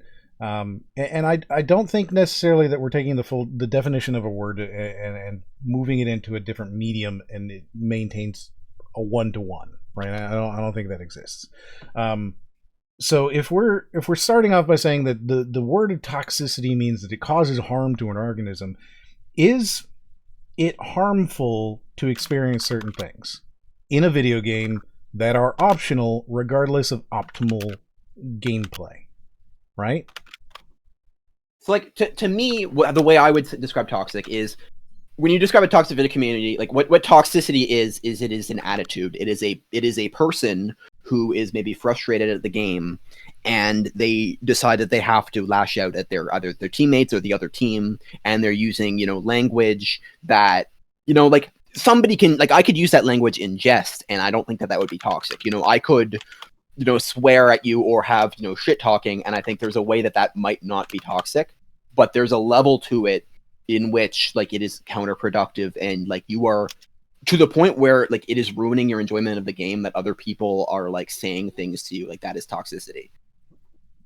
Right? Like, so if I'm playing Overwatch and the other team is saying I suck or whatever because I got a kill, I think that's a different level of toxicity than a teammate who is telling me that I suck and, like, yelling in my mouth the entire game. Or griefing and, like, you. Yelling in your mouth?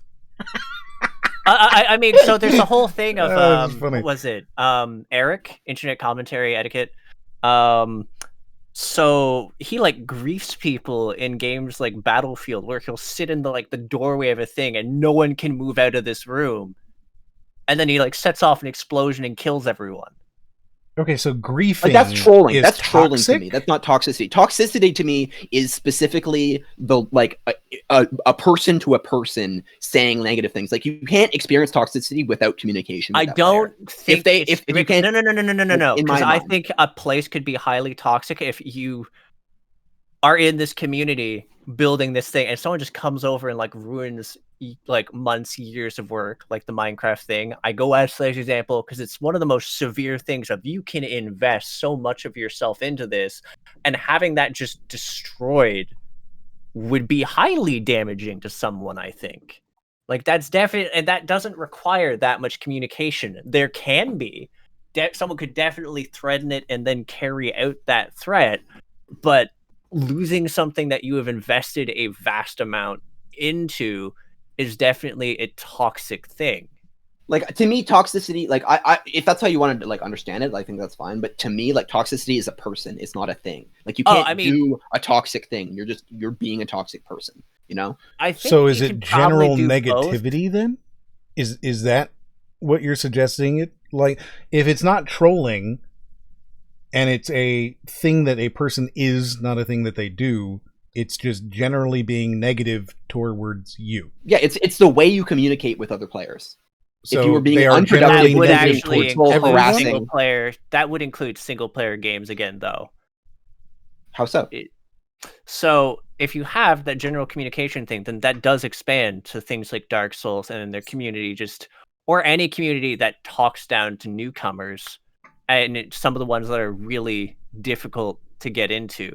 So gatekeeping now. Yeah. Gatekeeping is toxicity. But that's outside the game. Like, that you're subject to the toxins that you subject yourself to. Like, you're not going to see that unless you go to their forum. Whereas, like, you could say that forum is toxic, or that, like, that interaction there is toxic. But I wouldn't say that says the game They're itself talking is toxic. about video 'Cause game it's outside- communities, not the game itself. I was arguing that the ones that would be most highly would involve all sorts of damaging components. Because if we're arguing that it is a damage to the individual, then having individuals whose interactions are like highly abusive, like honestly, I generally put toxicity to just people being abusive shits, which can come across in words and definitely is hammered home a lot more personally in that manner, but also can be carried out in actions. Like I guess I'm coming out of it of, since there's a word for it, since the word is griefing, it's not toxic. And I guess sure, I mean it could be toxic and griefing, like they could share the same umbrella. Griefing would be, I believe, a toxic action. Okay, yeah. I mean, I would probably define it more strictly, but I can accept your definition for sure. Okay, so I think we've relatively set something else here. So our starting definition is abusive, essentially. Yes. Okay. So toxicity, abusive. How many of these definitions, they're going to be 10, how many of these do you think will actually be abusive? Out of just curiosity. I think we can probably get like 5 at least. So 5 of them will probably be abusive. All right. So I have I think a lot of them are going to be a mindset, probably, of like... They're going to be players. I think they're very much going to be player-oriented. Yeah, I think it's going to be talking about elitism. It's going to be talking about like pretentiousness, but it's not going to be talking about like toxic. So I think that I'm trying to figure out how exactly I want to say this. I don't think they're necessarily going to be reminiscent of the community at whole with some. I don't think they'll be. I think these are going to be absolutely 100% not about any community in any way whatsoever. I think these are going to be individuals playing a game. Yes. Items. So it will be somebody who screams while playing a game, and that game will be the community that gets brought up. So that's what I'm expecting here. Additionally, I think that the definition of toxicity, if it is abuse, right? Oh, right. No, it has like 11 minutes. They can't even really get into like any explanations. So yeah, we're going to be probably. It's Watch Mojo. They're not going to get into explanations. It's Watch Mojo. we're going to be getting like, what is it called when it's word of mouth or like personal experience? Anecdotes. Yeah, it's going to be all anecdotal. 100% anecdotal. But that's fine. We're going to find out in a minute. The thing is that I just wanted to set a definition before we go into it, because I think a definition for these kind of words is important, because toxicity in video games is such, I don't know, it's a floaty term that doesn't really mean anything. I mean, would you agree on like the general definition that we set out here, or would you have anything you'd like to add to abusive, sure, we can start with that. You say there's a top 20 of the exact same thing, Tommy? Nom? So it's instead of the top 10, it's the top 20? Because if so, I'm okay with doing that instead, because we'll get the same things. And we can just kind of go through them a little bit quick, or if it's not... Maybe we'll have the guy from like Zero Punctuation just sit there and rattle off the reasons. Not the exact thing Ben they Kershaw. had ever. I still have to play his game, not the hat game, the horror game. The top 20 most toxic video game communities ever. All right. Ever. So that could get interesting because you'd have stuff like Ultima Online on there. We'll do this one instead. Oh no! Ultima Online. Holy shit! Permanent death. Like you're ruining people's accounts. We're gonna do this one instead. We're gonna go through it a little bit quicker then, because it's slightly longer. But we do have a definition now for what is toxic, at least in this case, what we think toxic. Working definition. Yes. Okay, and it's starting off with Dota 2. So we'll see. Yeah, you can say you called it. Because I don't think that toxicity is descriptive enough. I think it is wishy-washy. When we're talking about abuse, we have a term for that. It's fucking abuse. When we're talking about trolling, we have a term for that. It's trolling.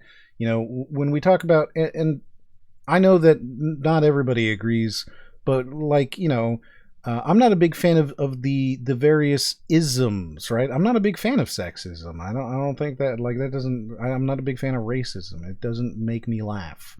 So like when there's genuine attacks at somebody for stuff like that, I don't think that's funny, right? So if that's what you're considering toxic, then that is just racist or sexist. You know what I mean? So we'll see. Here I come. Let's find out.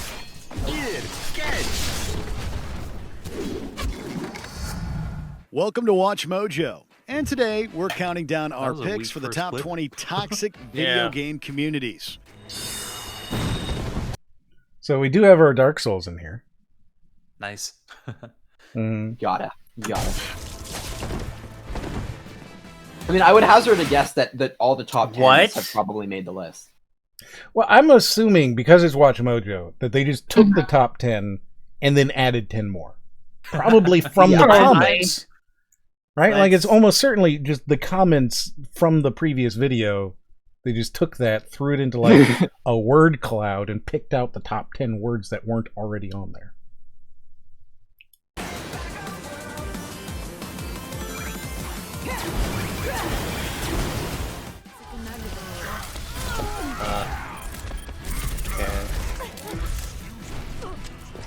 For this list, we're looking at several communities. I'm just like disappointed at how much like just dead clip time there is so far. It's Watch Mojo, man. Yeah. It's what they do. Every number 1, number 10, blah, blah, blah, blah, blah. And then they end it with a good 15 seconds of just random gameplay from a game that maybe they didn't even talk about. I need to block them from my YouTube. If it's Watch Mojo is terrible. They're please take the time to lower your expectations even further. Yeah, they're super terrible. That have been the most venomous of players. We know not everyone in these communities acts terribly, but the issues have become so rampant that they've found themselves on this list. Let us know what you do to combat the venomous behavior in the comments below. Now let's count them down. So their definition is that the players are mostly, or at least so generally, bad, right? That the community itself has a bad name, I guess. Bad name, yeah. Right. Like there's enough bad eggs that it's spoiled the apple bag. Okay, so that's their working definition. Also, like, it seems to be using our, like, it's pretty close to our definition, which is like, yeah, a toxic individual who gets on your team and just infects the mindset. All right. And I mean, I guess they've established a thing. Well, at least they set a baseline, right? Yeah. Number 20, Fall Guys, Ultimate Knockout.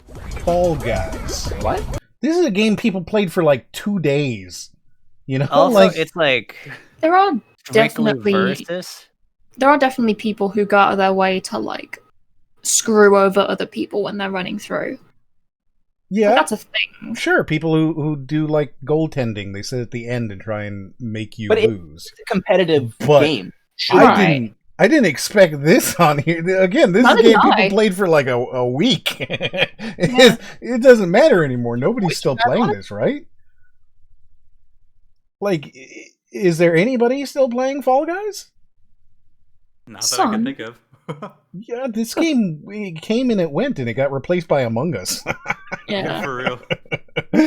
All right. Well, I mean, yeah, sure. I can already say yes. I see where they're gonna go with this, but is the community toxic? Really? The whole 3 people who still play Fall Guys, they're all toxic. They're hanging out with the people who play For Honor. Oh, I'm sorry for that For Honor dig. I didn't deserve it. No.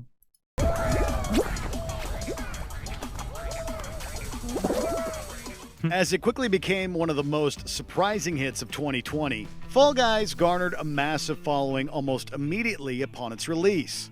Of course, with that fame comes a plethora of toxic players.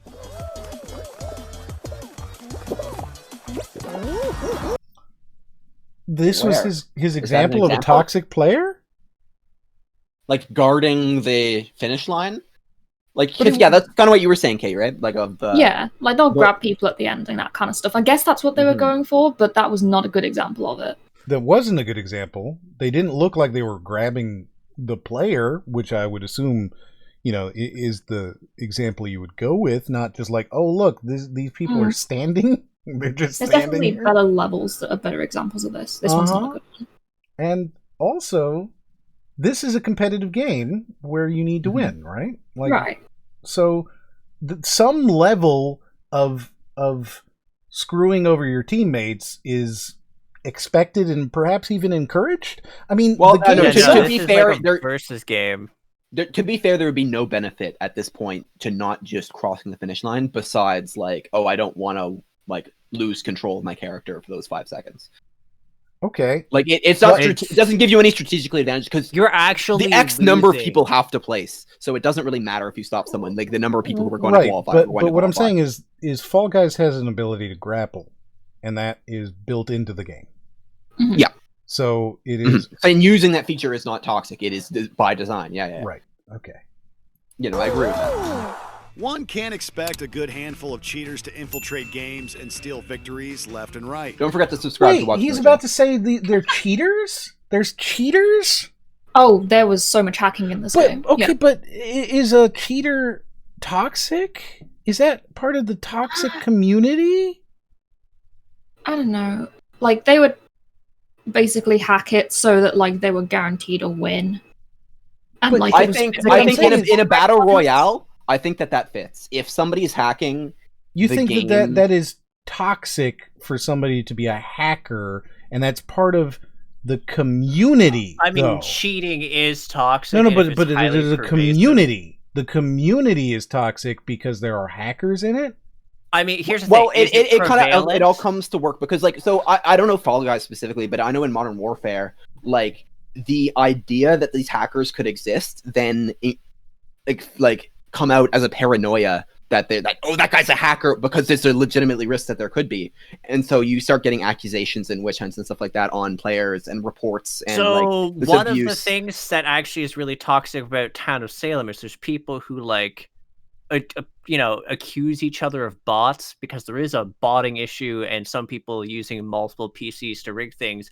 And you'll have people accuse other people and get everyone to report this person falsely to get them banned. And that's highly toxic behavior, and that's partly stuff born from like cheating, but I think also just the matter of like cheating or exploiting when it becomes highly prevalent and is used to like just fuck over everyone else is pretty toxic. If cheating doesn't really impact the enjoyment of anyone else, that's one thing. It's just stupid shit. But doing so in an effort to like fuck over everyone else in such a way that like it drains all enjoyment of the game, there's nothing you can do about it. I am not saying that cheating is not toxic. I'm saying that if there are cheaters in a game, how does that make the community itself and toxic? That's why I'm saying it depends on how prevalent it is. If it just ends up devolving to where the community is like just dead other than cheaters, which happens in games where like almost all legitimate play gets just like quelled. Yeah, like if the mindset comes of this game is infested with hackers, then like at that point, like it is just kind of toxic. That did happen at a point, because I played this quite a bit when it first came out. It got to a point where I think 1 in every 3 or 4 games had a hacker. Okay. Yeah, that's While not the great. Anti-Cheatus update has caught a good portion of hackers, there's still another toxic side of the community. One of griefers actually trying to eliminate players by simply pushing or waiting around at the finish line to troll the lobby. Suffice to say, like that I just straight up disagree with. Like that is not a problem. Like that is part of the game. It's part of the game. Battle Royale. And that's not even super smart either, because you could check out and definitely win, or you're leaving yourself vulnerable because you're. Yeah, but it's still a mechanic that's in the game. It's built into the this game. I don't view this as griefing. They're also risking their win to do this.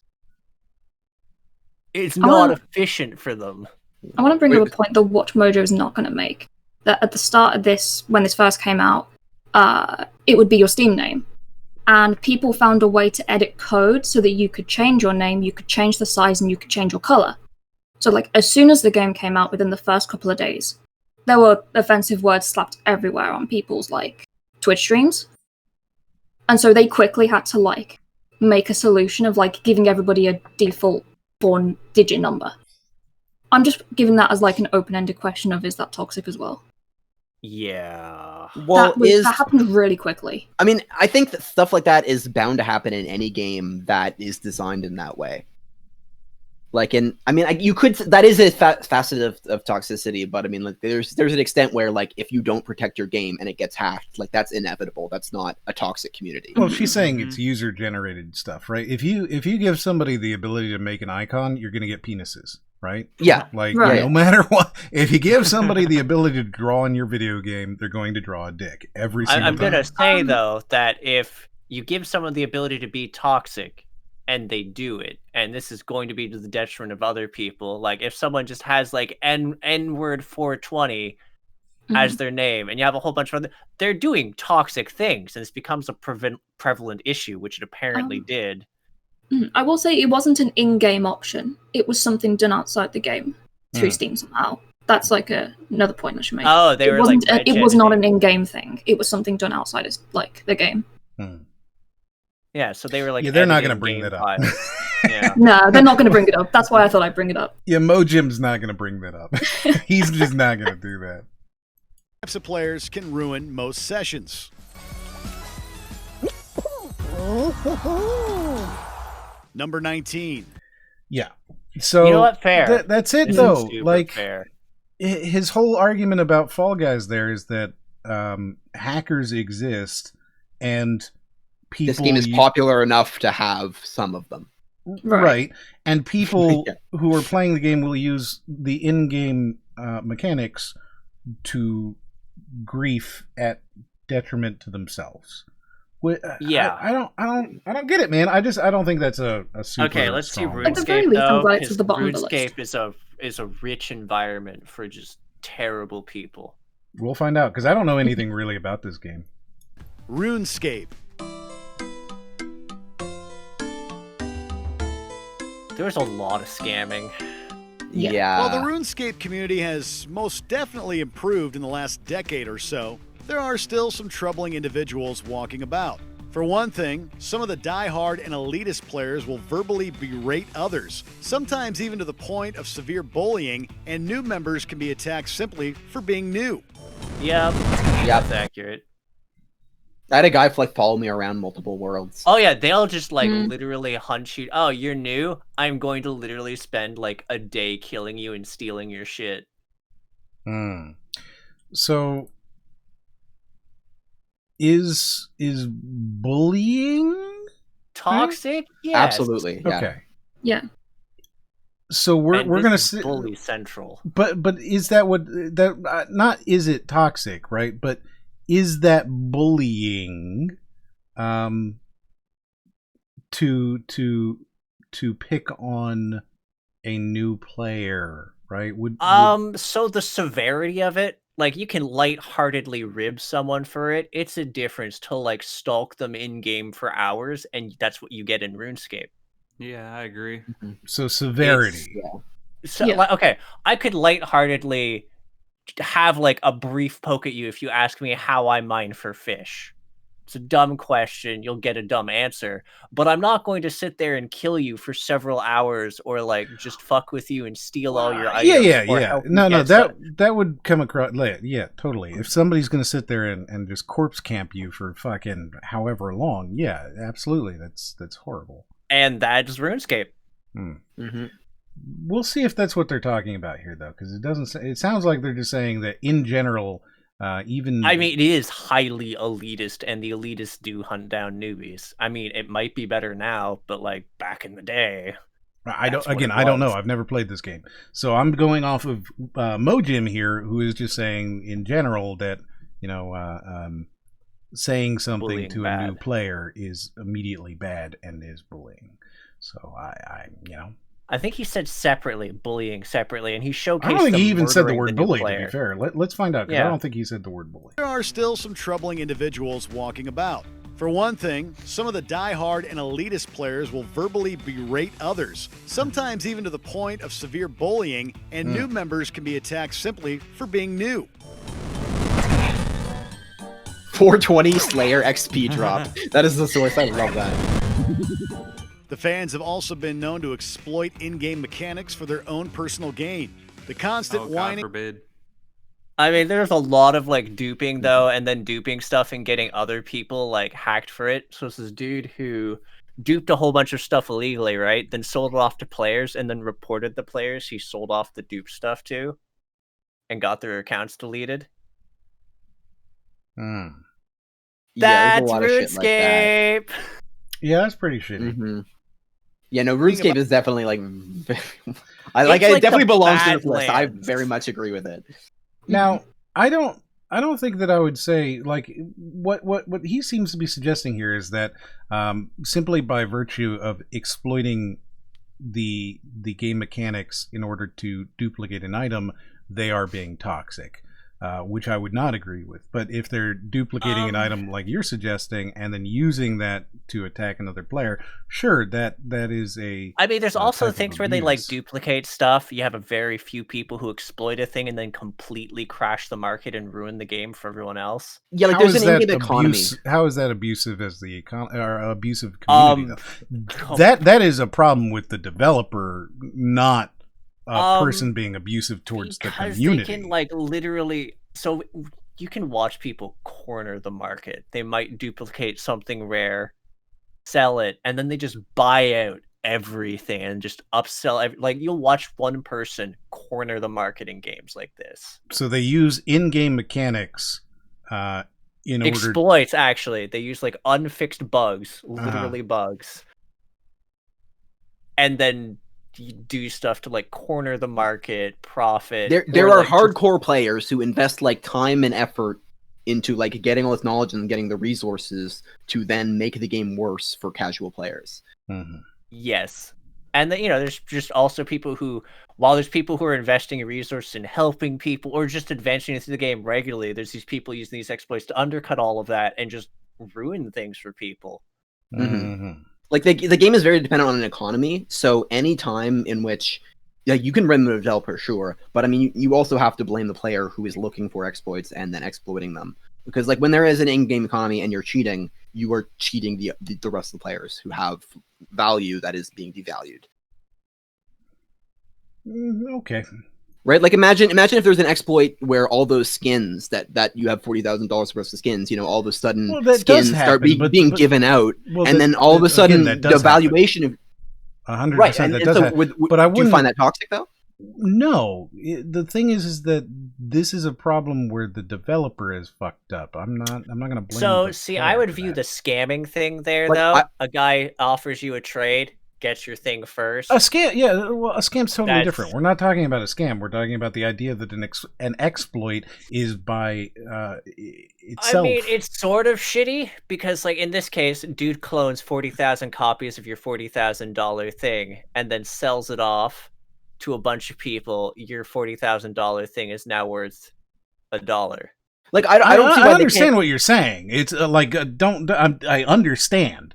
I'm saying that I don't think that is by itself using a glitch or an exploit is not immediately and I don't think it's immediately. It's the moment you do so and it affects someone else. But even then, negatively.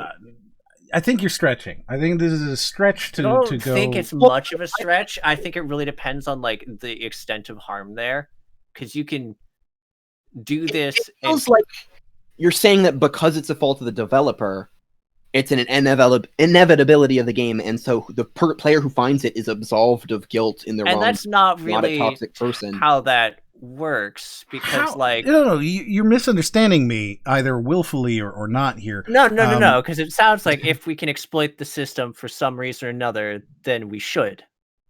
It's a flaw in the game. How is if I find an exploit in the stock market, like hey, say GameStop is over shorted, and I use that to make a whole bunch of money, and oh shit, a bunch of hedge funds lost their money because they didn't do that right because they got involved in this. Oh, there's poor hedge funds. Poor hedge funds. This is what you're saying, but you're just saying in a whole different way. Though, another way, So I go and exploit the system by, say, just pulling out, we'll say EI, in like every single different state in the States. I teach all my friends how to do this too. And then we continue to just do this, and that's pretty skeezy. Like, so I think what that was actually in the system built was you could take out EI and other stuff in different states in the United States, and it was really hard to track for a long time. Like, I'm not blaming scam, the short. Like, you're saying, oh, hey, there were people who did this thing. Your example was there was something an exploit in the system you could exploit, and that was an exploit. Yeah, the people who were buying GameStop weren't exploiting the stock Yes, market. they fucking were. 100%. No, they were buying entirely... They were buying stock. How were they exploiting? They knew they were if they of how the grouped short up, change. they were going to force shorts to have to buy at a higher price. 100% is an exploit. There's no question it was an that exploit. I mean, if you're going to argue, it's technically a knowingly shitty thing, but they're also like, fuck the rich. And that's okay because it's them or us or whatever. The thing is that with... and anybody using that exploit, I would say, was wrong. So the reason that was okay, quote unquote, is because the hedge funds have been doing this themselves, and now is like the one time. It's counter-exploiting is essentially the argument for the morality of it. Because you are fucking over someone who is exploiting the system in the first part, you were the two rights equal a wrong argument. Or sorry, the two wrongs equal a right, but...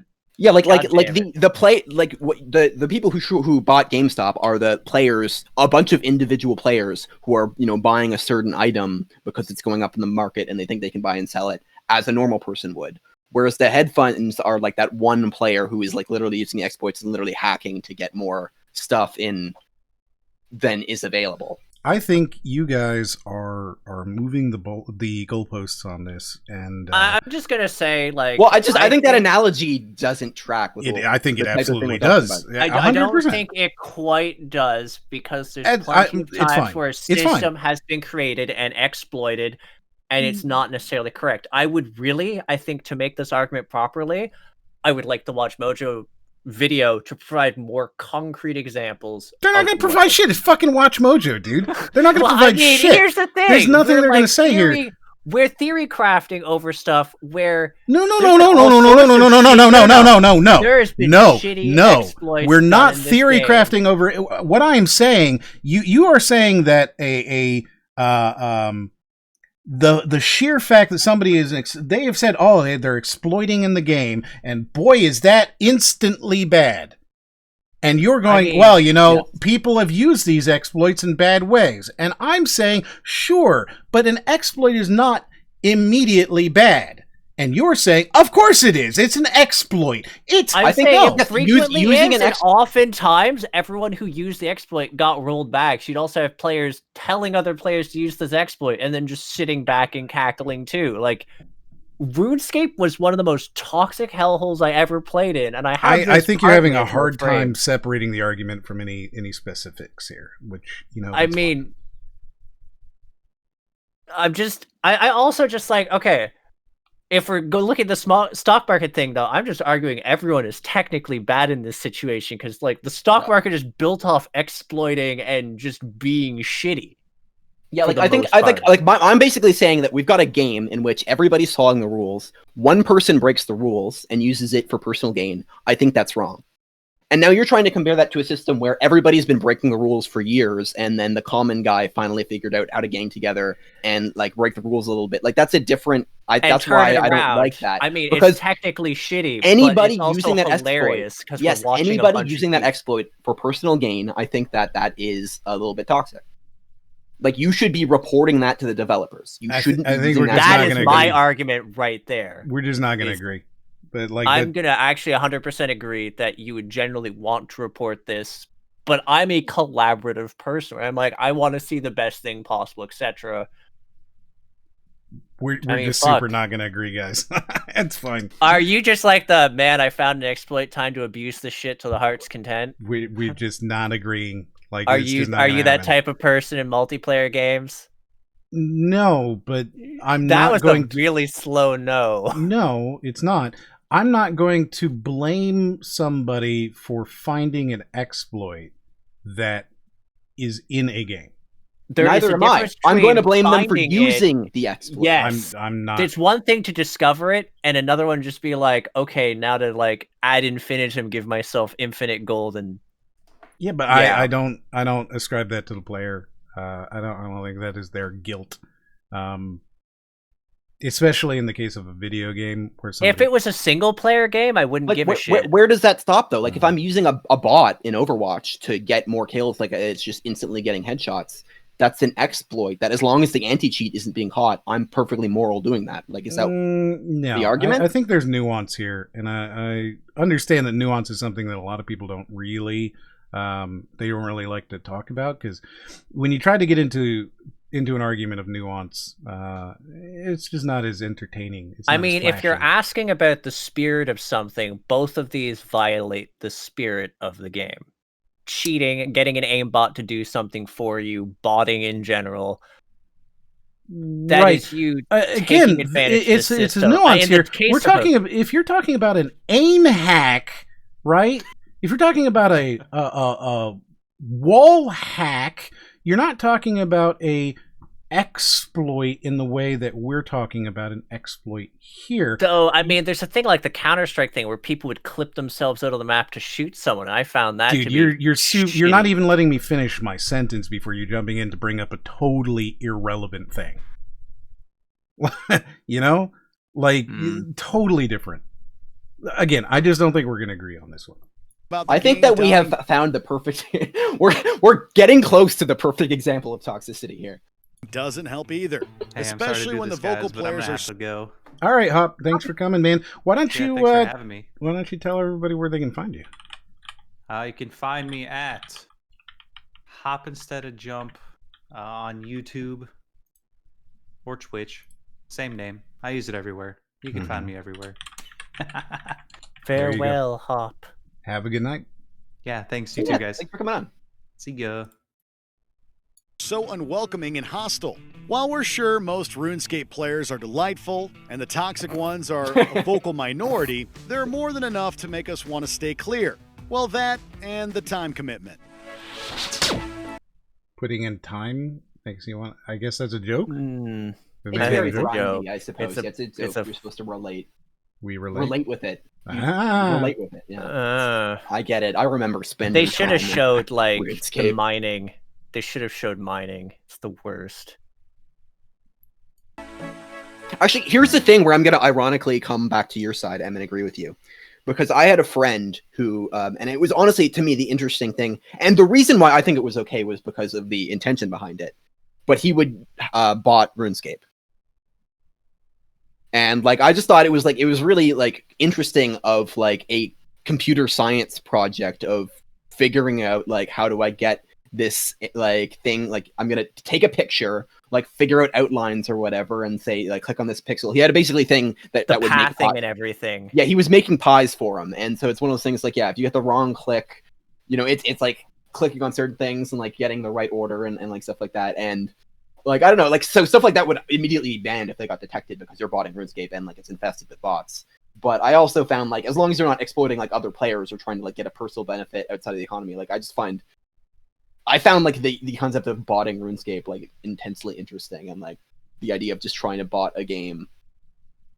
Two things that always got me about that: the people who bought to sell accounts is just weird, scummy, and also led to frequently, like, the things of people also stealing accounts to sell them off, which was a RuneScape thing. I lost 2 accounts to that.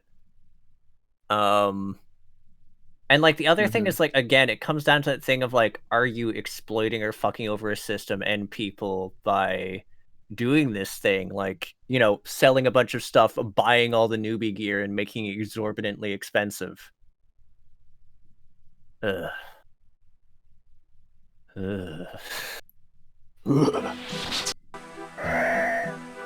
Number 18, the FIFA series. Hey, FIFA. Here's Marcelo. All right, so we were right that there'd be a sports game at least. No problems grabbing hold of that one. Soccer is one of the most popular sports in the world, so it's natural that the FIFA series draws in millions of players every year. Are they going to be talking about the purchasing players thing is toxic? That's the FIFA games, right? Ultimate Team? Yeah. I don't know. We're going to find out. Like, I'm honestly really interested to see how, like, toxicity comes out. In a game like this, I'm not sure. Like, I can see how it would be, like, on couch, right? Because fuck your team kind of thing. There was the thing, I don't know if it's the case currently or how the leaderboards worked, but I remember back in the day in NHL on the 360, like, if you were doing, like, a game and then, like, the opponent left, it didn't count it as a loss. Like, they just left. So you could leave. Like, if you're losing, you just leave. Like, there's no reason not to. Yeah. And it became, like, I would say, like, that is a toxic thing. If you're playing a 1v1 sports game and whenever you start losing, you just leave the game. Like, that is definitely a toxic behavior. Sure. Yeah. Most of these players are cheaters and crybabies. The series has a history of hackers ruining the infrastructure of the games, but it's the general attitude in the matches themselves that annoy us most. It is a fruitful forward run. You'll be lucky to even... The fuck was that? How is the community is so bad because of the attitude people have in the game shows a successful stop. And no comments. And nothing. That's it. I hate Watch Mojo, man. Is there a perfect Watch Mojo video out there? Like, what is the one Watch Mojo video that justifies this entire template that, like, half the videos can't, like, follow? Because there's why was RuneScape so far back? Because we're now watching this. I'm just like, my eyes are glazing over. This is the third one. There's 17 more toxic video game communities. So there are hackers, seems to be the thing. Okay, right? and there's like cheaters, crybabies. I don't think it was hackers even. It was cheaters. Crybabies things, and I think people being slightly sore losers isn't even really that toxic. It's just like it depends. Are they abusive ones or just they whine? Because whining is just whining. Well, so far in all of these, I think they've talked about cheating, right? So, how much you want to bet that almost every one of these 20 will mention cheating? I will say probably half of them at least are going to mention cheating. I'm going to think over half. We've so far like 3 for 3 for cheating. Yeah. So cheating is going to be their immediate go-to for why a community. Oh yeah, so we're definitely getting Counter-Strike. Has League had many cheaters? I know it's had people like doing mildly exploity things, but like I think most of it is just like people being awful to each other. Yeah, I don't think that they're going to need to mention cheating on that one. Like, I think they'll have I think he's going to say it on every single one. I really do. Okay. Well, I'm going to defy that just so you have someone betting against you. We'll see. Finish a game first place. You know, actually, let's make it a prediction. So we're going to start a prediction, right? We're going to say, is cheating in over 50%? All right? So over 50%, do 10 of them have this? And we're gonna do it for 20 minutes, all right?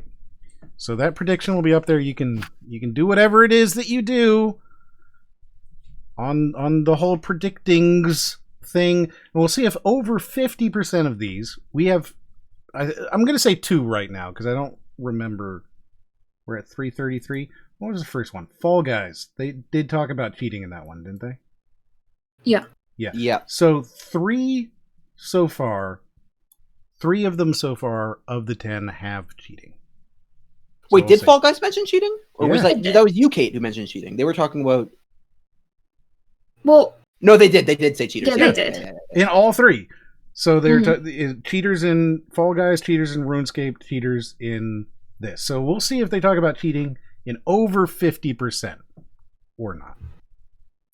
As many players are known to simply disconnect after letting in a goal or 2.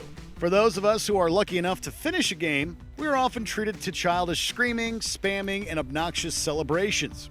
So exactly like real soccer, I mean football fans. Crap. Sorry, not sorry. And on this occasion, very funny joke. Hilarious. Very funny joke. Soccer? No, wait, football. Oops. So he is talking about the disconnect thing that you were talking about. That seems to be that and cheating, of course. Yeah. Mm-hmm. He does, and he's. Let's have another view of that goal. Yup. Number that sure is a video game. Undertale. Undertale? What? Oh, it's for the community. Has to be. Yep, that was the thing where I was like, and you're like, nah, they're not gonna. I don't know. We'll see what he says. I felt to me this does not this shouldn't count because there was some actually really fucked up things of harassment from the community, which is why I'm like, they specified not most toxic video games, but video game communities, and which is why I said Undertale earlier. Mm-hmm. We'll see. I'm curious how they're going to say that this is toxic. They can't say cheating, right? I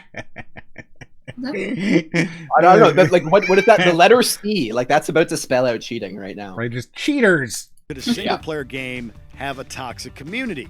Well, it all comes down to reputation. We agree with most people. Undertale is a fantastic game with clever humor and writing. However, there are some folks who take the word good and twist it into factually perfect. What? Mm-hmm. There's some people who got super shittily aggressive about it being like the best game ever, and it won GameFAQs. It was the best game of all time, voted by GameFAQ, I think. I just want to, There are a number of Undertale fans that live and die by this game, and if you so much as say anything bad about it, you know nothing about video games and insert threat here. Thankfully, there are more lighthearted fans who love the memes that have spawned, but even that has grown tiresome to bear.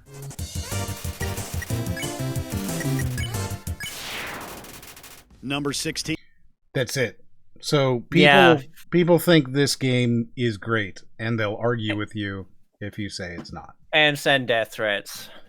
Mm-hmm. And then literally the exact same example back to back. Hello, Sonic. I mean, does that make the community toxic if people in the community do a thing that is shitty? I think it's like that thing where you get all gamers are horrible. You get a very vocal proponent that colors the rest of the community. And I think that's going to be the nature of a lot of toxic community posts that are going to be listed off. I have terrible memories of RuneScape, for example, and that has colored the way I frame everything about that game. But I'm sure there's people who are there with their friends and have a great time. But my experience with it has primarily been from very active, vocal, shitty people, and that painted my image of that community as toxic. Mm-hmm. And it's like a broad paint stroke right across, and I'm just like, I don't want to deal with it. I mean, that kind of seems to be Watch Mojo's perspective as well. Is that, yeah, I would agree. They're just a lot more. Yeah. If someone out there feels that it might be toxic, then it is. Yeah, that seems to be what it is. Dean, yeah. The Sonic the Hedgehog series. This one surprises the shit out of me. I don't understand.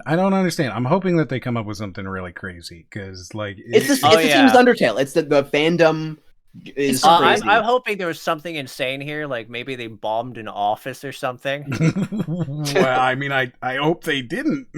I mean, I hope they did not, but at the same time, reasoning wise, the fuck guys, as a game, they're generally pretty fucking wholesome.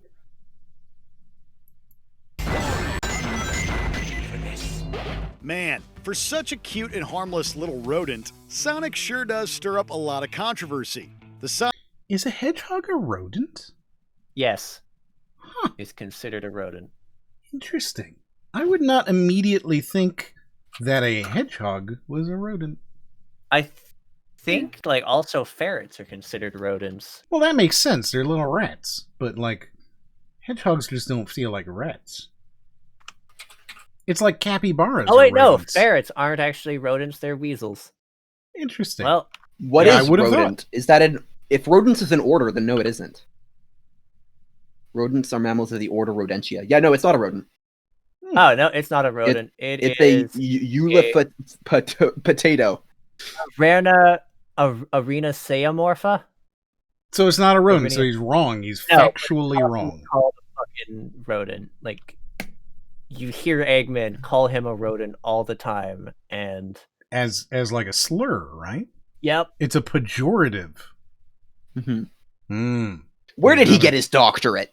I mean, maybe he's explicitly calling it like a rodent as a pejorative term. Dr. Eggman, what exactly are you a doctor in? Him. Clearly, it's not the classification of biology. Oh yeah, totally speciesism, which I mean would make sense. People look down on rodents. Yes. Sonic games are spread throughout so many years and generations that the fan base has long been split and broken, leading to constant fights, name-calling, and general negativity. I do appreciate that they're using entirely footage from Sonic Adventure 2, which is the best Sonic game to exist. They actually used footage from that other one where they were all pulling in, and it was one of the newer ones. Oh, Sonic! Yeah, well, they use Sonic Forces, well, a little bit. Oh, with the OCs. Yeah, they added the OC character. Yeah. Silver. But like, I just made like a shittier Sonic. I think I made Sonic with like a beak. That game sucked. That game was trash. Actually, is Sonic 06 the one with silver? Because I think they also showed Sonic. Yes, Sonic 06 was the one with silver. Yeah, it's no use. Yeah, I hate that fight. I own that. I didn't own that game. My friend owned that game, and I like started whittling through it. And I was just like, "This fight, why?" Yeah, you have to choose whether you want to romance like Amy or like the human woman, and it's just like I can't pick neither of them. This is horrible. I waited for 4 loading screens just to make out with a human princess. It's uncomfortable. That's weird. Which game sucks? Why this new mechanic is game-breaking, etc. They're separate games, like almost entirely. It's when you go by. Of course, the inconsistent quality of the titles in recent years certainly hasn't helped ease the boiling pot between trolls and the most diehard of Sonic defenders, both of whom can get very aggressive. We're not even going to touch on some of the more adult things that fans often do with these characters. I argue Rule 34 is bullshit. Okay, but just bring up Rule 34. There's porn of it for everything. Right, but is fanfic really... No, I'm not going to consider that toxic. It exists for like everything. Yeah. I mean, I think the only way you can make that toxic with you, like make it and then send it to people who are clearly uncomfortable, which has been done to game developers by their fans. Again, that seems to be like a person doing a toxic thing. Not a community. Yeah, no, and I mean, unless you have like a concerted effort of that, it's just people being weird. So Rule 34 stuff, I'm like, nah, that's a terrible fucking thing to include in here. I get like the actual the people getting super tilt in chat and trolls like egging on diehard fans of the game, especially as the games have Sonic 06. But yeah, I don't know. This is really hazy. Doesn't look like much. Neither do you, Charmy, but I still managed to find a use for your pointy butt. Number 15, Team Fortress 2. Betting, cheating, and griefing. Yeah, I'm thinking this. So this will be cheating number 4 if they bring it up. 3. There wasn't cheating in Sonic, and there wasn't cheating. No, the first 3 were cheating. Remember, FIFA, Fall Guys, and RuneScape. RuneScape. So this would be number 4. Oh. Yeah. Oh. Yeah, I forgot about Fall Guys. Many Is that players... forgettable? It is highly forgettable. The entire world forgot it in a week. Also, I gotta say, it's interesting that the clips they're using for most of these don't actually show anything toxic happening. They're just people playing the game. Yeah. It's not great. I think RuneScape... Like the guy's saying thanks in the chat. Like the guy's being super nice in the chat down like the bottom left. Right? are perfectly fine, there is a small vocal minority that makes the game unbearable for everyone. But a small vocal minority. Yeah, this is... I bet this is what they're going to lean hard into later. That's what they said in the introduction, right? Yeah. Like, he clarified it's not everybody, but it's enough people for it to become a prominent thing. I think was what he said, right? Yeah, but Something then like that. if you're going to go ahead and say it's also a small vocal minority, right, you're really kind of leaning in on the idea that it's not everybody. It's a very, very, it's this tiny little group of... That's not the community that is toxic. I think I maybe just have a problem with this guy's definitions. Well, no, he wants to take the 10 most popular games, but he doesn't want to piss off anybody who plays, like, because they're popular games, so he doesn't want to piss them off. So he's like, yeah, I'm going to use it for an example and, like, not really have much of a point. But also, it's not everybody.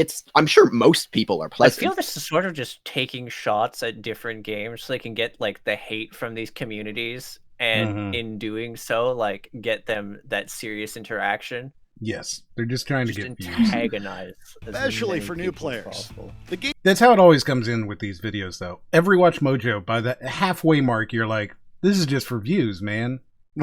Like you're just doing it for views, and it's bad. The game seems to draw a lot of elitist gamers who believe that they are better than everyone, and being vote kicked for playing poorly or playing as the wrong character is not uncommon. Wait, hold on a second. Getting vote kicked out of the game is a sign that you might not be a good video game player. And now it's a sign. And now it's a sign that the community's toxic. Which one is it, There Watch are Mojo? instances where it can be sort of shitty. No. This is Watch Mojo's very words. If you are getting kicked, right? If you're getting vote kicked, you're a bad player. That is a sign that you suck at video games. You suck at video. This is what he said. This is what he said in a different video. And now he's saying if they're kicking you, the community's toxic. He's just playing both sides. Wiffle waffle Watch Mojo. Like I could see if he's if he'd especially established like there are instances where this is used like shittily, but poor phrasing, tisk. This on top of the constant whining about minis on Hightower, despite it being a perfectly legal and legit form of playing, and the incessant complaint. What? Why is he suddenly getting specific on this? Just to say, right? He is now saying that an exploit is fine because it's a totally legit way to do it, right? He's talking about an exploit right here, by the way. Is he? I don't actually know much about Team Fortress 2. I only played the He's original talking about one. where you can stick your mini turret in a specific place where it normally wouldn't go, right? But you can stick it on this specific thing on a specific map, and it will target people that can't hit it back. It's an exploit, but it's totally legit. This is Watch Mojo for you.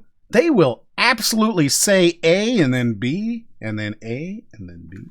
I mean, just keep consistent, fuckers. About bad or inexperienced teammates. If you've never played this game but have always wanted to check it out, we recommend that you mute your chat for the first few months. Oh no, he got killed! That's super toxic. Can you believe he got killed? That's like the definition of toxicity right there. Number 14, EVE Online. I'm surprised they haven't gone over teabagging or something yet.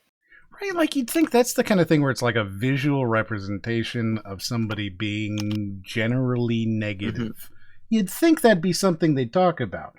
EVE, okay, so EVE is going to be one of those cases where everything that they talk about in this game, right, is going to be something that you can do fully legally in the game. Like there is no, oh, what you've done is wrong. Okay, so they're going to be talking about years and years just yeah, they're like the dude who fucking ripped off the corporation and ran off with thousands of in-game currency and out-of-game currency. And it's like, That is not toxic. I'm sorry. That's part of the game. It is the definition. Yeah, it's of like how the why game I works. never want to play that game is because intrinsically in its design, it is cutthroat Shadowrun, and like I view it as like something that would be cancer to me, and like I would find harmful to invest in. And maybe it would be for you, but for plenty of people, it's totally the way it's played. You know, yeah, it sucks when it happens to you, but it is legal. It is part of the game.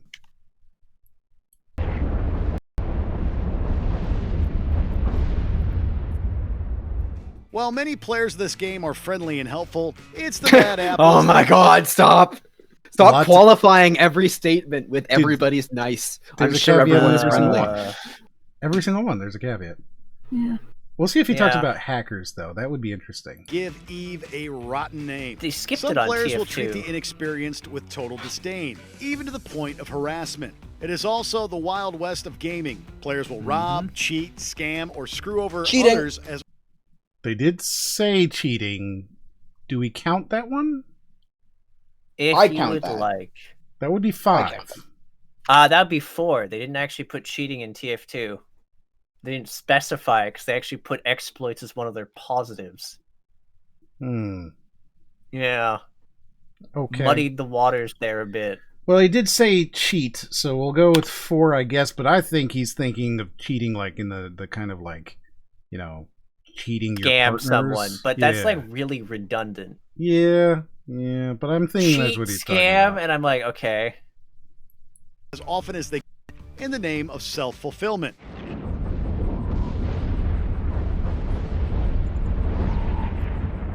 However, we can accept that behavior like this is part of the game, and we can forgive it. What we can't forgive is the toxicity that extends beyond the gameplay, such as vandalizing property and urging fellow gamers to harass an allegedly depressed player until he kills himself. Not cool, Eve fanboys. Not cool. So, okay. So, oh my god. All right. Here's a bunch of shitty things that happen in this game, but we can accept that because it's part of the game. What we can't accept is this single one time that something happened to a single player. Like, I would argue that intrinsically, Eve is sort of a gross... There's a lot of gross, toxic stuff just sort of built in, and it is what it is. There's no holds bar. You're diving into, like, a murky area, and you accept it on the chin, or you don't play that game. But then he followed that up with, the whole game is toxic because one thing happened one time. Yeah, no, they fucking have a terrible goddamn set of logic, and I hate it. One thing happened one time. That's it. It's not one time, though. Number 13. They have one example on record. Well, yeah, okay. Yeah, like, I guess I don't know the context behind that, but like, yeah, to me, like a harassment campaign like that doesn't sound like a game community. That sounds like one guy and whatever his followers were. Like, I guess I'm not sure the context or how that could be organized in this game, if it is part of the community or not. That's the other thing. Like, I'm somewhat familiar with stuff that can be done, because like, you actually have like outright corporations ran by players that essentially function like guilds, so you can do targeted stuff. And there's shitty stuff like you kill someone, and then you track them down, and you kill their clone, and they lose permanent progress, and you just... Like, there's lots of capacity, but it's just naturally the game is this toxic hellhole. It's just what it is. You walk into Eve, this is what you are asking for, is to play this game that is just the cutting edge of the universe, cyberpunk, vicious. Well, I guess if it's, I think it's fair that if the game is structured so that players like organize into groups, and then those groups go on like harassment campaigns, I think it's fair to paint that community with that brush. Yeah, but he only brought up a single example of a single thing like that happened the one video time. themselves, they brought up a terrible thing. Like, there's definitely gross stuff that happens in it, but the video didn't cover any of it. Right. And even like, then, I can't think of that happening in RuneScape. Like, I can't imagine. I mean, I guess there's clans and stuff, or like Team Fortress. Like, I can't imagine like you play enough multiplayer games in Overwatch that like a group is going to harass you to like that level. Oh yeah, no, it would be incredibly hard. Like there's, Like, I think, without, more like- toxicity on an individual like game per game basis, but I think the level of personalized attacks, like I don't know, I guess it manifests differently in different games. Our lifeboat airlocks to attach their boarding craft. We go out and they come in. Oh boy, cheating in multiplayer. Back Come in on. the day, I'm we're assuming definitely they're- getting some teabagging on this one. Yeah, They're, I'm like, assuming old archived teabagging. footage. Has to. Like, this is Halo. It has to be teabagging. Halo was the pinnacle of the online multiplayer experience as Halo 2 perfected the art of Xbox Live and became immensely popular. Wait, so However, one of the top most toxic video game communities is the pinnacle of video game communities. Yes. Yep. That's not. Yep. I guess they're just like, man, we're just like, our pinnacle is still scum. It's Watch Mojo, man. Like, yeah, that's exactly how it is. Thanks for the standards. However, due to its popularity, it has drawn both children, childish adults, and new fans who do nothing but clash with the old. God forbid. Stand down, Noble. Stand down. Contacts neutralized. Most online games. What does that clip have to do with anything? Single player clip. It wasn't even a more. I thought he was going to do it the entire time. I was waiting for him to do. Oh my god. Yeah, no, it would have been actually really funny for him to start teabagging it in single player though, because you see like checkpoint saved. Could you imagine teabagging an NPC in a video? Like, how? Why? Why would you do it? You'd have to like hate that. I actually am pretty guilty of doing that occasionally when I like die to something repeatedly. Oh my goodness. That's how you I've know also, the game's like- immersive, if you start harassing the NPCs. Oh yeah, no, you're just like, okay, I shot you. Now I'm just gonna grab your body and like throw you out a window after setting your corpse on fire. Also done. Excellent. I get very angry sometimes, but it's just like a quiet, cold rage. Games revolve around childish screaming matches and immature teabagging, while forums are filled with arguments regarding the quality of each game. Old fans want the classic Halo gameplay returned and whine about every new gameplay element that... Okay. No cheating. I just...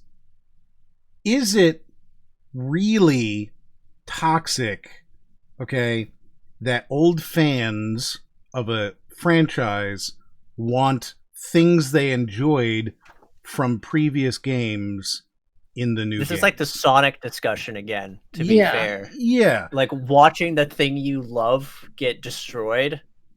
I don't think I would consider that toxic, that they, and the way he portrays it, oh, they're whining about this. Oh yeah, no, it's very much framed as like, obviously the corporations are definitely in the right here and fuck these guys for having thoughts and caring. It's really weird that there's like a group, like there's just people who like something and want to talk about it critically, and then like because they like have like, I still like it, but this thing I didn't like.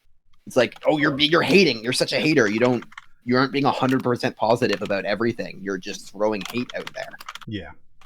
343 implements. New fans enjoy the experimentation and progress, and both sets do nothing but clash with each other. Can't we just enjoy the games for what they are? I mean, some of them are bad, so like... I'm also getting suspicious at how like specific some of his examples are, and how like vague. Oh, I super think, I super think these are the games he likes, and god damn it, I didn't like the people I loved Halo Reach, you know, or Halo 6, or whichever one it was that he liked the most. Yes, because he's clearly portraying it as like the new fans are the good fans. Oh, he is kind of saying that. I didn't pick up on that. 100%, Yeah, he's totally they're saying generalizing. the old fans are, yeah. And it's weird how like he comes in, like he's pulling his punches sometimes. He's being like, he's got a like little flower on his head, being like, I'm not hurting feelings. I'm being polite. I'm sure. Oh, no, you're it's like the Sonic and thing. He was like his gloves off with Halo. He's like, literally, you guys all fucking suck. You're all. But he did it with Sonic too. Same thing. He was like, if you're an old fan, you suck. Wasn't quite as bad because he also said it was like trolls primarily antagonizing like diehard fans, which is like him sort of being like, I guess some of them are bad. I feel like it was more like, I guess some of them are bad. I'm not gonna actually like agree to whichever one is bad. I don't see how you can say Undertale was a vocal minority, whereas like Sonic are like inseparable. Like you can't, they're impossible to tell the difference. I mean, it's Mojim, man. This is what he does. Number 12, the Dark Souls series. I thought... You know, we might get cheating. But currently, There's no I denying believe we're at 4-4. Mm-hmm. These games are tie game. spectacular. It's a tie game. Anyone could win. Featuring some of the most impressive worlds and challenging gameplay we've ever seen. Unfortunately, with the series' infamous difficulty comes an elitist, hardcore community who feels as if they are superior to the filthy casuals of gaming. Did he say this exact line before? In the other video? No, in this video. I'm pretty sure. No, I don't think. No, he didn't add the filthy casuals. He did mention elitism for Halo, I think. But like the filthy gamers, this is new. Yeah. Okay. Yeah. All right. String of the complex series.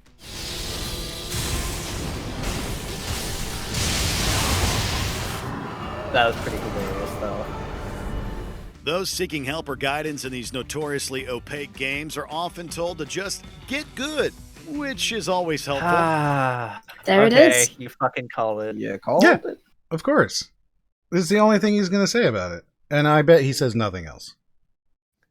Like, Oh my that's the God. whole thing for Dark Come on, Souls. get fucking cheating, you piece of shit. Finally, the online community itself isn't too great, as it's filled with constant showboaters, hackers, and... There we go. All right, so we're Yeah. 5-4. 5-4. leg stabbers, adding a layer of frustration that even the developers didn't fully intend.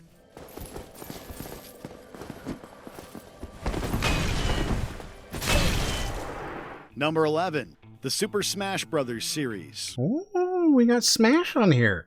This one will be... This makes sense. This will be hackers. This one's fair. I mean, there's a lot more toxic stuff than just hacking. Yes, but they're going to definitely call I was all about griefing my siblings when I had more life. I would just pick like DK, grab one of them, and just walk off the ledge with them, and just do that over and over to them. Yeah. No, I was legitimately like a toxic person to play this game when I was younger. I believe that. Yep. I don't even deny it. Like I'm not gonna lie. When I played this game as a kid, like my playstyle was 100%. Like run away, do not take any damage, get hit, and like just be the second last player and then start playing. Like, that was basically my strategy. Is like don't engage, just run away. So I liked engaging. I was just like, oh, do I have a lead? Time to just like continue that lead in the worst way possible. Yeah, exactly. just be Fox up being everywhere. Just like fire. Fire! I would just keep putting fire over again, just through crowds. No. It was amazing. Melee, just dashing through people back and forth when they weren't good at blocking. Just the ground dash back and forth. Well, as a kid, I didn't know the A button. I just used the special moves. Like I didn't know. No. His like B, his side. No, B I know it. thing, Yeah. Yeah, that. Yeah. Just cancer.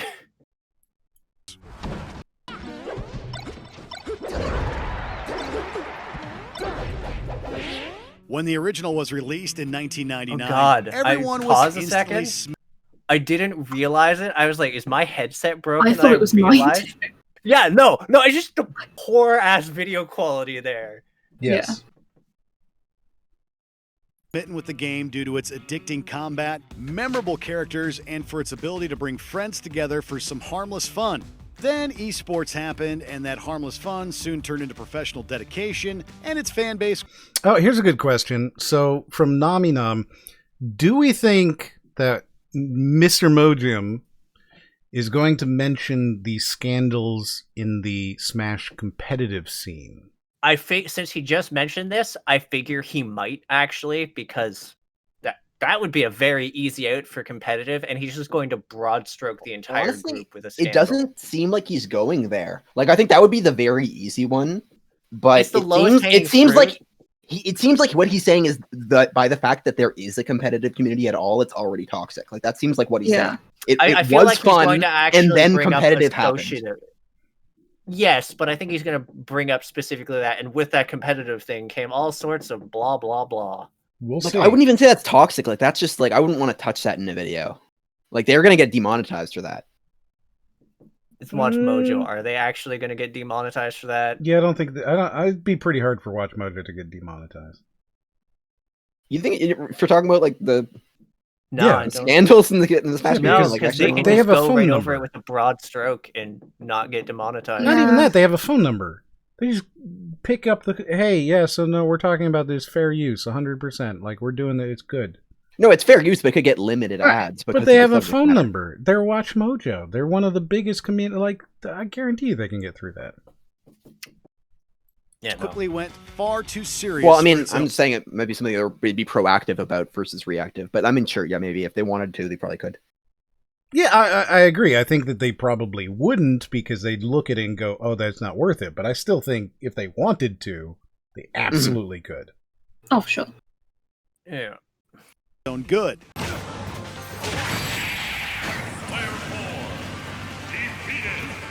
Some of the professional players are now overly antagonistic to casuals and refuse to play unless the rules are altered to be more competitive, such as by removing items. Okay, but that's a mode that you can set in the game, right? Yeah, no, and I mean, it's actually like, I get removing items to remove some of the randomness of like, oh, you pulled a Pokeball and just killed me with bullshit random rare critter. Uh-huh. Yeah. I don't think Like, that's a good argument. That would be like if the NHL like added a new line behind the nets to change the play, or like, you know, like rugby's different from football, and being like, these tryhards care so much about the game, they're changing the rules to make it more enjoyable for them and viewers alike. Not gonna lie, like out of so many of these, the only one I'm like sort of on board with was like RuneScape. But like he's completely wrong about the mindset. Like the mindset behind the rules in the Smash community is not to make like the game like, it's not the competitive players setting the rules. It's like the viewers basically. It's like to make the game more enjoyable to watch, not to make it like more enjoyable to play. I mean, I think he's gonna pose it as it's an elitism thing. Like they're just because like they play professionally. And new players want to have a casual experience. They're filth, and they only want to play. And it's on them like to the only. Point he was just trying to make. Yeah. Just like it upsets me because I feel like the fact that like there was no support from the developer and like this grassroots community just like put together a competitive scene, like that is like the opposite. Like that's the most wholesome like thing that could have happened, like for a video game. You know, like, but obviously there's scandals and there's a dark side behind it. But I still think that like. A lot of it was just guys who loved the game and wanted to go play with their friends, like in a different state. Oh, and hey, there was cheating and some interesting cheating stuff that happened. But Klee has redeemed an ad time, so let's go ahead and give you guys a 60-second break if you're lucky enough. All right, if you're amongst those who are the most blessed, then you will see an ad right now. And if you're not seeing an ad, then you know. You're not what blessed. does seeing an ad give us? Well, it means that you've been blessed by the ads. The ad god. The ad god. To help support you us have been you've been personally chosen by the ad god to view his message. Exactly. And if you're not seeing that, you know, then you weren't. You are you know, what is unblessed? Yeah, and now I have a solution to my So constipation. you're I'm probably saying, glad that I though, watched that ad. You're saying though that I am at fault if I do not see this ad. Yes. So are you saying then that you're making an ad hominem? Ah, yes, exactly. I approve. Nailed it. I approve That was of good. that. I was about to not follow that and like throw you off, but that I'm glad I didn't. We stuck with it. That was worth it. No, it was good. It was good. All right. We hope Just you heartily like chuckle. on the Okay. same map 5,000 times in a row as well. Oh, and God help the person that says they actually liked Brawl. I mean, it is fair that they modded like the entire game away to be more like Melee. Like there is no competitive Brawl. Like it's Project M. Yeah. Or it was back when that was popular, which is like. So that's the what are kind. we I guess, I at don't know, but the thing is, they didn't take anything away. It's not like there's a community that existed that they changed. Like they created the community. So like, that's what's so weird about the argument. So we're at 5-5. Now they're talking about Valorant. I can almost 100% guarantee they're going to talk about cheating because it's fucking Valorant. Yeah. Yeah. Speaking of Valorant, I did make a video about this. You know, it was pretty good. Pretty good video. Gonna put a link in the chat. I mean, no, because people are watching the stream. And there's a 44-minute long video. Like it's a long. Yeah, no, you just put it there for people to like open up to see later. And I mean, if you super want me to, I'm not gonna say no. I mean, I sort of do. 'Cause, I mean, I already heard you shitting on this game once. So I'm like, sort of glad I never got into this game. Yeah, so I did a nice long video on. It's called Valorant Kinda Sucks, and the lead producer of Valorant retweeted it. So, yeah. Wait, really? Yeah. That's amazing. What? Okay. Yeah, I thought it what was does that hilarious. mean? I don't know. I guess he thinks it kind of sucks. It's just like there's some feedback. Yeah, it was great. Valorant. Scatter. Bomb buddy out. Oh no, they're playing Raze and getting headshots. This is so toxic. Much like Riot's other, more notorious game, Valorant has become so toxic that it'd make a chemical plant blush. We're talking about players making big... That joke didn't hit for me. I didn't. That didn't feel good. A chemical plant blush. That's how toxic. Is that? I mean, I didn't like. mind I that. didn't want you to pause that. I was hoping we could just move on. No. I'm soaking in. Kate, you are mean, they so actually toxic. posted- You would make a chemical plant blush. That's an achievement. At that I point. actually have to say though, like that's at least not dumb. Like that's one of the better gags they've had the entire video. I'm I not know it's a saying low something. fucking. I know it's a low fucking bar, but I would actually like be not entirely against including this in like a script someday if I actually had something relevant to talk about. Also, yes. So it seems Our first that example of this is the actual first toxic actual stuff. example. Yeah. Yeah. Great. bigoted remarks, aims acting sexist towards female players, and overall acting elitist to most of their teammates. So elitism again. Already there have been several articles written and Twitter threads bringing these issues to light. Even one of Riot's own developers was a victim of this what behavior. is this issue with elitism that I keep going on about? Like it's like the mindset of like being shitty to being good at games is toxic. No, yeah, it sounds like the fact that there is a competitive aspect to any game is immediately elitism. toxic. There's a leaderboard that's toxic, that's bad. Like you can't have a leaderboard, you can't rank yourself up to other people because then you're comparing yourselves in skill level and you feel better than them because you're more skilled or higher rank. Yes. Like, it's like 40% of the way there to having a point. But it's just not hitting. Yeah, he's like 40% of the way there, and he's not going to get any closer. Nope.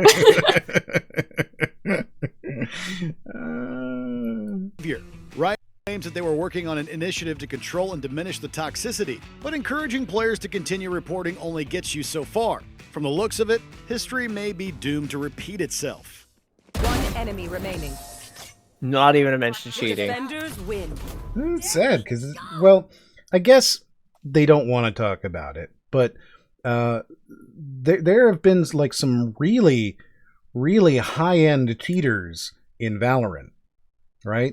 I remember, and I talked about it in the video actually, there were 2 pros who had to be manually banned during a comp match. So like, there's cheaters all over the place, no matter how. Is this sort of like I mean, it's actual cheats as opposed to exploits, right? 'Cause I You remember, know, like the whole hacks. big ban. Yeah. Yeah. Yeah, there's one guy who I can't. His name was Fox. That was it. So it was FAOX or something. I can't remember. and he was like shooting and getting 3Ks through smoke kind of stuff, like 100% hacking. Nice work, everyone. Number 9, Roblox. Oh, I called it. I called it when I was scrolling through the top 10 games, most popular games. I saw Roblox. I'm like, that's popular. It's definitely in this list. Okay, but they're also showing CS:GO, and this is CS:GO blocks. This is CS:GO blocks. Yeah, and they're that's what Roblox is. Like, it's just like every game, every other made game. in blocks. Because Yeah. there's even like a fighting game. There's all kinds of weird shit. Yeah. Like, there's a whole thing where you like can equip Animu as fuck weapons and just like duel each other or whatever. I kind of like Agency though. This is like a good map. This is fun to play with people. We're gonna play this on Monday. Tomorrow. I haven't actually been in any of your fucking things for ages because they're frequently on days I stream. Yeah, Mondays and Fridays. So tomorrow we're gonna play some fucking Agency. This is what we're doing, Klee. You ready? We're gonna play this map. You better be paying attention for the good hideouts. Okay, just watching In a this clown game, get shot players through are the able face to is design great. It is, right? Their own virtual worlds and essentially create their own games within them. It sounds interesting, but stay clear. Trust us, the game is essentially for kids, and as we all know, kids will be kids. It may look interesting, but stay away from it because the game is for kids. Who does he think his audience is? Like, who is he talking to? Right. I mean, everyone who has like 2 brain cells to fucking like rub together are like, oh my god, shut the fuck up. This is Assault. This is another CS:GO While it's map. inevitable that you'll run into some unsavory and immature characters, there are also the constant friend requests, the classic name calling from 7-year-olds, and the comment section of games, which is just a whole bunch of cancerous nonsense, including lots and lots of spam. It wouldn't be so bad if the children knew how to spell or use proper grammar, but come on, this is the internet we're talking about. So his problem with Roblox is that there are children in it. Yep. And kids will be kids. And kids will be kids. So Yeah. are all children automatically toxic? Oh yeah, no, cheating and pedos and just no, he's just children are the worst. Just children exist, and that is toxic.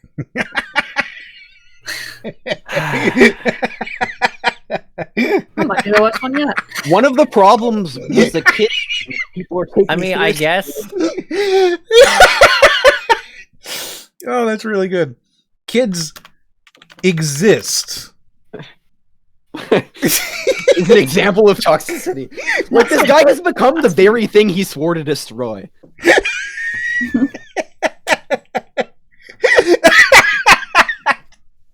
That's so funny. Yeah, that's really funny. I'm losing my mind here. I'm losing my mind more than actual, like, expected to. Way too long. Number 8, Overwatch. Yes. My barrier can't take much more.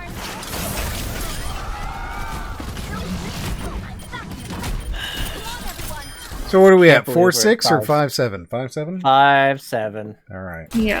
The Well, problem Overwatch with has gotta have is cheating in similar it. to Valorant's, wherein you'll often encounter players who believe they're MLG pro gamer material and can rack up high kill-death ratio. Then you have the people who cry out that a certain hero needs to be buffed or nerfed. And you should listen to them because they supposedly clocked X amount of hours into playing certain characters. Are you being an elitist And prat elitism here right now? Yep, it's elitism all over again.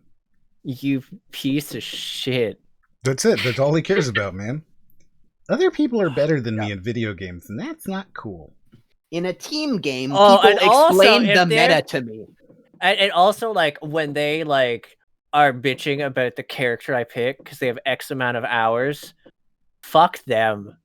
Mm-hmm.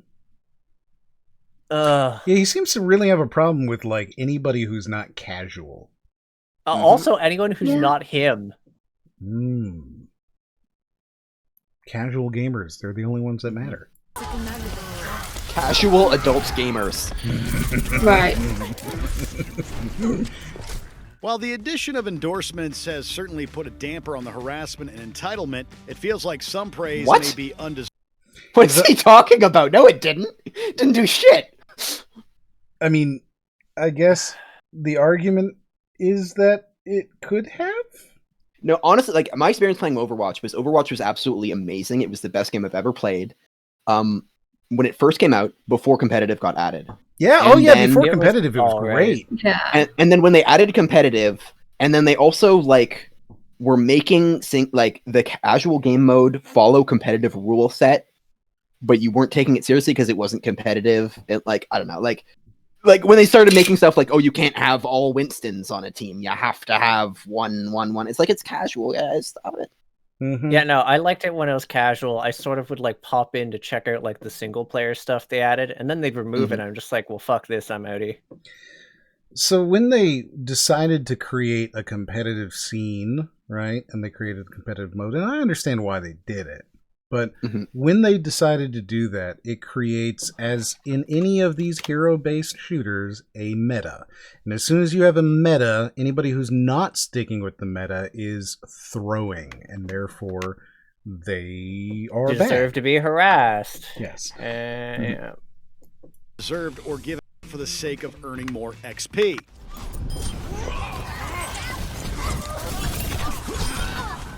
Earning XP? He's an idiot. That's For the like loot I boxes was or going to whatever. gloss over that one. Yeah. Because that's not why anybody plays Overwatch. They're not doing it for XP. Like, They're it's playing charging for your those ult. tasty fucking like loot boxes. That's why you play, right? Yeah, I was super gonna just like walk right past that one because he's just an idiot. That's all you can say about that is, oh, you're an idiot. Number 7, World of Warcraft. Ooh! Do you think he's All gonna right, talk this about ended. the plague? Oh, you mean spreading the plague around? Yeah. Do you think he's gonna talk about where it killed everybody? I'm not sure. No, I think he's going to talk about elitism and cheating. Maybe cheating. And maybe mostly. scamming. We'll see. I think Cheating, elitism- scamming, Yeah. talk, like, yeah. Definitely going to start with elitism and like just bad communities and shitty behavior in like pugs. If he talks about the plague, that will actually be fun though, because that was like a cool thing that happened in World of Warcraft. Super unique too, you know. Epidemiologists use it as an example and like a test bed for how things work with pandemics.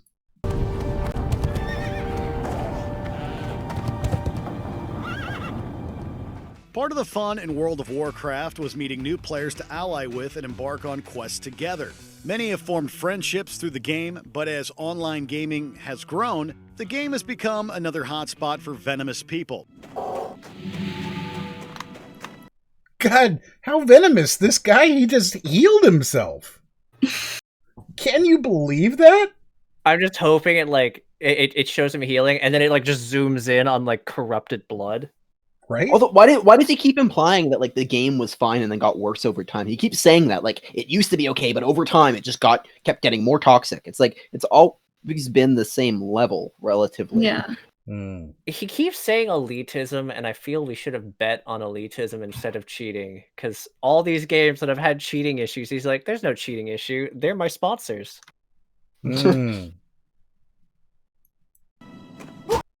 It's not the game's fault. It's the players. The snow leopard killed him, and that is toxic. Yeah. Evolved from team missions into screaming sessions, and it isn't uncommon for players to be booted for simply being a lower level than everyone else. Basically, there's some unofficial requirement to be dealing a certain amount of damage per second, or you can't play with anyone. Number 6. That's it. Wow. Mojim, you did less than I ever expected. Guess what's gonna probably win? Oh my god, I can't believe you did less than expected. You did less. Yeah, no, we set a low bar. And they somehow lowered it. How? How do you do so bad? it! Oh my god. They like power slid underneath the limbo bar of disappointment. That's and then knocked it over with their fucking nose on top of themselves and just basked in the failure. Shocking. I'm still reminded of that time where like you sent me the thumbnail for that that Watch Mojo parody video, and I was about to comment like, dude, put some actual effort into it and parody their thumbnail. Like, come on. Mm-hmm. And then I checked their thumbnail and it was that bad. I'm like, oh, I'm sorry. Yes. Speaking of which, if you haven't seen it, Raiden did put the top 10 reasons I don't get paid enough at Watch Mojo. His parody video is up on the archive YouTube. Yeah, the Crime More streams. It is very, very, very, very, very, very Watch Mojo. It is so Watch Mojo that I think you might be like hurt. Like this is already painful for me. Yeah, no, this is okay. So it's only like 6 minutes, so it's not, it's not so bad, but it's condensed pain. Yes, it's very good, super good. Dota 2. Look at it go. Very fine. As is the case with games as complicated as Dota 2, it can be tough for new players to join when the learning curve is so steep. A good player would include and inform newbies on how to play their character or how the game works. Alas, that is not the case for the majority of the time. Oh, look at it go! Is this more elitism? Yeah, it is. Yeah. We really should have just banked on elitism.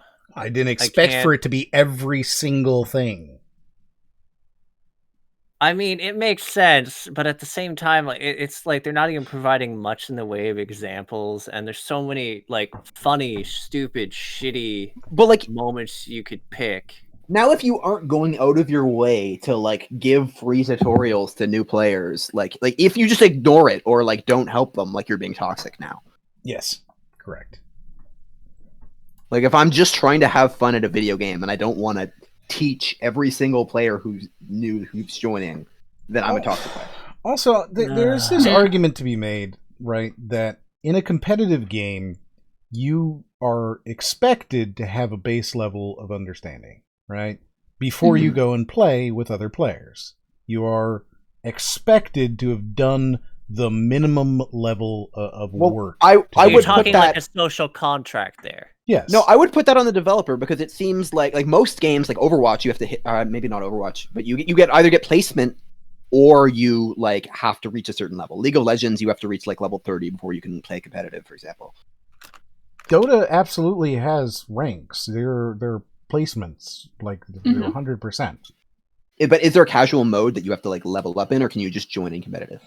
I haven't played Dota in such I think okay, so I think right there it comes down to the forcing people to actually like do a tutorial, and some people just chafe at that. But when you have something that's ridiculously fucking complicated, that is like pulling teeth, and some people just want to dive into it and play with friends. Well, no. You can play with friends. Like I'm saying, there's like League of Legends, you can play casual matches with your friends all you want, but if you want to play competitively, you have to be a high enough level. You have to have played long enough to be level 30. Otherwise, it won't let you join a match. So if you're a new player, you have to play to that level way beyond what a tutorial would be. Like you've played multiple matches in games, you know how to play the game. You still can't play ranked because you're not high enough level.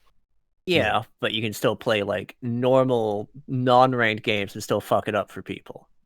But it's casual. That's sure. It's casual, but people get super tilted. Sure. But I'm saying that like there is a level of expectation, right? Like you are expected to have some knowledge before you come into a competitive game.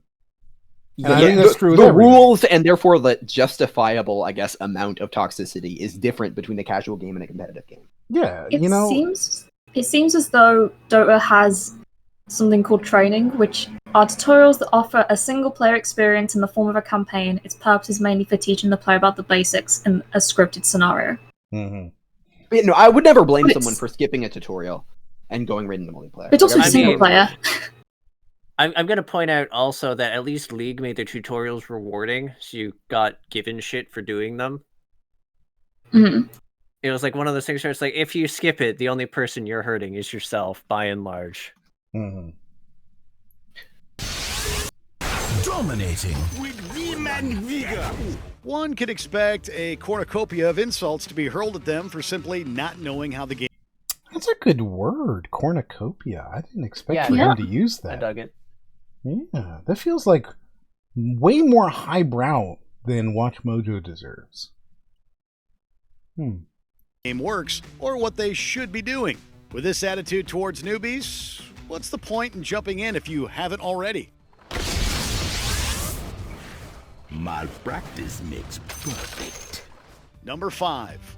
So that is 5 to 10 right now, which means if the rest of them do not, if Minecraft does not say the word cheating, it's going to end up being a no. Wow. Mm-hmm. Minecraft. This one's for all the marbles. It's for all of them. What is he doing? Well, many people... He's like So freaking out. in Minecraft, there are water mechanics in which, so this isn't an example of it, but if I wanted to like grief somebody, you could put like water throughout their entire house, and then they would have to like get rid of each block, otherwise it's flowing, and like it's going in the opposite direction. You just get rid of the source block. You just get rid of the source block with water. Right, but you could place multiple source blocks, and then you have to remove each specific one, and then it can get annoying. This is not a hard thing to do. It's not hard, but it's just it's griefing. But- Like, but- I don't know, but- if you but if you he was, walked like, in and your house freaking was fully out. underwater, because you'd have to place like say your block is like an 8x8 building. Well, now that's 64 blocks. You have to individually place the blocks and mine away to destroy every source block. If they put that many source blocks in there, sure. Well, but because of the way that water autofills, if they just fill the bottom layer, you'd always have to do the floor. No, just the source block. No, but the source blocks, if two source blocks are next to each other, then they can like propagate. It's not exactly next to each other, but if they're diagonal, then they fill in like I don't know how to describe that, but source blocks can create new source blocks that then infinitely chain together. Yeah, but that's not an easy thing to do necessarily. And if it is on a floor.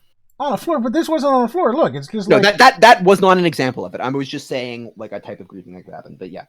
It looks like it's like 4 source blocks that are kind of like placed slightly high. Yeah. And he's freaking out.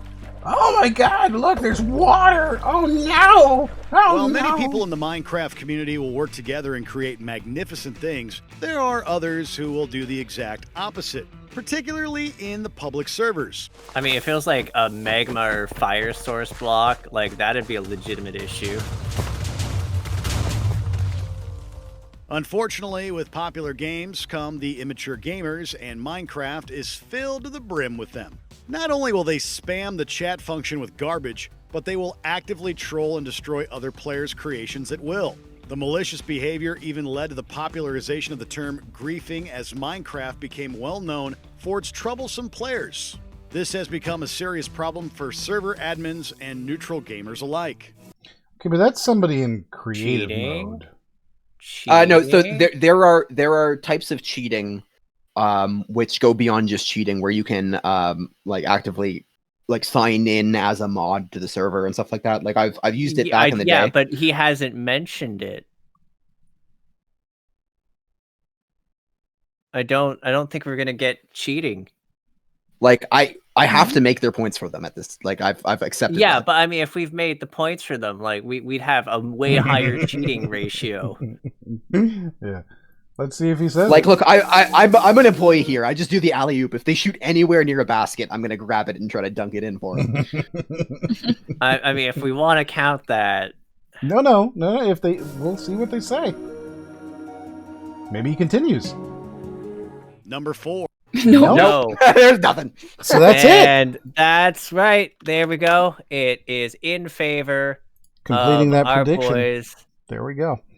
So congratulations to MoveXMint, who put in almost every one of those points and has basically doubled his point balance. Oh no, I stuck in 1,500 in there. And condolences.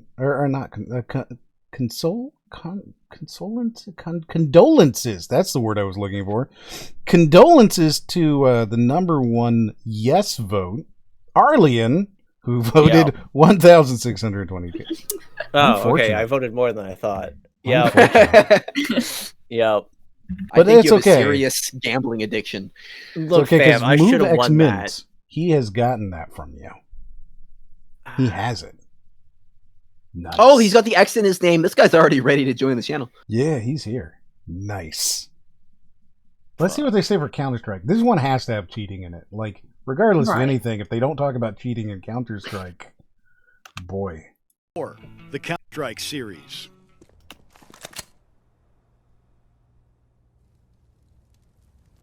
He's playing it casual, by the way.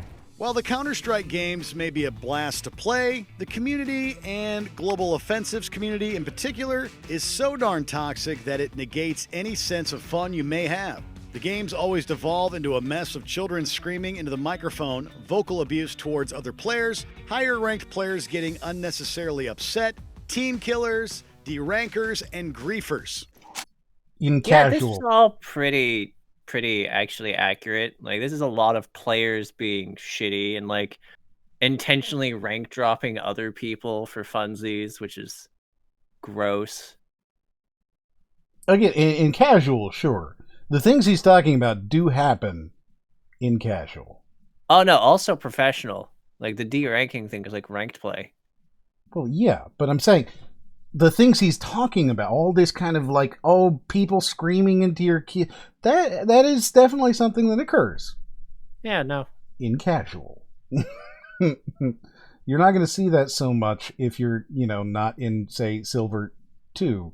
As you get up, people do put quite a lot of time and effort into these things. They get pretty serious, Well, I think it's clear that his perspective is from the newbie. Like, there's clearly no experience being gleaned from an intermediate player here. Mm-hmm. But it is all. This is the experience of a new player joining the game for 5 minutes. I got harassed. Yeah, it's interesting that he was like it's his first 5. Elitist in the Overwatch video. Like there was some elitist fucking shit popping out of his mouth, and I felt like I wanted to slap him. Mm-hmm. Yeah, this video would be better titled "The Top 20 Worst Experiences I've Personally Had in the First 5 Minutes of a Multiplayer Game." Yes. Yeah. Top 20 games I've been chased out of for sucking. The servers are also Top 10 signs I sucked at a video game. Yes. Managed, encouraging shady tactics and in some cases hacking. Shit, fam. We're now place 21 because he clearly is not good at the Twitch game. Right. I want to hear what he says here because I think he's saying something wrong. If that wasn't all, the servers are also poorly managed, encouraging shady tactics and in some cases hacking. You finally fucking mentioned hacking. Not even that. That's not correct. Well, how are the servers set up in a way that it would encourage hacking? Yeah, they're not, right? So okay, so you have servers that are run by Valve, and then you have servers that are run by people. You can set up your own server whenever you want. I run multiple servers for my community. You could set them up without Valve anti-cheat on them. You can just turn it off. And then sure, you could be hacking on it. But you can't list that publicly. It's something that you have to choose to join by going to the address. Right? Like you can't just join my game, my hack server, and start the hackings, and everybody's like, oh no, what is this? Why is it happening? I'm confused and shocked. That's not going to happen. And the rest of them are run by Valve itself. Like, if you join onto a competitive match, that's a Valve server. He's just wrong there. He's, objectively incorrect. He still mentioned cheating, though, so it gets added. I guess. Yeah, we'll add it to the running total. Are we keeping a total now, still? I think there's 2 more, I think, entire time. I'm sure we'll notice. Yeah. To truly experience the series, you I'm need still to find curious. friends Like, to play we with know them, the numbers because the games are otherwise unplayable due to the childish community. You can play it single player too. Yeah. I don't agree with No, him. I believe that he is unable to play the game because it is competitive in nature, and that makes it toxic, like for him already. Like I believe him. It really does seem to be that way, where it's like, oh, this game has a competitive anything in it. It's terrible that you can't do it. It's elitist. I still find like Dark Souls got on there too, though. So Call of Duty, the whole series, every single one of them.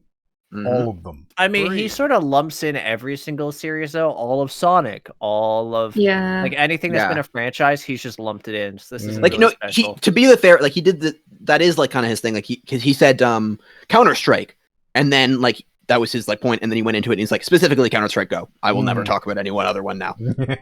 Right. Yes. Very good.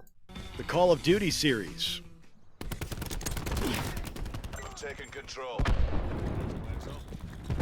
God, the toxicity on display here is shocking. Shut down. Perhaps one of the most infamous communities in video gaming are the Call of Duty fans. Well, we say fans extremely lightly because it seems to us that no one actually enjoys playing these games. That hurt. Do you think he's gonna go with the elitism again here? I feel like that's gonna come up. Well, I don't know. Like I think he's kind of been right on the money so far of it, which is like the whole "you wouldn't survive a Modern Warfare 2 lobby." That kind of like aspect of it. Also immature players. Immature players. But this is the mobile version. Look at it. You can see the controls on the screen. He's talking about... He's swapped well, between, he sourced Black Ops 4 Modern Warfare remastered and he's just gonna cycle through them, I guess. But this isn't terrible. This isn't against players. This is against bots. It's Call of Duty Mobile. Let's point out of everything to nitpick, there's been so much more. Mojim is not a clever man. He's playing against bots. Yeah, well, they're very Many toxic. Discussions, mostly from non-fans, revolve around how these games are literally the worst of all time, and players declaring that they'll never buy another COD game again because they're COD. No one will ever buy another COD game again. Let's slap him across the face with a nice sloppy cod. A COD game. Wow. Okay. That should tell you everything you need to know about his prowess as a gamer, because he plays COD. All the same, yet continuing to buy the new iteration anyway.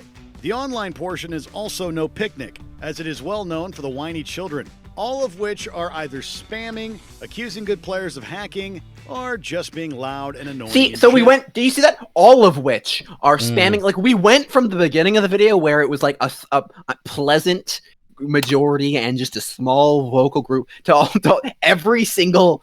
They're all whiny kids and they're all just spamming. I hate them. Get off my fucking lawn. He does. He hates kids, right? Like, that's what I see. This guy hates kids. Oh, yeah, no, he totally. It's why I was like, man, he ought to get cucked just so he could get cursed with one. Wow. Wow. That's... Look, I'm really fucking petty right now. No joke. You just hate Mojim, man. General. It puts bread on the table. White bread.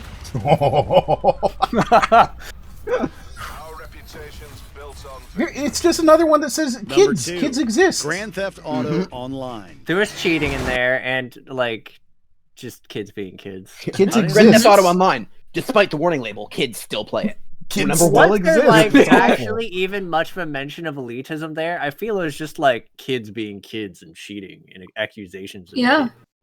Yeah. We actually didn't get elitism in COD, which amazes me. But yeah, I called it League as well. No, because there's no competitive scene on it. Like, there's no rank leaderboard, so it's not elitist. Yes. Like, that is what elitist means, is that it has, like, a ranked mode. Mm-hmm. If it doesn't have a ranked mode, it's not elitist. Or maybe unless you're Smash Bros. And then you create a competitive scene. Right, then of course, yes. Yourself. Yeah. Yeah. Then it's elitist again. Yes. We've been waiting for this for years. Too bad about the players, though. There's While the actually a ranked mode in Call of Duty, though. There is, yeah, but he I just haven't didn't played find in that. a while, to be fair. He didn't see that because it didn't say ranked at the top. The launch was problematic. It's, I The think, game's- League Play or something. Mm-hmm. He wouldn't have. Nah, he wouldn't have picked that up. This is what Mojim, man. Yeah, he just doesn't do that. Words, not his. Yeah, thing. he doesn't read. Not Yeah, his we're gonna thing. assume he didn't actually write the script. Someone else was like, it's a little lacking. Here, cornucopia, say this. Now I say can- it like 10 more times so you can say it without sounding like a fucking idiot. I feel like we can guarantee he didn't write the script simply because he called it COD. You know? You don't know. It very much could have just been like Boomer writing. It's like, yeah, I'm hip. COD. Yeah, it could be like the ironic, like I'm in the joke with you. I don't think it is. I don't know. I'm gonna start. Unironically, I think he just wrote it down as COD. It's like, yeah, that's how you Surely, say it. yeah. I'm going to call it that at some point during a real thing and just like see if people call me out on it. Yeah. Community has lingered. The game is full of trolls and griefers, and there always seems to be that one player who is completely incompetent and refuses to play along with everyone else. But wait, if they're incompetent, shouldn't you be teaching them how to be better, Mojim? Shouldn't you be spending your time taking that new player who doesn't know how to play and making them better, helping them under... You're an idiot. No, because that player isn't him. Oh, and no. therefore they're It's being because competent. that player is a child and they don't deserve help. They need to get out of his hobby. His casual hobby. Right?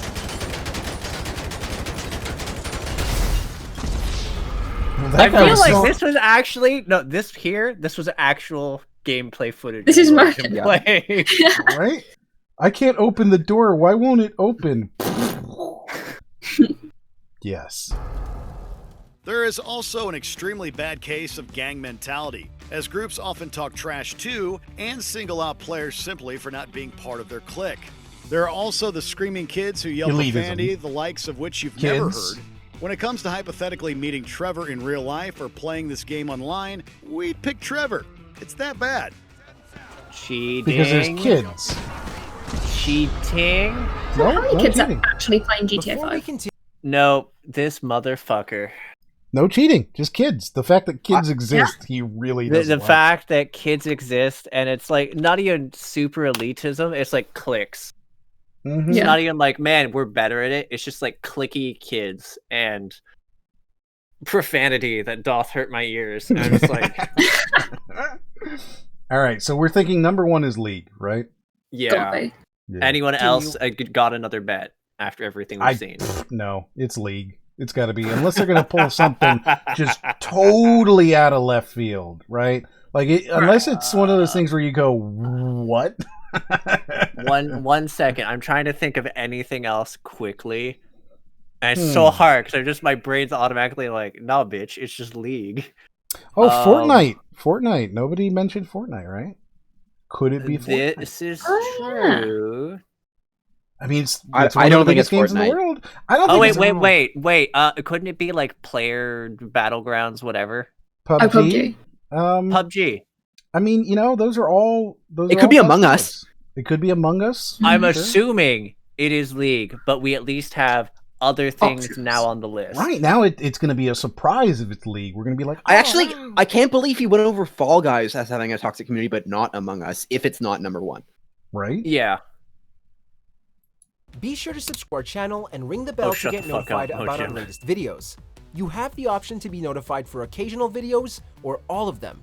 If you're on your phone, make sure to go It's into your still going. settings and switch on notifications. Number one, League of Legends. What we fucking call there it. we go. Yeah.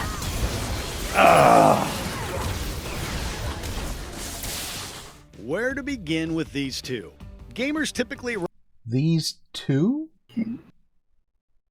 Well, I mean, League and Legends. Does he Right? think these The are two two things? Yeah, no, can you play that over again? What the hell? Does he think this is two things? I think honestly he wrote this script and someone else revised it and just added words to make him sound smart and failed.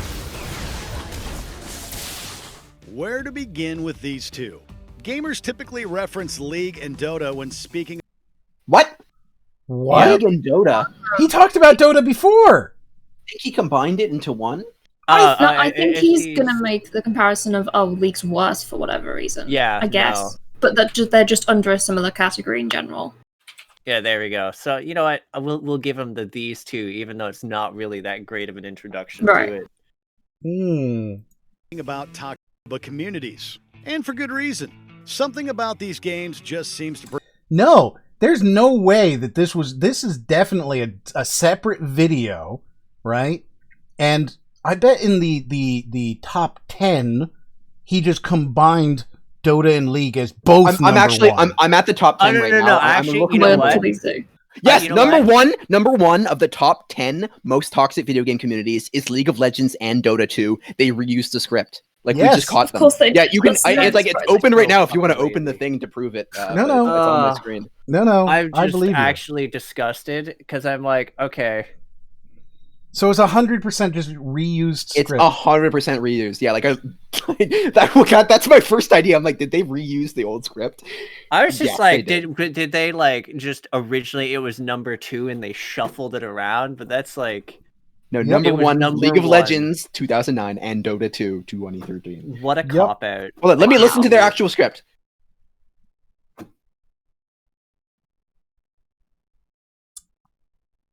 Yes. Oh, it's actually a good example. Sorry, he was doing the little bit before he started it, and it was actually a good example of toxicity. Oh. Where to begin with these two? Yep. the 100%. same Wow, script. Mojim. Wow, bro. I feel like you should actually just make a video where you compare these side by side. Just be like, this is the low effort crap that Watch Mojo churns out.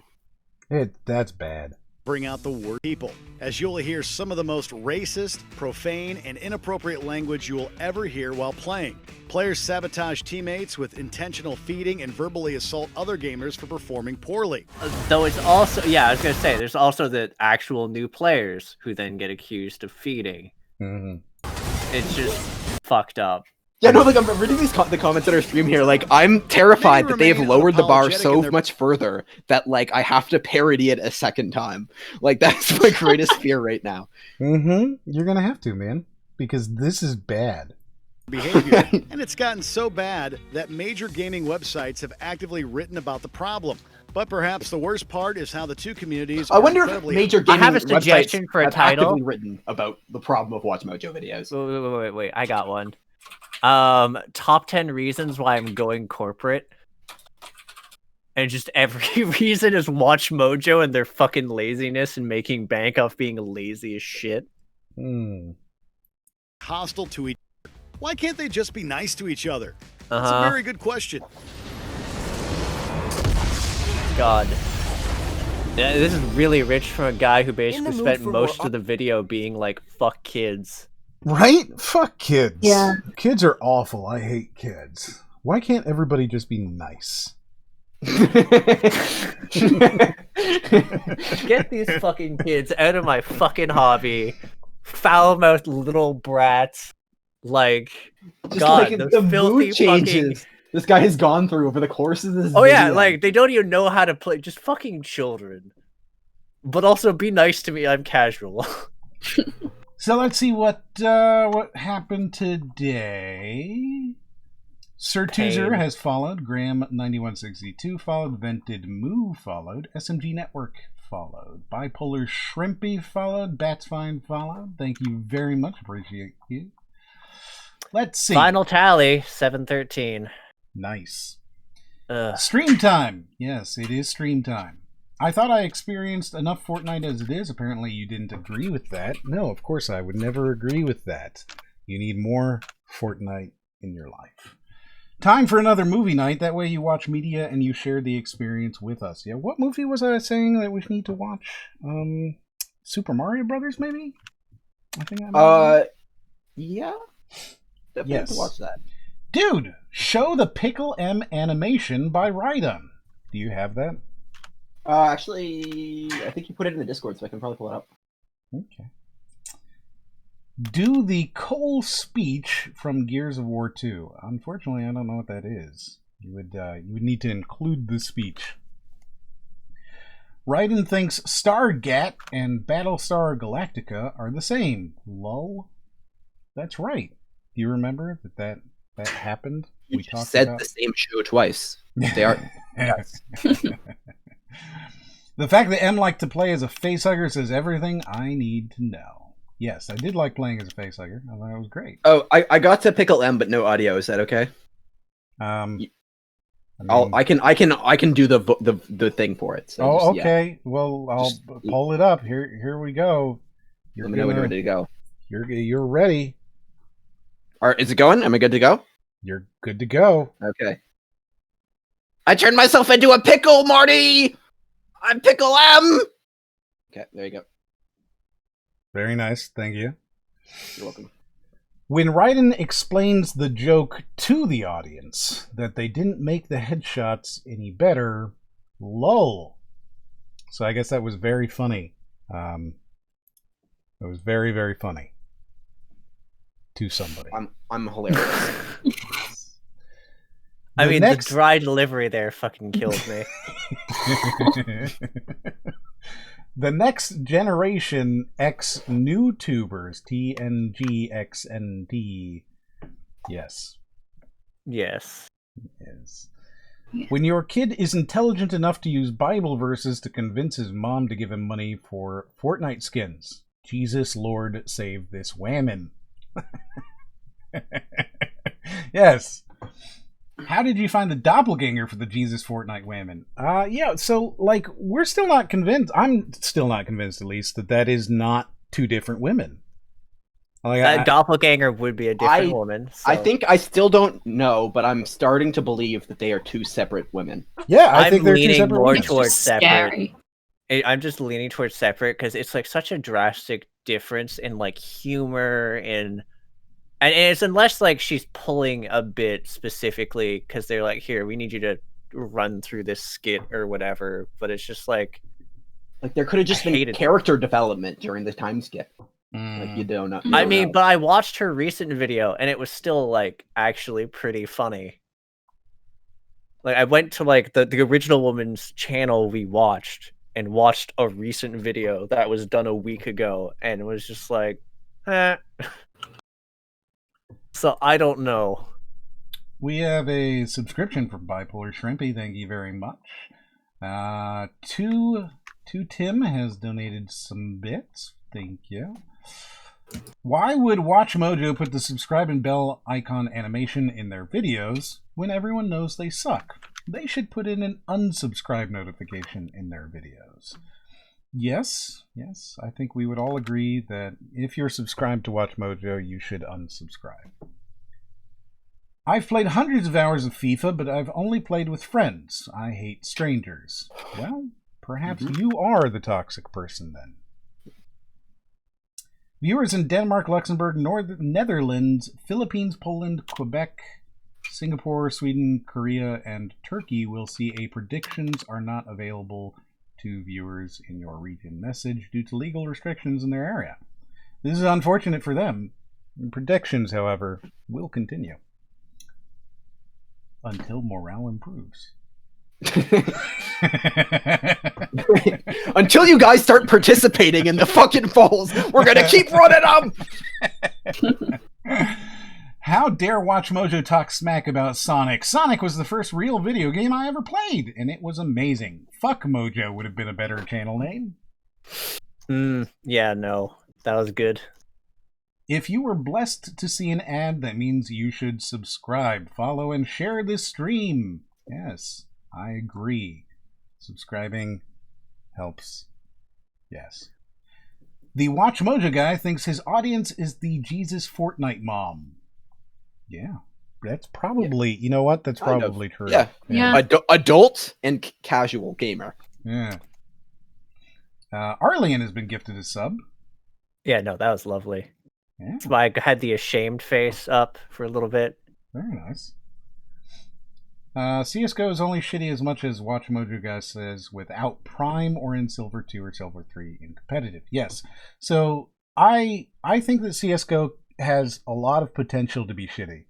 It's a competitive game where ELO is involved. So, you have a rank that is affected by the performance of your teammates.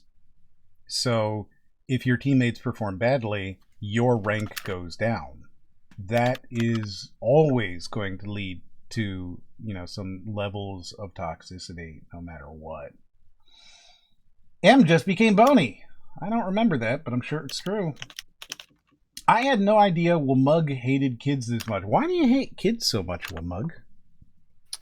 I think it's just like how better than me they are at video games. Like all the time, I join a casual game thinking like, hey, fellow kids, I'm just as good as you. And then they like shoot me and then start teabag my dead body and hacking. I think they hack the game and cheat and then snipe me.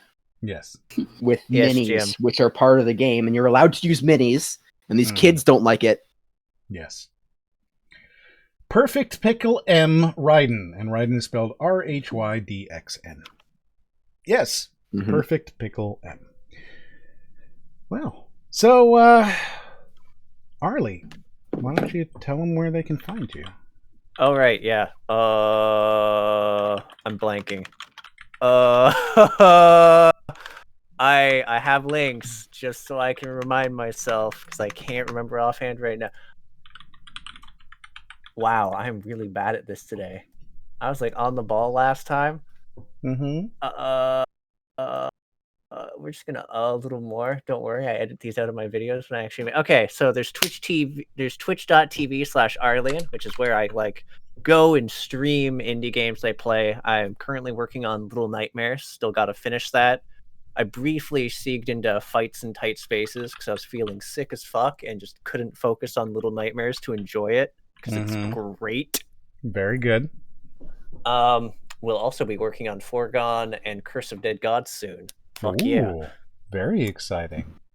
Oh yeah, no, I'm super hype. Other than that, there is my YouTube channel, which is all www.youtube.com/c/crithit, and that is focused on indie game reviews of the stuff I cover on the Twitch stream, but also sometimes some offline stuff.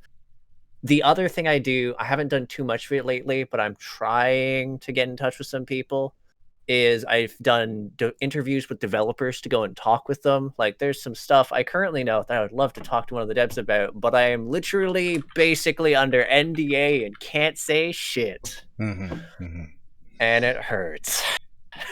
NDAs can be tough. And then next up, we've got Kataniiago. Yeah. Why don't you tell them where they can find you? Twitch.tv/Kataniiago. I don't do YouTube. I am nowhere near as organized as you, Arlie. I don't have a schedule. I don't know what I'm doing 5 minutes before. I stream whatever I feel like in the moment, to be honest. Yeah. And Hop was here earlier, so whatever. And you linked his stuff when he was like partying out, right? Yeah. And then there's us, and you're here already. So like there you go. Yeah. There you go. All right. Well, so this has been a productive stream. I feel like this was a fun time. I had a good time. Yeah. And now we've got some more videos that have been sent in to us. Oh yeah, we've got like less work that we need to do this week. Right? That's amazing. It's great. It's gonna be great. Super, super good. So yeah, thank you guys for coming and hanging out. And we'll see you on the next one, I guess. Yeah.